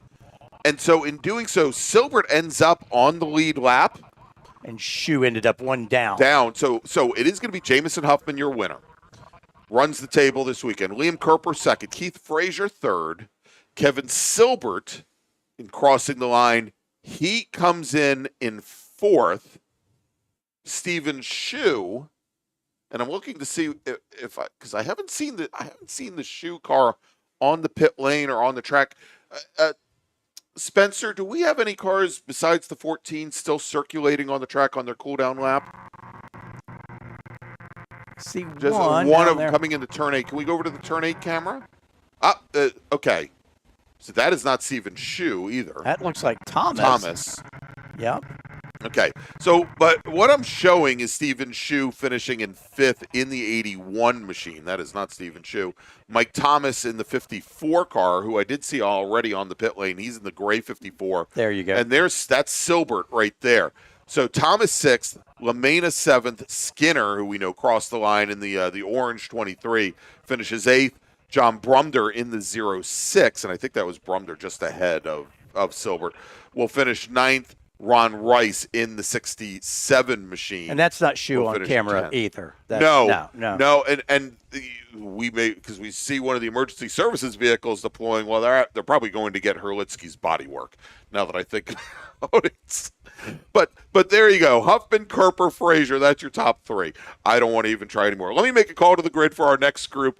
I'm just giving it up here for the rest of the afternoon. Attention in the paddock, race group number 7, Big Bore. This is your final call to the grid. Race group 7, please head to the grid. And so, Edwin, before I say something else to confuse everybody besides me, let's take a quick break. We'll be back. We've got 2 more races this afternoon from Summit Point Raceway, where you're watching the 2025 June MARRS presented by RP Performance in the Washington, D.C. region of the SCCA. Please stay with us. Grand Touring Enterprises is an internationally recognized and awarded full-service classic automotive facility located in Frederick, Maryland. Specializing in classic Italian sports cars from Ferrari, Lamborghini, ISO, and Bizzarini, Grand Touring's extensive experience ranges from pre-war to modern exotics, advising on all aspects of the classic car ownership experience, from service, restoration, and climate-controlled storage to sales and consignment. Grand Touring's focus is not just on preserving the history and prestige of these vehicles, but making sure that the driving experience is equally as spectacular and authentic. For more information, send email to tom@grandtouring.com. Grand Touring, legends in motion. The Spring Hill Suites Winchester is an all-suite property that features spacious suites, an indoor heated pool, complimentary hot buffet-style breakfast, a 24-hour fitness center, and complimentary Wi-Fi. Whether you're traveling in a group or flying solo, you'll find it easy to get comfortable in our spacious suites. We're conveniently located just off of Interstate 81 at exit 317 in a shopping center with many shops and dining options. Discount rooms are available. To book your suite today, call 540-431-3330.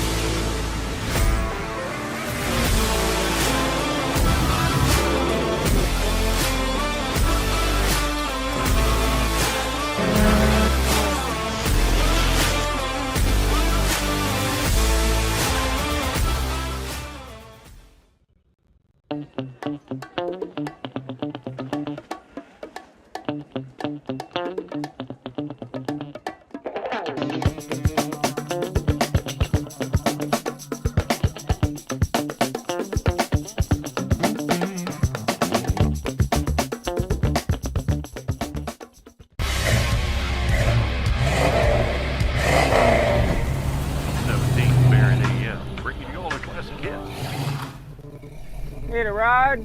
No. Okay.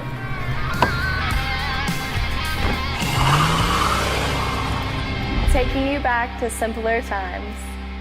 Hey, dog. Belmont Classic Tires, Belmont, Ohio.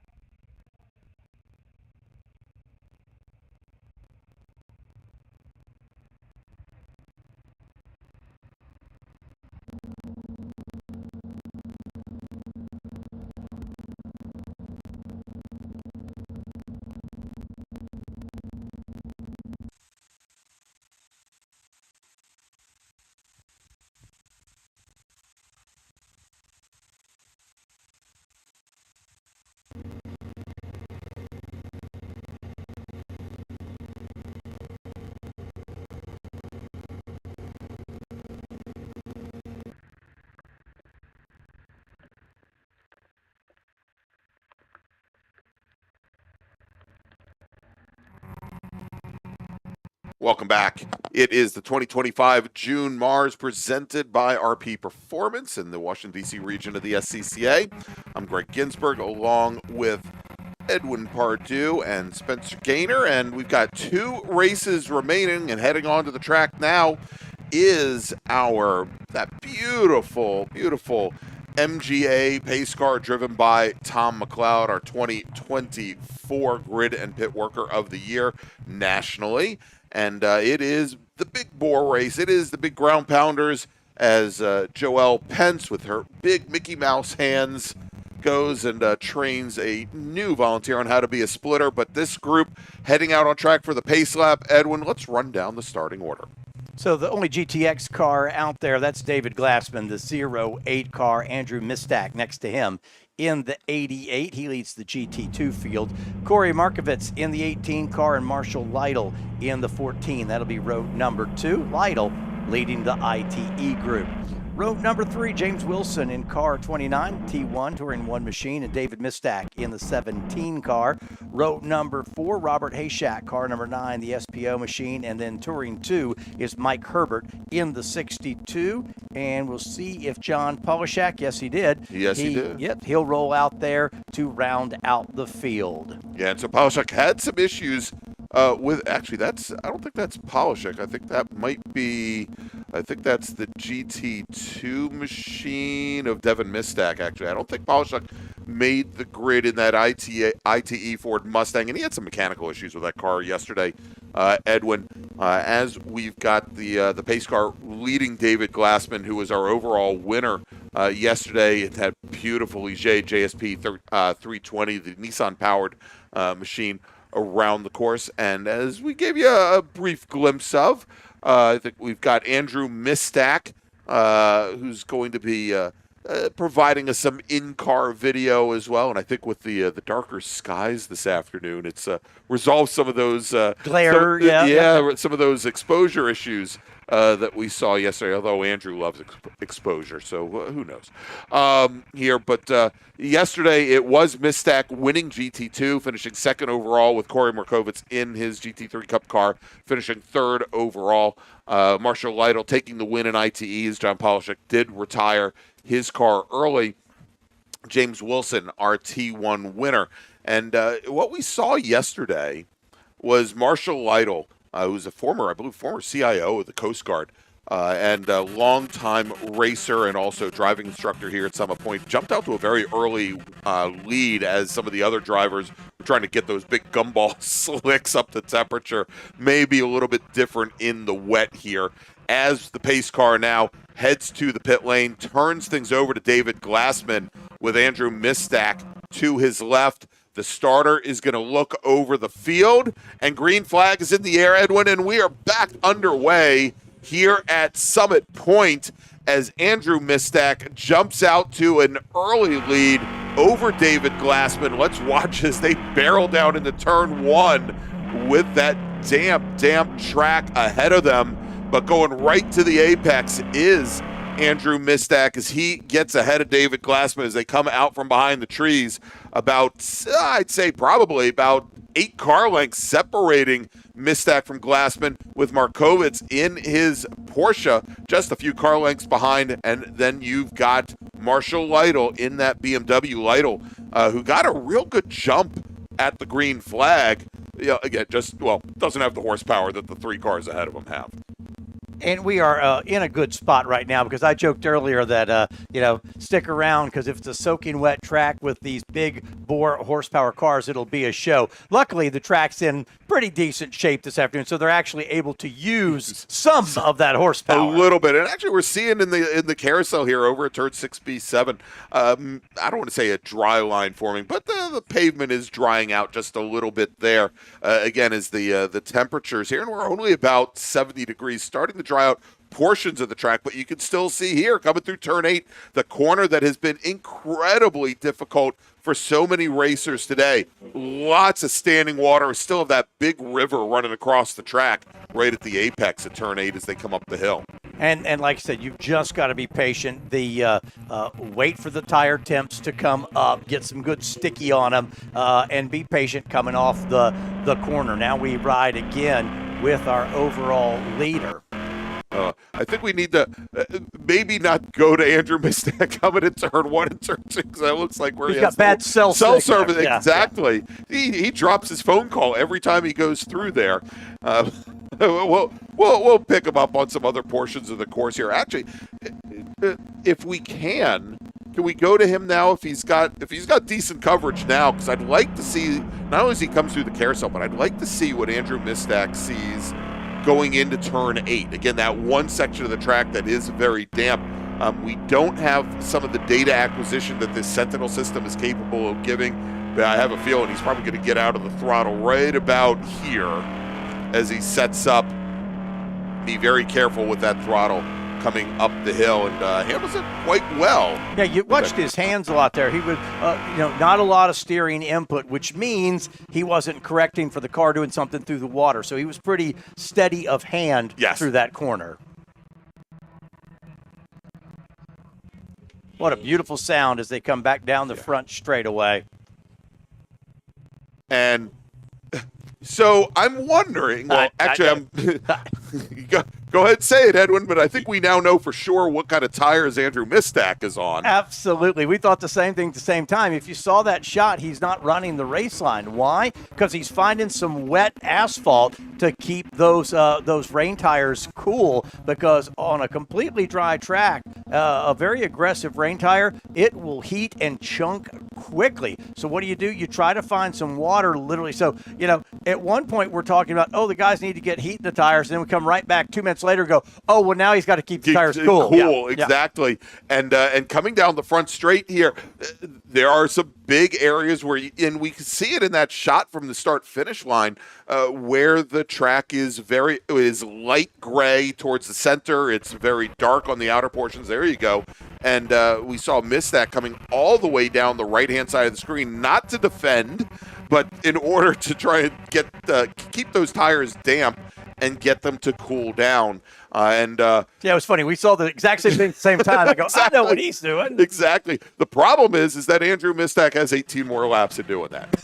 So we'll see. I mean, we know he'll be able to keep them cool over at turn 8, but already now I think Glassman has, he's started to get a more comfortable feel for the car. He's going to poke to the inside, not to keep the tires cool, but to go by and get past Andrew Mistak. That being said, going into turn number 1, you might even see a big flash of water coming off the back of the Glassman car. There are some rather large puddles going down into the brake zone of turn 1 as well. Very nicely done there, because Mistak didn't really have anything for him down there. Let him make the pass, and let's go ahead and go racing. Corey Markovitz there in third spot right now in that Porsche 911 Cup. Yeah, and that is a battle in class, both of them running in the GT2 class. So yesterday, Mistak in the dry, that the GT2 car, what is actually a TA2 Howe chassis Mustang, quite a bit more power than the Porsche, but here where the Porsche's brakes and ABS and rear engine is going to definitely be an advantage, I think, over that actually a much lighter Camaro body. And you wonder if Corey, they're running in third, did he make a different tire choice? And we'll see how that plays out for the rest of the race here. Yeah, indeed, and so whereas in the previous races, both in Spec Racer Ford, also prior to that in SSM and Spec Miata, where all the racers are running what they call a DOT-approved tire, in many cases molded, but usually only 1 or 2 compounds available from the manufacturers. Here, the GT cars that are capable of running either true slicks or can run an actual intermediate tire versus a full rain tire. A lot more options, both in construction of the tire as well as the compound, to better suit them to the actual conditions. And so most of these racers, probably at least in the GT classes, likely on more of an intermediate tire. But we're seeing here, Edwin, even coming through turn 3, track is drying out very, very quickly. Yeah, Glassman, his best time from yesterday was a 1:15.0, and right now he's at a 1:23.6. So we'll be able to tell how dry that track's going simply by the lap times that he's putting in this afternoon. And you see now Mistack has given up another spot there. Yeah, so move Markovitz now up into into second with Mistack now running in third. Markovitz, it's only his very first year racing, and he's done incredibly well so far this year, Edwin. But that being said, he's been instructing at HPDE events for the last 4 years or so. He's been doing track days for 13 years. So it's not like, and racecraft, I think, is a very different discipline than doing track days, but having the basics of car control, especially in a situation like this where the conditions aren't optimal, certainly plays into Markovitz's hands. Yeah, especially like you said, on a day like today where the track is not perfect and you're having to compromise as you go around, understanding that vehicle becomes super, super important. And like I say, Mistack now falling back a little bit further, and that might be a situation of tire choice for the driver in car number 88. Gosh, yeah, it has been crazy this weekend with sun, clouds, dry, wet. We've had changing track conditions throughout the weekend. Yeah, and it's got to be very disconcerting for some of these drivers as they're getting the car ready, they're getting ready to bring their car up to the grid for their race, and seeing the conditions change again. What I used to do, Edwin, is I'd have the car up on jack stands in my paddock spot. I'd have dry weather tires on the left-hand side. I'd have wet weather tires on the right-hand side, so that I never had to change more than 2 tires at a time. And a lot of that came out of an event that I ran at Virginia International Raceway back in 2007 or 2008, where I remember making 6 distinct tire changes prior to ever putting the car on track. That it just sat in my paddock spot. Wets came on, dries went off. Dries went on, wets came off 6 different times. Where you just assume whatever decision you're gonna make will be wrong and just go with it. Just go with it, exactly. Yeah, at that point you can't do anything about it. And then I made up 17 positions on the first lap, but we won't talk about that. Because apparently I got the tire choice right after all those aborted changes. Glassman is getting a little quicker now. 123.30 was his last lap, and that was his best time of the day. So we'll watch and see if this track comes back into a full dry condition. Then we'll see him getting back down into the teens here, I would imagine, before we're done. We're only 6 laps into this and still have 14 to go. So that track will do a lot of drying between now and the final lap. That's right. As our leaders start to work their way through the back of the pack, Mike Herbert in the Touring 2 BMW M240i. We see there he is now a lap down from our leaders. And he's got a real interesting story as well. He's been doing anywhere between 6 and 12 track days, specifically here at Summit Point for a number of years. Actually got the racing bug from a buddy he served with in Afghanistan, who basically pulled him kicking and screaming to a BMW driver education event out at the BMW Performance Center a couple of years ago. And he's only been racing now, like Markovitz, only for a single year. But definitely got the bug and has a love for BMWs. So there you go. And so good to see him out and running here this weekend. Wish we had some more competition in T2 for him. I love this. Glassman goes. He sets another quick lap, 122.653. And Markovitz then runs a 0.652. 1/1000th faster? Yeah, in 2 incredibly different machines. Could not be any different. But that's telling you track is drying out. But, yeah, for Markovitz, 122.652, that's impressive. It is. I mean, he doesn't have, he's got the large wing there, which helps for the sweepers, for high-speed corners, but doesn't help the car that much under braking and doesn't help that much for the slower speed corners. All of the things that the LMP3 car and just the way that body is constructed to provide aerodynamic downforce provides. As Markovitz, again, puts in a slightly faster lap time, sets his personal best, but now I think maybe Glassman hurt us because Glassman just ran 1.4 seconds faster than Markovitz that last time by to reset fast lap. And I think we mentioned here, David Glassman has the GTX track record at this track.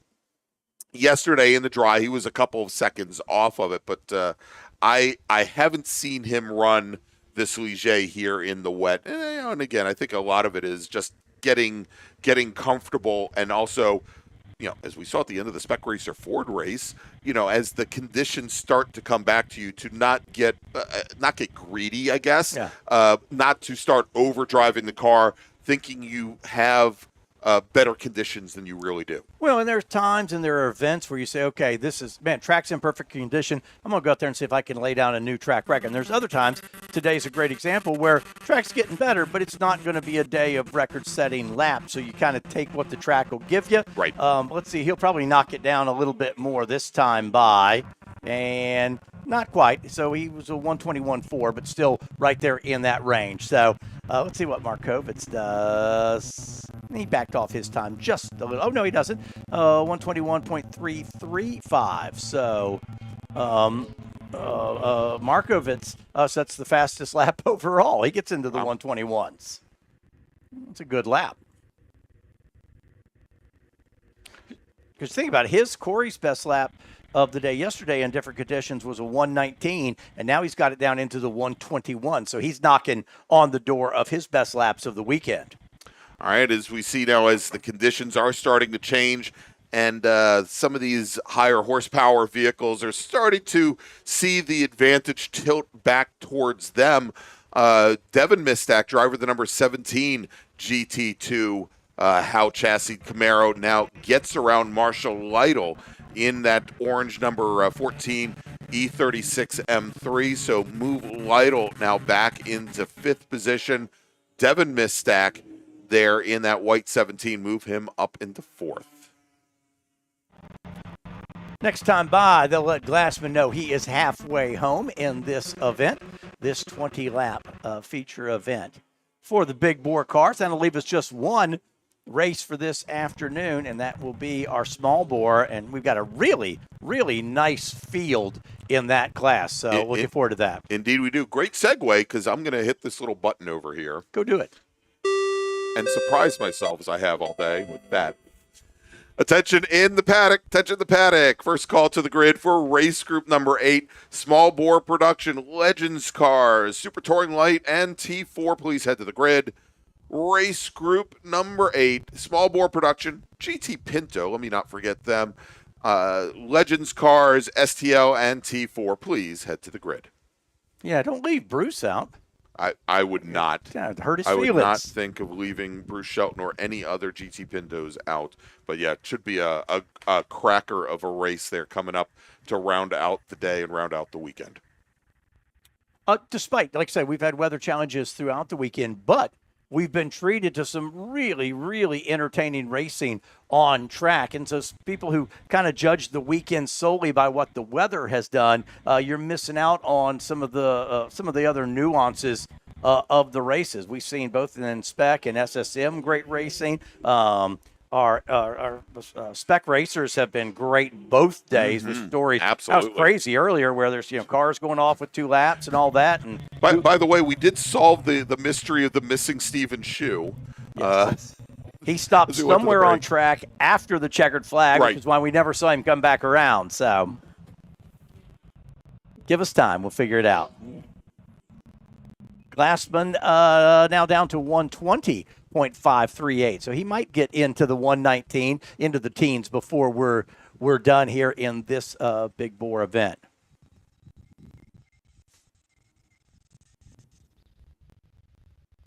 As Glassman now puts Devin Mistak, that's Andrew's son, a lap down.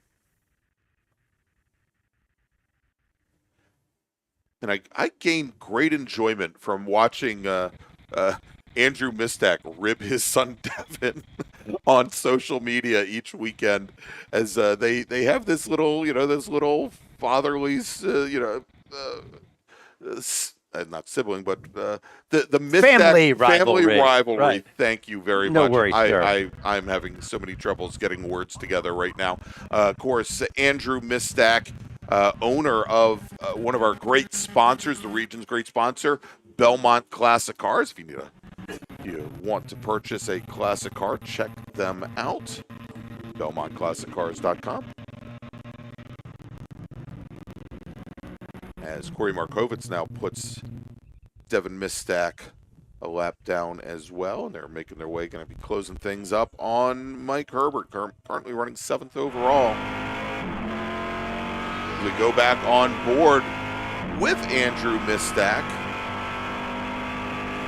The speeds that this car covers, so I wish we had that speedometer in the lower right-hand corner working on this car, but I would imagine he's probably doing a good 160 or so in dry conditions before getting into the braking zone. Probably not quite that fast, and getting on the brakes quite a bit earlier here, as he is now closing things down on Marshall Lytle's BMW.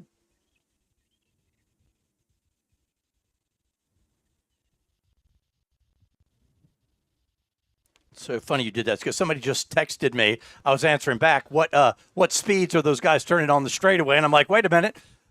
Greg is saying it right now. Yeah. So yeah, I don't think anywhere near that terminal speed in the damp conditions. I wouldn't want to trust the brakes that hard. As Mistack now comes right underneath Marshall Lytle over at turn 7, makes quick work of it. Good heads-up racing from Marshall Lytle as well. That is, we talked about this yesterday. If you are being passed in that section of the track because of the way your car is loaded up and actually leaning to the outside to driver's left, it is very hard to see somebody come underneath you.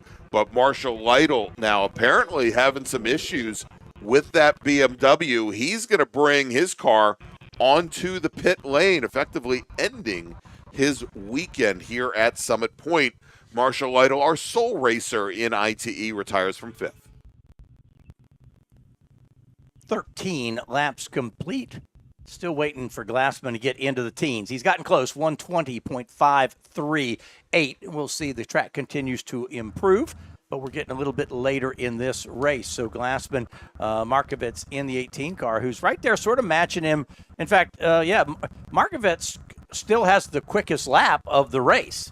So that's a well-done job there for the number 18. He's at a 120. Oh, excuse me. Nope, that's a 120 for Glassman, 121 for Markovitz. So Markovitz is close, but still just a little bit behind. As Glassman clicks off another lap in the low 120s. Well, that thing just sounds brilliant coming down the straightaway. We've also got sort of breezy conditions, so that's helped here this afternoon as well. See all the trees moving around. Yeah, I think that's helped maybe blow some of the water off the track surface here. Yeah, the sounds that Ligier makes, I think we mentioned it's I think a 4.5 liter Nissan motor from early 2000s, 2005, 2006 era, but doesn't sound like your typical Nissan truck motor. No. It's a little bit different than what we'll listen to driving down the road heading home this afternoon. Yeah, it is. It is something to behold. It is a beautiful sound. And even they've had that chassis on the iRacing platform for a number of years now, and for all of the iRacing events that I call, it's same thing. That is like whenever I call something with the LMP3 class, that's the one where I actually want to hear the engine noises in my ear. Typically, I don't want to. I want to have all of that sound down to not complicate the race call. But that car, whether it be in real life or whether it be in the virtual world, just glorious sounding. Aren't they the same thing now? Yeah, pretty much, yeah.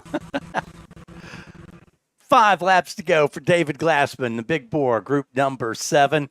He had Mistack out there for a little bit, letting Andrew sort of plow the way for him in the early stages, then took back control now with just 5 to go. Attention in the paddock. Second call to the grid for race group number 8, small bore production, GT Pinto, Legends Cars, STL and T4. Please head to the grid. Race group 8, This is your second call to the grid. Well, perfect timing here for my buddy Jim Karamanis to check in. Jim. Because Bruce is getting ready to go on track. So Jim Karamanis, who's part of the Pinto Posse, sending out his love to Bruce and everybody there in the Pinto Alley. I think everybody now is checking in and talking about Pinto Alley. Drew Erie, who's another one of our GT Pinto racers, said that he had some mechanical issues that he found a little bit too late in the game towards the end of the week. Otherwise, he would have been here racing as well. So thanks for watching us online, Drew. Appreciate it. And say hi to your lovely wife, Rena, who many times volunteers here, and I think just had a birthday in the last couple days. So all the pressure on Bruce Shelton in the next race because he's got all the Pintos watching it. That's right. Carry on a proud tradition, my friend. And I don't know, yesterday's race, he did not complete that race. We saw him come onto pit road, so we've talked it up. Hopefully whatever took him out early yesterday has been rectified. All right, so jump back on board with Andrew Mistad because he's coming out. We were talking about the family battle there between Andrew and Devin as he's coming up on his son right now. And let's see if Andrew gives a little wave to Devin as he passes by, coming onto the front straight. He locks in right behind as they come across the start-finish line. Does he pop to the inside? No, I think he's going to sit there and just torment his son for a little bit. No, now he moves to the inside. Under braking going into turn one. He gets the pass done and no wave. Both hands on the wheel. That's fun. When you guys can, when you can share an experience like that together on track. Oh my gosh. That's a good weekend at the racetrack. Little couple flames out of the exhaust on the overrun out of the 88 machine. I look forward to that almost as much as the action on track. David Glassman resets fast lap once again as the track continues to dry, just turning in a 120.2. And as Corey Markovitz comes across the line in his Porsche GT3 Cup car, now just about 18 seconds back from the Glassman Ligier. Glassman will have 2 to go when he comes back to the line. You see him down the chute there. I want him to get into the 119s. Why? I don't know. Just I like to see things go fast. But right now you see he's being very careful. He's caught one of the other cars. He's just taking his time, being very patient to get by that car. There he does make that pass going into the carousel. There you go. So makes little work of James Wilson in the Touring 1 Porsche GT4 RS Club Sport. Wilson out of Philly. And just reset his personal best lap here in this session. Here comes Glassman now. Watch this, because he's dealing with lap traffic, and we'll look at this time just to give you an idea of kind of being patient with it. And actually didn't slow him down that much. He wasn't his best lap of the day, but it was still in the 120s. 1/10 of a second off what he had run before. So we'll see. Now Glassman's going to have a lot of open track available to him. Edwin, we'll see if he can put in a flyer here. So he's going for the bonus point for fastest lap. So yes. Which is no longer a bonus point. Well, in Formula 1, if you finish in the top 10, you get a bonus point. Got to finish in the top 10, though. Well, Glassman will definitely finish in the top 10. He's down the chute. Sorry. That thing is so fast that sometimes it doesn't look fast, because it's so under control. Like sometimes when everybody's kind of sideways and your hands are going crazy, it looks like the car's really fast. When it's just locked on a rail, it's fast and it doesn't even look fast. Right. Guarantee you, Glassman's still working hard behind the wheel. It is not on autopilot there for him. Absolutely. As he comes up the hill, and now as Glassman comes onto the front straight, he's going to see the 1 to go board, 2 miles, 10 turns remaining for him here this weekend at Summit Point.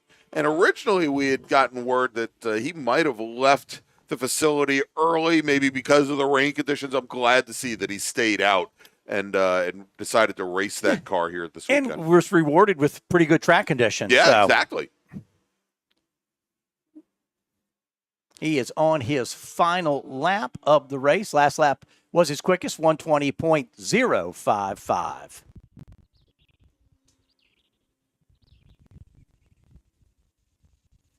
Up over the hill for the final time. Next shot we'll see you be heading down the chute. There he is, setting up for the carousel complex. Again, just a beautiful thing, especially if you're able to sit kind of trackside and watch that thing go by. It is art in motion.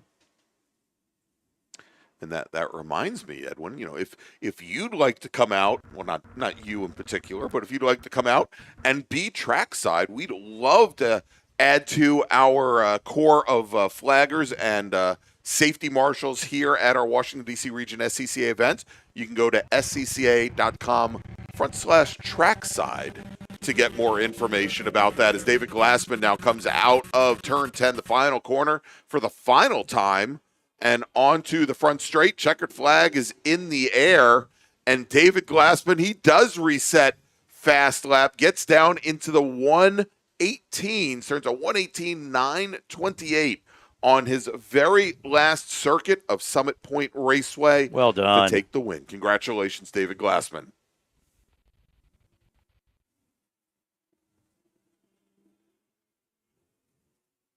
And as He's probably listening in the car. He heard we wanted a sub 120 laps. Heard him goose the throttle going into turn 3 behind us as Kari Markovits now crosses the line to complete the 20-lap race. Markovits will take the win in GT2, finishes second overall. Andrew Mistak, we'll see in just a moment here, in his GT2 Chevrolet Camaro. There he is, coming through the carousel now. Goes and grabs a big bunch of fourth gear coming through there, and as he makes his way through turn 8, very cautious through that portion of the course, as Devin Mistak, and Mike Herbert cross over that little river, right? That's still there at the entrance to turn 8. They're going to come out of the final corner for the very last time. Andrew Mistak will finish third. Devin Mistak will finish fourth. James Wilson will finish in fifth in his GT4 RS Club Sport. I believe he already crossed the line. And Mike Herbert, who sets his personal best lap on this last lap of the race in his BMW 240i, he will finish sixth overall. All right, let's make a final call to the grid for our last group, Edwin. Attention in the paddock. Final call to the grid for race group 8, small bore production, GT Light, GT Pinto, Legends cars, STL and T4. Please head to the grid. Race group number 8. This is your final call to the grid. And so, Spencer, why don't we take our last commercial break of the afternoon as we get ready for our final race of the day here at Summit Point Raceway. You're watching the 2025 June MARRS, presented by RP Performance. We'll be back in just a moment. Grand Touring Enterprises is an internationally recognized and awarded full-service classic automotive facility located in Frederick, Maryland. Specializing in classic Italian sports cars from Ferrari, Lamborghini, ISO, and Bizzarini, Grand Touring's extensive experience ranges from pre-war to modern exotics, advising on all aspects of the classic car ownership experience, from service, restoration, and climate-controlled storage to sales and consignment. Grand Touring's focus is not just on preserving the history and prestige of these vehicles, but making sure that the driving experience is equally as spectacular and authentic. For more information, send email to tom@grandtouring.com. Grand Touring, legends in motion.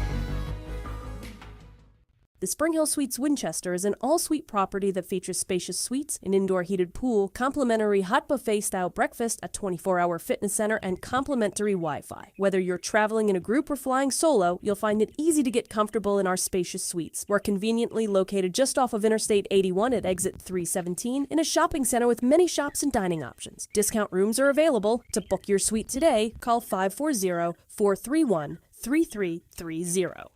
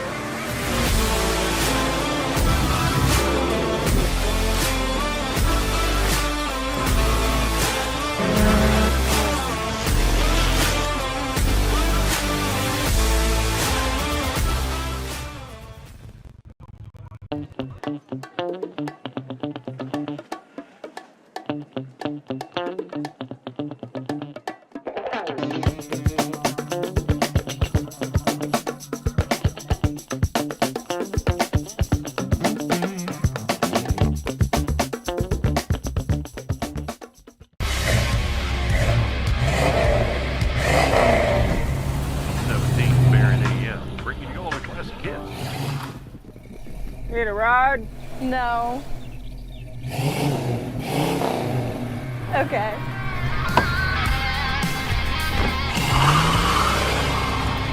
Taking you back to simpler times. Hey Dog. Belmont Classic Cars, Belmont, Ohio.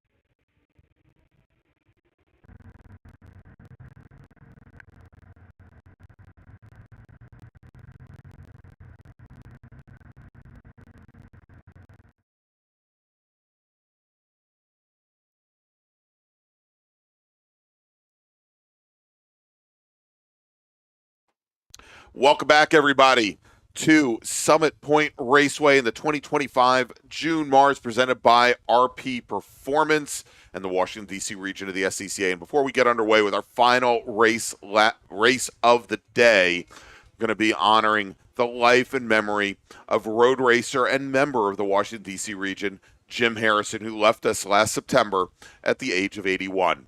He'll be remembered for creating endless, wonderful memories, racing a variety of cars during the span of his 60 years of membership in the club, whether it be his Bug-Eye Sprite, his Ford Pinto or Miata, or the Porsche that he and his team captured the 12 hours at the Point endurance race, overall, 3 different times.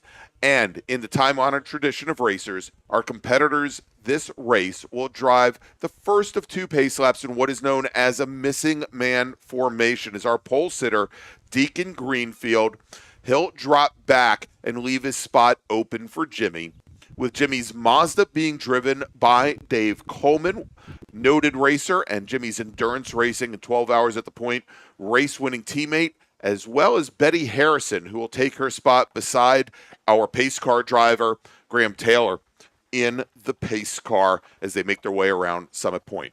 Born November 12, 1942, Jim spent his entire life in his beloved Annapolis. As a lifelong member of St. Mary's Catholic Church, he attended St. Mary's Catholic Schools, followed by Anne Arundel Community College and the University of Maryland, majoring in industrial engineering. As a master electrician, Jimmy took over his father's business and became principal owner of Harrison and Palmer Electrical Contractors, where he joined the Associated Builders and Contractors, becoming active in the apprenticeship program, where he showed his unselfish nature, a trait that showed up throughout his life, sharing what he knew to support the growth of others.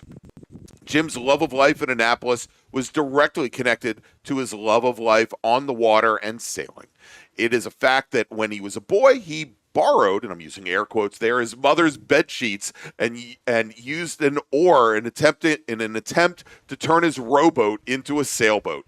Later in life, he would sail his real sailboat, La Fleur, on the Chesapeake Bay to the delight of his friends with whom he shared his love for sailing. One of his dreams came true when he was able to travel to New Zealand and watch the America's Cup with his wife Betty and their friends. Jim's love for adventure and speed was also evident in his passion for cars and for racing. Not only did he race up and down the East Coast with the Sports Car Club of America, but Jim returned to his unselfish ways by serving as an instructor at many driver schools, coaching prospective drivers towards their racing licenses. Jim also gave back to the club by serving as a member of the region's board of directors, and after retiring from driving and racing, Jim continued giving back to the sport by volunteering in various specialties, whether it be registration, tech, pit, and grid, as well as becoming a race steward with a focus on safety. In 2007, Jim was a recipient of the D.C. Region Sue Rathel Award for his lifetime of service and achievement, as well as the Regional Executives Award. But his love for cars didn't always have to be about race cars. Jim loved his classic Mini Cooper, and many weekends were spent with his Mini friends in the Capitol Mini Register, attending mini meets and social events. Jim and his wonderful wife, Betty, one of the region's 2 registrars, also found lots of time to travel, roaming, as we mentioned, from New Zealand to Budapest, Daytona to Maine to Alaska, Cancun, and Aruba. These travels took them by car, by plane, and cruise ship, each one leaving special memories that Jim just loved to photograph. And just like his photographs, many of which we're highlighting here today, Jim has left wonderful memories behind for us to remember and treasure. Jimmy is survived by his wife, Betty, and his brother, Reverend John Harrison. And Jimmy's family kindly asks if you would make a donation in his name to St. Mary's Schools of Annapolis and their annual fund, or the Chesapeake Bay Foundation. And so as our racers, our volunteers, and our racing family honor the life of Jim Harrison, I ask you please to celebrate with us, and may his memory always be a blessing. And so now, as Dave Coleman takes Jimmy's Mazda Miata on to the pit lane and back to the paddock, as Betty Harrison returns to the paddock, and the pace car now takes the field on the front straight, our pole sitter, Deacon Greenfield, goes back to his place here on the inside of the front row. And with that, Edwin, let's run down the starting order for our final race of the day. Well, and after that moving tribute, we go into what we all love, and that's watching cars in competition. Deacon Greenfield on the pole in the 32. He is your STL pole sitter. Paul Marconis in the 48 is starting next to him. Thomas Beverly in the 4 and Ted Cahall in the 182. That's row 2. Brian Price in the 51, Mark Liller in the 127. They'll make up row 3. And then Robert Connor in the 9 and Steve Moeller in the 49. They are row 4. Alex McBain is in the 75 car, and then Michael Arendosh in the 33, who will go 10th. Starting 11th, Kevin Conlon in the 14. Robert Cahall is in the 178. And then to row 7, the 81 of David Gast in the 50, Chuck Allard the 3rd. Ben Foltz in the 52 car. He will go 15th. Alex Cumming in the 24 is 16th. Row number 9, Michael McQueen in the 27 and Madden Workman in the 152. And then in row 10, Bruce Shelton in the 11 and Jennifer Romes in the 186. Elliot Golden set to row in row 11, car number 72. Carolyn Barry Browner in the 90 car next to him. Dan Rolfe in the 85 car in that row with Kathleen Leidick in the 64. Starting 25th is Alan Lesher in the 61, and Kevin Van Horn will round out the field. All right, and a couple drivers, looks like they did not make the grid.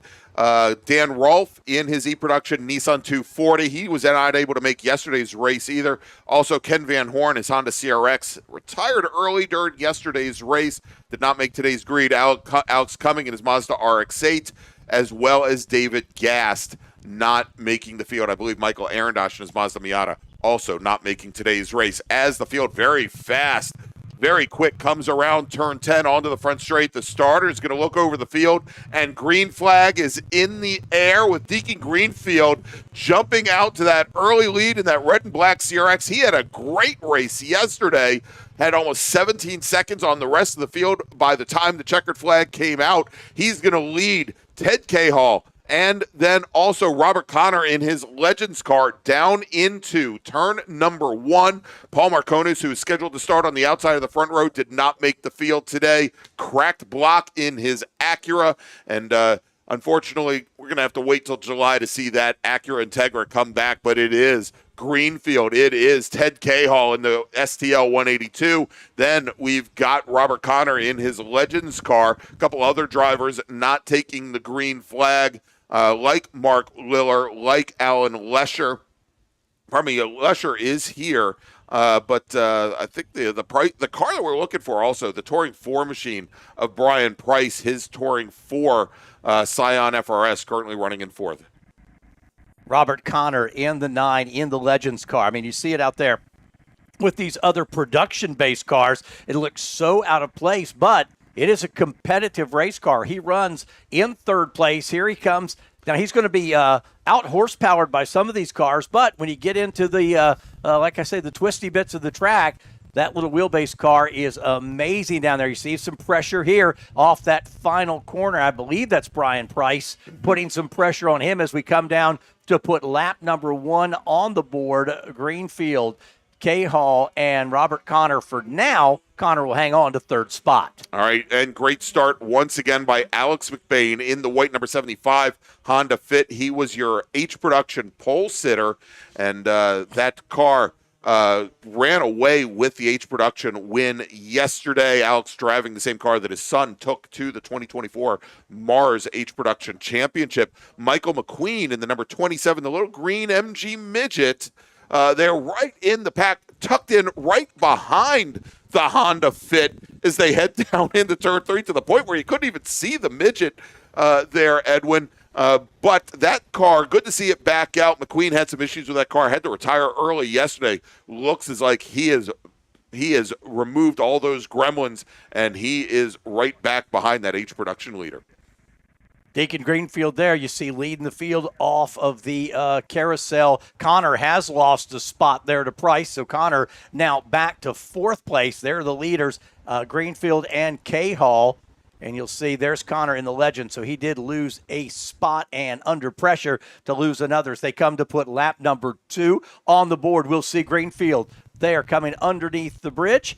and lap number 2, just like that, is complete. There you go. And right behind that Legends car, that is Steve Mahler. He is in the number 49 STL Mazda Miata out of Bethlehem, Pennsylvania. That's a car that Steve has raced for a number of years in the ITS class. He has just recently reconfigured it to run an STL. He's currently third in that class. Now, as we've got a number of racers trying to get by Alex McBain's Honda Fit, we got Bob Cahall and Kevin Conlon, both in their STL Mazda Miatas, working together in a train, trying to push forward ahead of that Honda. They've got probably a good 60 to 65 horsepower on the Honda. It should not be a big issue. I'm sure Alex probably wishing that this track was still very damp, although not so much any longer. One of them, and that's the Cahall car, the red with the black hood, gets by the Honda Fit. Well, you talked earlier about somebody tucked in behind you, almost lost in the last lap. One of the Miatas was tucked right behind that Fit, and literally you could not see it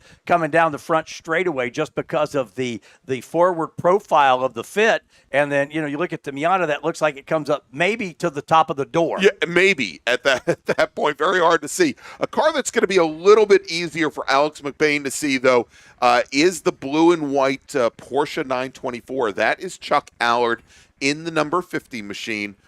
Chuck, multi-time MARRS champion, former member of the board of directors, and he had a very strong showing at the end of yesterday's race. He's starting to close down just a little bit on that Honda Fit as he has gotten around the McQueen midget.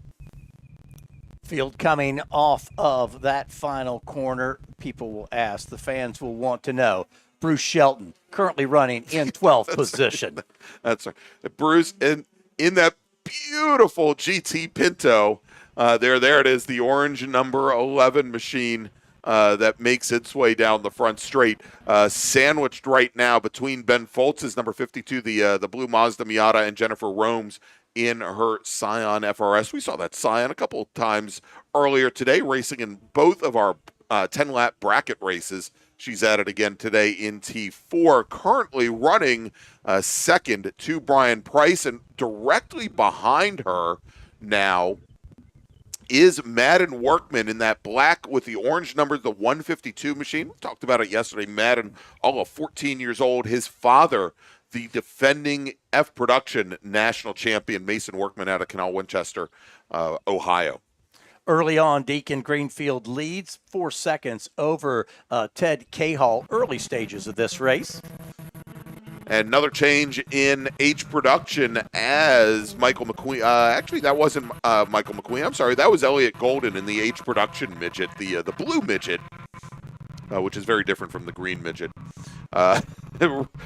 Battling and challenging Carolyn Bayer Broering now for fourth position in class. After Connor lost that spot to Brian Price, I thought Moeller was going to come on up there and start giving him a little fit, but now Connor's about 3 seconds ahead, so Connor's got a gap back to that fifth place car. A lap or so ago, it looked like Connor was going to be in jeopardy to lose another spot. Now he's throwing the colt to him. In fact, there you see him. So right there in front, there's third place of Price. There's Connor in fourth, and then that should be Moeller right there, yes. And it is. So there's Moeller in fifth spot. And it was so interesting watching the start there with Bob Connor, jumping out to the early lead. We know that those Legends cars have, because of their gearing and the motorcycle motors, and I think that they just now moved to, is it a 1200cc Hayabusa motor, I think, in them now?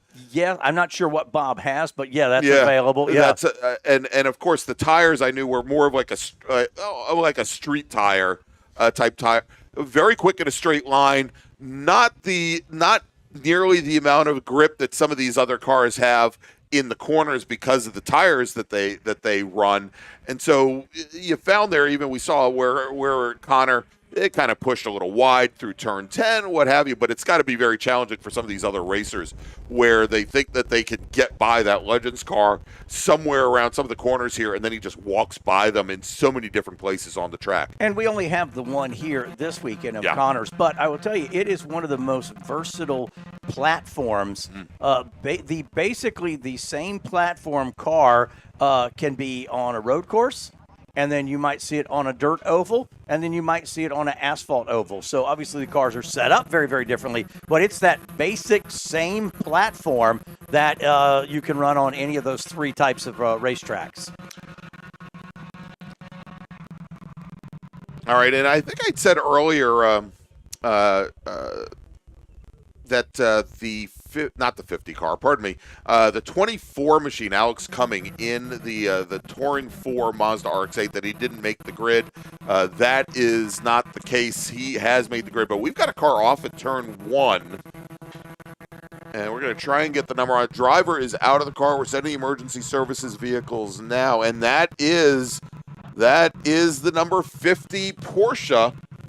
That is Chuck Allard, who had some issues, got the car into the gravel trap. I don't know if that is exactly why he stopped there, but again, he has gotten out of the car. That car is literally feet off the track surface in what is certainly an impact zone. We are staying with just a local caution right now going into turn number 1, and because it's past the turn 1 flag station, that is the only place where there is a local caution. But as soon as drivers cross the start-finish line here, Edwin, and they start coming down the little hill on the front straight, they should be able to see that car sitting there and not moving. Yeah, one of the safety vehicles went down there. I think they were responding to the driver first. Yeah. And I don't know if they'll try to pull it out or just leave it there for the remainder of the race. We'll wait and see. And this is the perfect person, and I saw him in the chat at the end of the last race. H Production Volkswagen Golf driver Mike Kelly, who is also, when he is not racing in SCCA racing, is a Legends car driver, does a lot of circle track racing, and he says that Bob has the 1250cc air-cooled 4-cylinder Yamaha FJ motor, but the new motor is actually the 3-cylinder Toyota motor, or not Toyota, pardon me, the 3-cylinder Yamaha motor out of the FZ09 MT09, a very popular motorcycle that it is water cooled and makes tons of power, tons of torque out of that flat plane crank motor as well. So that's the new one, but Bob doesn't have that in the car. And Mike's the guy to know a lot about the versatility of those those yes. cars. Thanks for checking in, Mike. That's right. He does. I know he does dirt, and I think he just did asphalt just a couple weeks ago, his first asphalt race in those cars. The only place we haven't seen him race it is here at Summit Point. And he's driven a variety of other things here. I've seen him in an open wheel car and other machines out here, but yeah, not seen him in a. He needs to do a weekend where he does he gets a Legends car. He does a road course, legend, asphalt, and dirt all in one weekend. Yeah, Mike, work on that. Line up sponsors now. Deacon Greenfield has extended that lead now to 13.5 seconds over Ted Cahall in the 182. Brian Price in the 51 car is third. So those first two cars, both STL cars.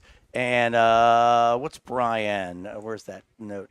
Touring 4. Touring 4. Yep. Touring 4 for Connor. And, of course, then our Price in the Touring 4, Connor then in the standalone Legends.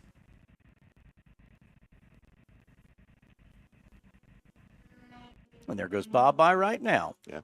And Bob Connor making up ground here. And, I talked about the beautiful Alpha that Patrick McGee's races in ITB. I want to throw another one. Kathy Leidick, who has been racing this Alpha Spider now for, I think, a good 15 years. Just an absolutely gorgeous, gorgeous piece. She purchased it and has treated it very well over the years. Wonderful to see her race that in E-Production.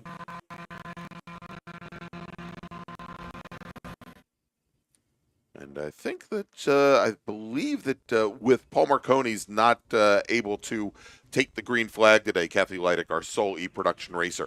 But as we take a look, we just saw him come down through turn 5. Deacon Greenfield, I said he took the overall win by, I believe, 17 seconds yesterday, as he pretty much put the car just in maintenance. There he is coming through the carousel now. He, at last check, had almost 19 seconds on Ted Cahall, and that is a battle in class. Is Ted Cahall second overall, second in STL. And Greenfield has run so far a flawless race. I don't want to jinx it, but as I said, that car, it took some development. This is the third year out for the car that he calls Roxy, and nothing but trouble. They took it to the national championship runoffs last year, and unfortunately, it made it only a single lap. But Chris Childs with Angry Sheep Motorsports, right up the road here in Winchester, has done a lot of work to get that car to be a competitive piece, and as we said, worked very well at VIR a couple weeks ago, and certainly has been strong here this weekend. When Deacon Greenfield comes by, start-finish the next time, he will see that we are halfway home, 10 down and 10 to go. Final race of the afternoon.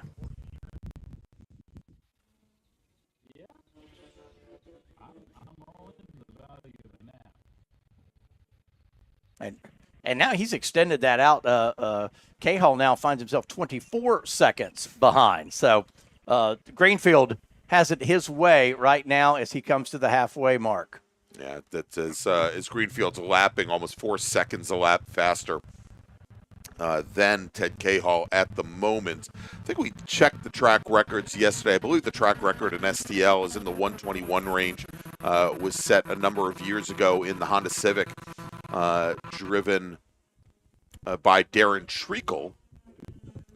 And yesterday, Deacon Greenfield got down as low as a 124.1. And even with the conditions being very different today, and perhaps not having nearly the grip levels that we saw during yesterday's race, Greenfield is still, as we said, into the 120, now into the 123 range as he runs a 123.95. So he's finding some time that he didn't see yesterday. Greenfield, K-Hall, and then it's Steve Moeller. They're your top three STL cars. Bob K-Hall is then fourth, and Kevin Conlon fifth. That's in class in STL as they run just past halfway.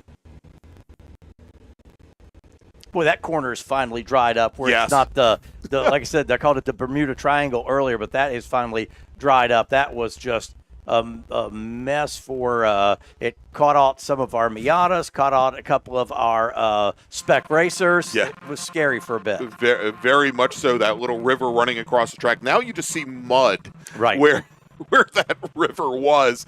There's it pulled quite a bit of dirt and debris across the track surface there. But yeah, much different track now there than we saw just in the last three races. As Jennifer Romes had a bit of a challenge there, as Madden Workman now works his way around Jennifer Romes. So Workman now your third in a podium position, third place in Touring 4 with Alex Cumming. And this is a battle we might want to see if we can track in on, as we've got the Battleship Gray, we'll call it Mazda RX-8, of Alex Cumming. The lap times we're seeing from him probably not very accurate. We've gotten word from race control that his transponders are working. But here they come down the hill into turn number 5 with Madden Workman in the black 152 Mazda Miata, car that he built with his father over the winter, right behind as he had just dispatched Jennifer Romes. And as they're making their way through the carousel, this is Madden's very first time at Summit Point, and it's also his very first race here after getting his rookie license, or probably his novice license, and he's starting to close things down just a bit on Alex Cumming. Yeah, he's got it under a second now, and that always makes it, when you're close enough, you can see them and start to chase. What you don't want to do, though, is change what you've been doing just because you're chasing the car in front of you. You know, keep running the laps you've been running. It's working for you. Don't change. Don't get into a chase mentality. You're still racing for your time and your fastest lap. All right, and just behind them there and going through our screen, the battle for the lead in H production, Alex McBain and Michael McQueen, who both just set their personal best laps that last time by. McBain losing about a tenth of a second to Michael McQueen behind. They're currently running 11th and 12th overall, and we'll see them come into our view here in just a few moments. Great fight here as Madden Workman now comes underneath Kathy Leidick's Alpha, going through turn number 3 in the chase for the lead in Touring 4. And he appears to have lost a little bit of ground now to Alex Cumming. Cumming had to get out of the throttle a little bit as our overall leader came underneath him going into the chute. Yeah, and get you an update. That you see our timing and scoring on screen. That is, they're having an issue with the transponder on Alex Cummings' car. So I think they put him in and put him a lap ahead. We saw this yesterday. As one car is off and safe return, but Deacon Greenfield still your leader. Alex Cumming again having a transponder issue. So that's why I think they were putting him in manually and maybe gave him an extra lap. Yeah, he had a great lap there, a 23-second lap. I think that would definitely be an overall track record here at some point. That car that had gone off just a moment ago over turn 8. That was Alan Lesher out of Mount Holly Springs, Pennsylvania, in his Dodge Neon. As he recovered just as our H production leaders of McBain and McQueen managed to drive by him. Madden Workman still there, 9th spot in the 152 car. And now Alex Cumming has dropped to 2nd. I think is the. We'll keep you updated. Yeah, on that well, one. Yeah. we know where he is. He is right now actually running in 8th position, I believe. There actually, I guess it would be. Yeah, it would be 8th position. Yeah, because Workman there earlier, this is in Touring T4, Workman had gotten by Jennifer Romes, and then Workman was only a second behind Cumming, trying to get past Cumming for that position. So he's there probably running 8th place is where Cumming should be. All right, as we have 7 laps remaining here in this 20-lap race. Greenfield getting all of the curbing there at the inside of turn 10.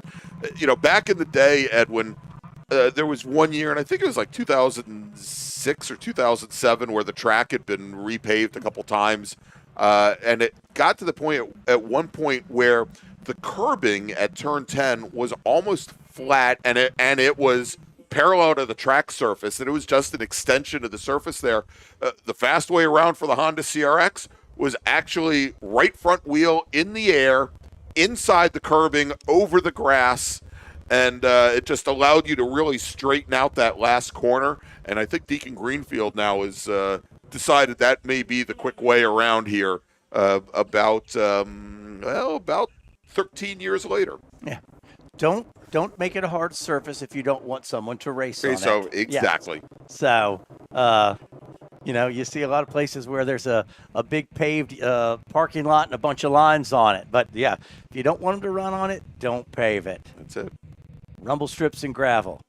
And that CRX, as I watched it come through 10, I talk about, as far as reliability with the drivetrain and electrics that had been such an issue for that car, it looks as though it handles so much better than it had in year number 1 and year number 2. As we watch him come through turn 10, has a nice little rotation mid-corner, and then he gets the car straightened out and is able to put the power down. The curbing does not upset the front wheels there. Nice soft front.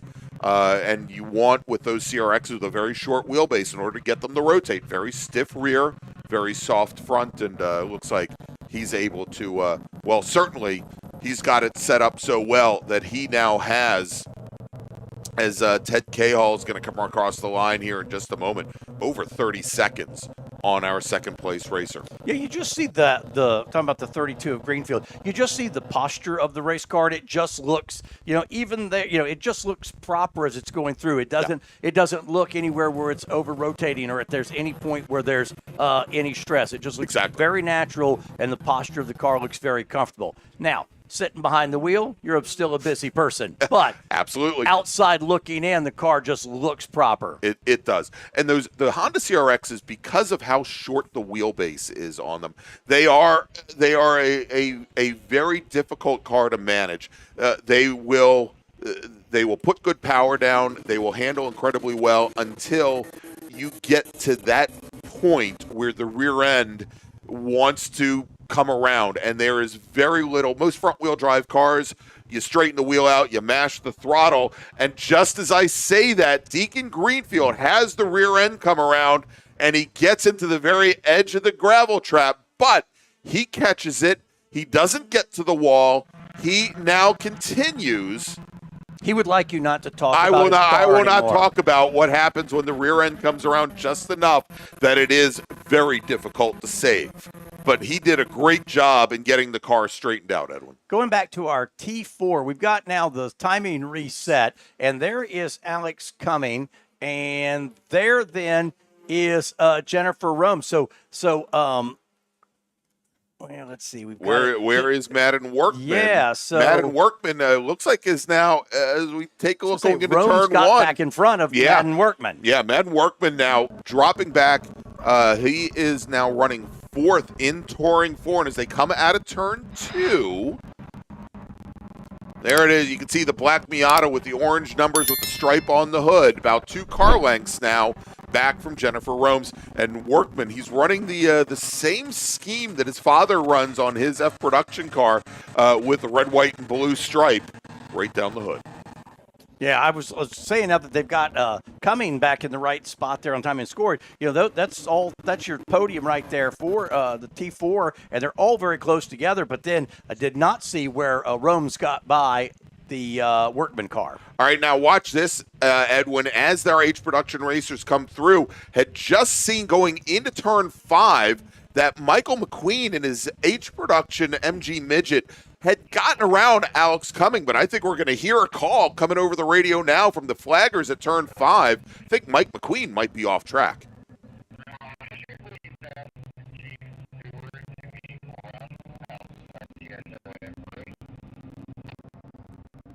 Yeah, we're just listening to the radio call now.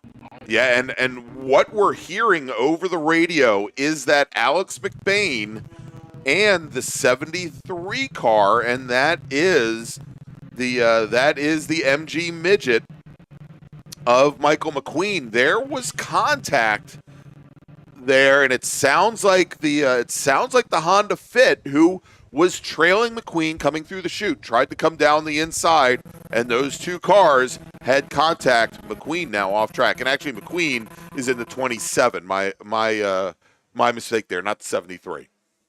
When we see Deacon Greenfield come back by start finish, there will be 2 to go. So we'll look for Greenfield. Should be coming up this way in just a little bit, but Greenfield will have 2 to go next time by. All right, and a little bit further back in that H production field, Carolyn Bear Boring still in her fight with Elliott Golden in the 72 MG Midget. That is the battle for the last step on the podium now here in H production. T4, Jennifer Rome still holding that position over Workman, but it's only like a half-second advantage. So that'll be a battle to the finish on how they finish. Cumming has gotten out. He's now about 2 seconds ahead of Jennifer to lead that class. Yeah, and they're coming onto the front straight now. Maybe even a little bit more than 2 seconds. It is about 6 car lengths. Now there is Cumming, there is Romes, there is Workman, and Workman now in the draft pulls alongside Jennifer Romes. But Edwin, as he pulled out, Workman ended up, I don't know if it just because he was no longer in the draft, but he ended up losing about 6 car lengths going into the braking zone of 1. Maybe he just felt maybe a little bit more or not enough grip there from the center of the track going into 1. Yeah, you see him here, there, in fact, a little wobble there under braking. It was weird. He popped out. It was almost like he threw a sail up or something. The car just stopped. Yeah, the air brake, it just fell back. All right, coming down through turn 10, that was Bear Boring and Elliott Gold in the battle for third in H production. And right behind them is Deacon Greenfield, your your overall leader, leading in STL, even with that little bobble of turn 10, just 2 laps ago. And he gets the 1 to go, 2 miles, 10 turns remain. Can Deacon Greenfield run the table here this weekend? He's got plenty of cushion over second place, so here he can be patient that final lap, pick his spots. I don't think he had any real traffic in front of him to deal with. Well, actually, he's got now going into turn 3. He's caught him, yeah. Yeah, he's got Golden, and he's got Carolyn Bayer Broering. And it looks like Greenfield, he's going to try to get by him going down through the chute. He didn't want to get in the middle of that fight. And look at that, as Golden's going to try to follow the CRX right on through as they come under braking into turn number 5. Unfortunately, we got some issues with the camera there, but as we stay here, we'll be able to see as Greenfield gets around both cars and Golden now gets around Carolyn Bayer Broering. Carolyn Bayer Broering tries to come underneath the midget going through 6B, cannot get that done, however.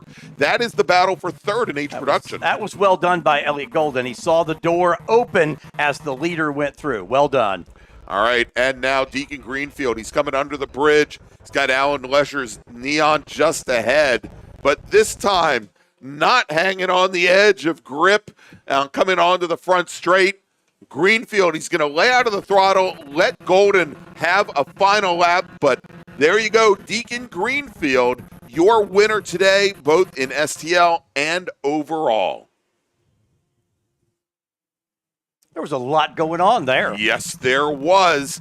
All right, and so in H production, Elliot Golden does beat Carolyn Bayer Broering to the line, so he will finish he'll finish third, she'll finish fourth, and it is still just a question of Alex McBain and Michael McQueen the last time by the Honda Fit with almost 9 seconds on the other MG midget in the field after they're coming together 2 laps ago.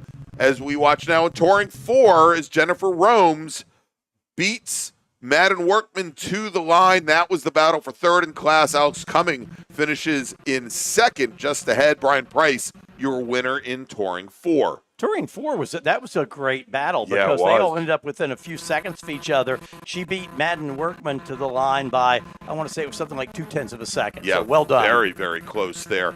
Absolutely. All right, so let's take a look at some of our other classes. Of course, Bruce Shelton, our Soul GTP driver, he finishes 14th overall. Alan Lesher in F production. He's our sole racer in the class. He's on his final lap right now. He turned in his fastest on the previous lap, on lap number 17. He should finish 17th overall. In E production, Kathy Leidick, our sole E production racer, she'll finish 18th overall. In H production, Alex McBain with the win, Michael McQueen second, Golden third with Boring fourth. And am I missing anybody else? I think that's going to wrap things up. And the biggest surprise for me is with that H production Porsche sitting right down at turn 1. We were able to keep this race going. Drivers didn't overdrive the corner and didn't have to run any laps here under full course caution, Edwin. Yeah, get everybody there full distance. That's the way you want to wrap up the day and wrap up the weekend. And I tell you what, some great race battles this weekend. Drivers worked through the weather conditions, took in many situations, took what the track would give them, and we saw some great battles. We saw some challenges, but overall, a lot of people going out of here pretty happy, and there'll be some folks who leave the track disappointed, and that's how it is after every race weekend. All right, absolutely. All right, so let's get things wrapped up here today. I want to thank our wonderful host with the Washington, D.C. region of the SCCA. Almost couldn't say that. Kyle Colby, our chief steward. Terry Hanishuk, chairman of the SOM. Of course, our race chair, Greg McDermott, as well as our registrars, both Beth Mills and Betty Harrison. I want to thank our wonderful partners and sponsors. RP Performance, title sponsor this weekend of the June MARRS. New sponsor Grand Touring, OG Racing, Spring Hill Suites of Winchester, Radial Performance and Tire Company, as well as Belmont Classic Cars. And in addition to that, I want to thank our contingency sponsors for SSM, both G-Lock Brakes and Toyo Tires. And I think most importantly, I want to thank our director, Spencer Gaynor. Well done, Spence. There you well go. Done. And Edwin, I want to thank you for coming up here and sitting in, and great working with you this weekend. Enjoyable. Not the first time we've worked together, nor will it be the last. So glad to come up and be part of the team. Very cool. All right, so for Edwin, for Spencer, I'm Greg Ginsburg, and we'll see you. Actually, Spencer, before I forget, let's bring that schedule up, what's coming up. Next up, July 12th and 13th, just about a month from now, Brian Donati's going to rejoin the team. We're going to be up at New Jersey Motorsports Park's Thunderbolt Circuit, and we'll be back here at Summit Point in mid-July. So want to make sure that you join us. If you haven't done so already, please go ahead and click that thumbs up button, and more importantly, hit the big subscribe button. We'll let you know every time that we go live. We don't want you to miss any of these broadcasts here for the Mid-Atlantic Road Racing Series or, well, the South Jersey region's U.S. Majors Tour event either. So for Edwin Pardue, for Spencer Gaynor, I'm Greg Ginsburg. Thanks so much for joining us, and we'll see you in just a few weeks. Have a great week, everybody. At OG Racing, when you are shopping on our website, when we say in stock, this is what we mean by in stock. Seats and seat bases, brakes, harnesses and restraints, shoes, suits and steering, helmets, gloves and undergarments, fire suppression, and so much more. Shipping directly to you from our conveniently located Sterling, Virginia warehouse with thousands of in-stock items. RP Performance is the only premier race shop in the region that specializes in both street and track Mazdas and is located right in the heart of racing at Summit Point's Gasoline Alley.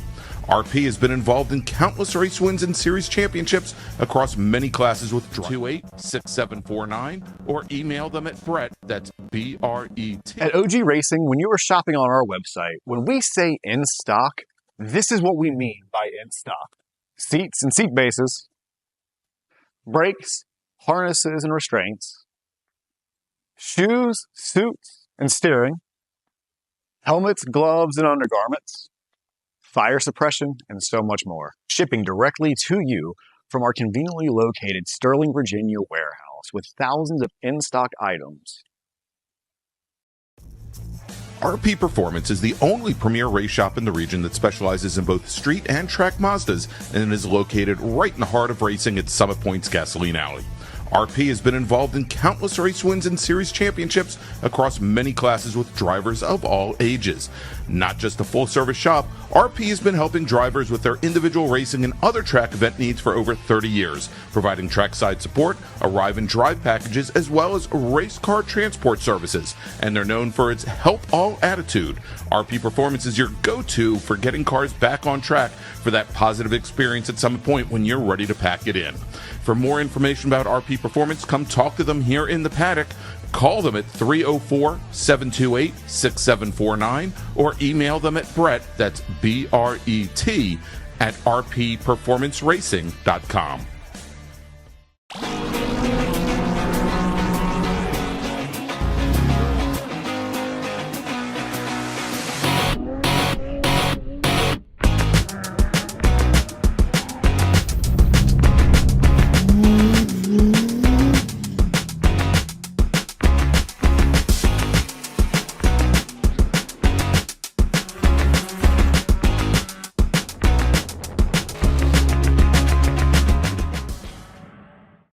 Touring Enterprises is an internationally recognized and awarded full-service classic automotive facility located in Frederick, Maryland. Specializing in classic Italian sports cars from Ferrari, Lamborghini, ISO, and Bizzarini, Grand Touring's extensive experience ranges from pre-war to modern exotics, advising on all aspects of the classic car ownership experience, from service, restoration, and climate-controlled storage to sales and consignment. Grand Touring's focus is not just on preserving the history and prestige of these vehicles, but making sure that the driving experience is equally as spectacular and authentic. For more information, send email to tom@grandtouring.com. Grand Touring, legends in motion. Since 1976, Radial Tire Company has been providing the Washington, D.C. area with quality tires, expert knowledge, and the finest service. They have earned a reputation as a premier specialist in hard-to-find performance tire and wheel applications and stock tires from all the top manufacturers for whatever you drive. From performance and race cars to SUVs and trucks to your daily drivers, Radial's mission is to assist you in getting the most out of your tires and car. To get a competitive quote on your next set of tires, now with free shipping, or to schedule online, visit RadialTireCompany.com or call them in Silver Spring at area code 301-585-2740. That's 301-585-2740. The Spring Hill Suites Winchester is an all-suite property that features spacious suites, an indoor heated pool, complimentary hot buffet-style breakfast, a 24-hour fitness center, and complimentary Wi-Fi. Whether you're traveling in a group or flying solo, you'll find it easy to get comfortable in our spacious suites. We're conveniently located just off of Interstate 81 at exit 317 in a shopping center with many shops and dining options. Discount rooms are available. To book your suite today, call 540-431-3330.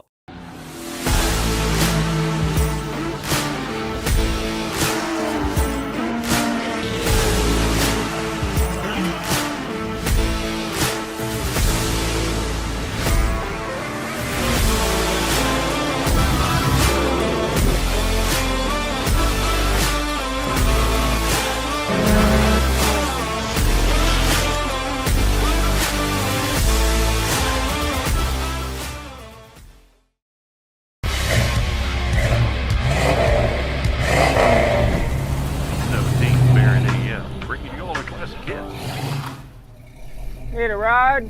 No. Okay.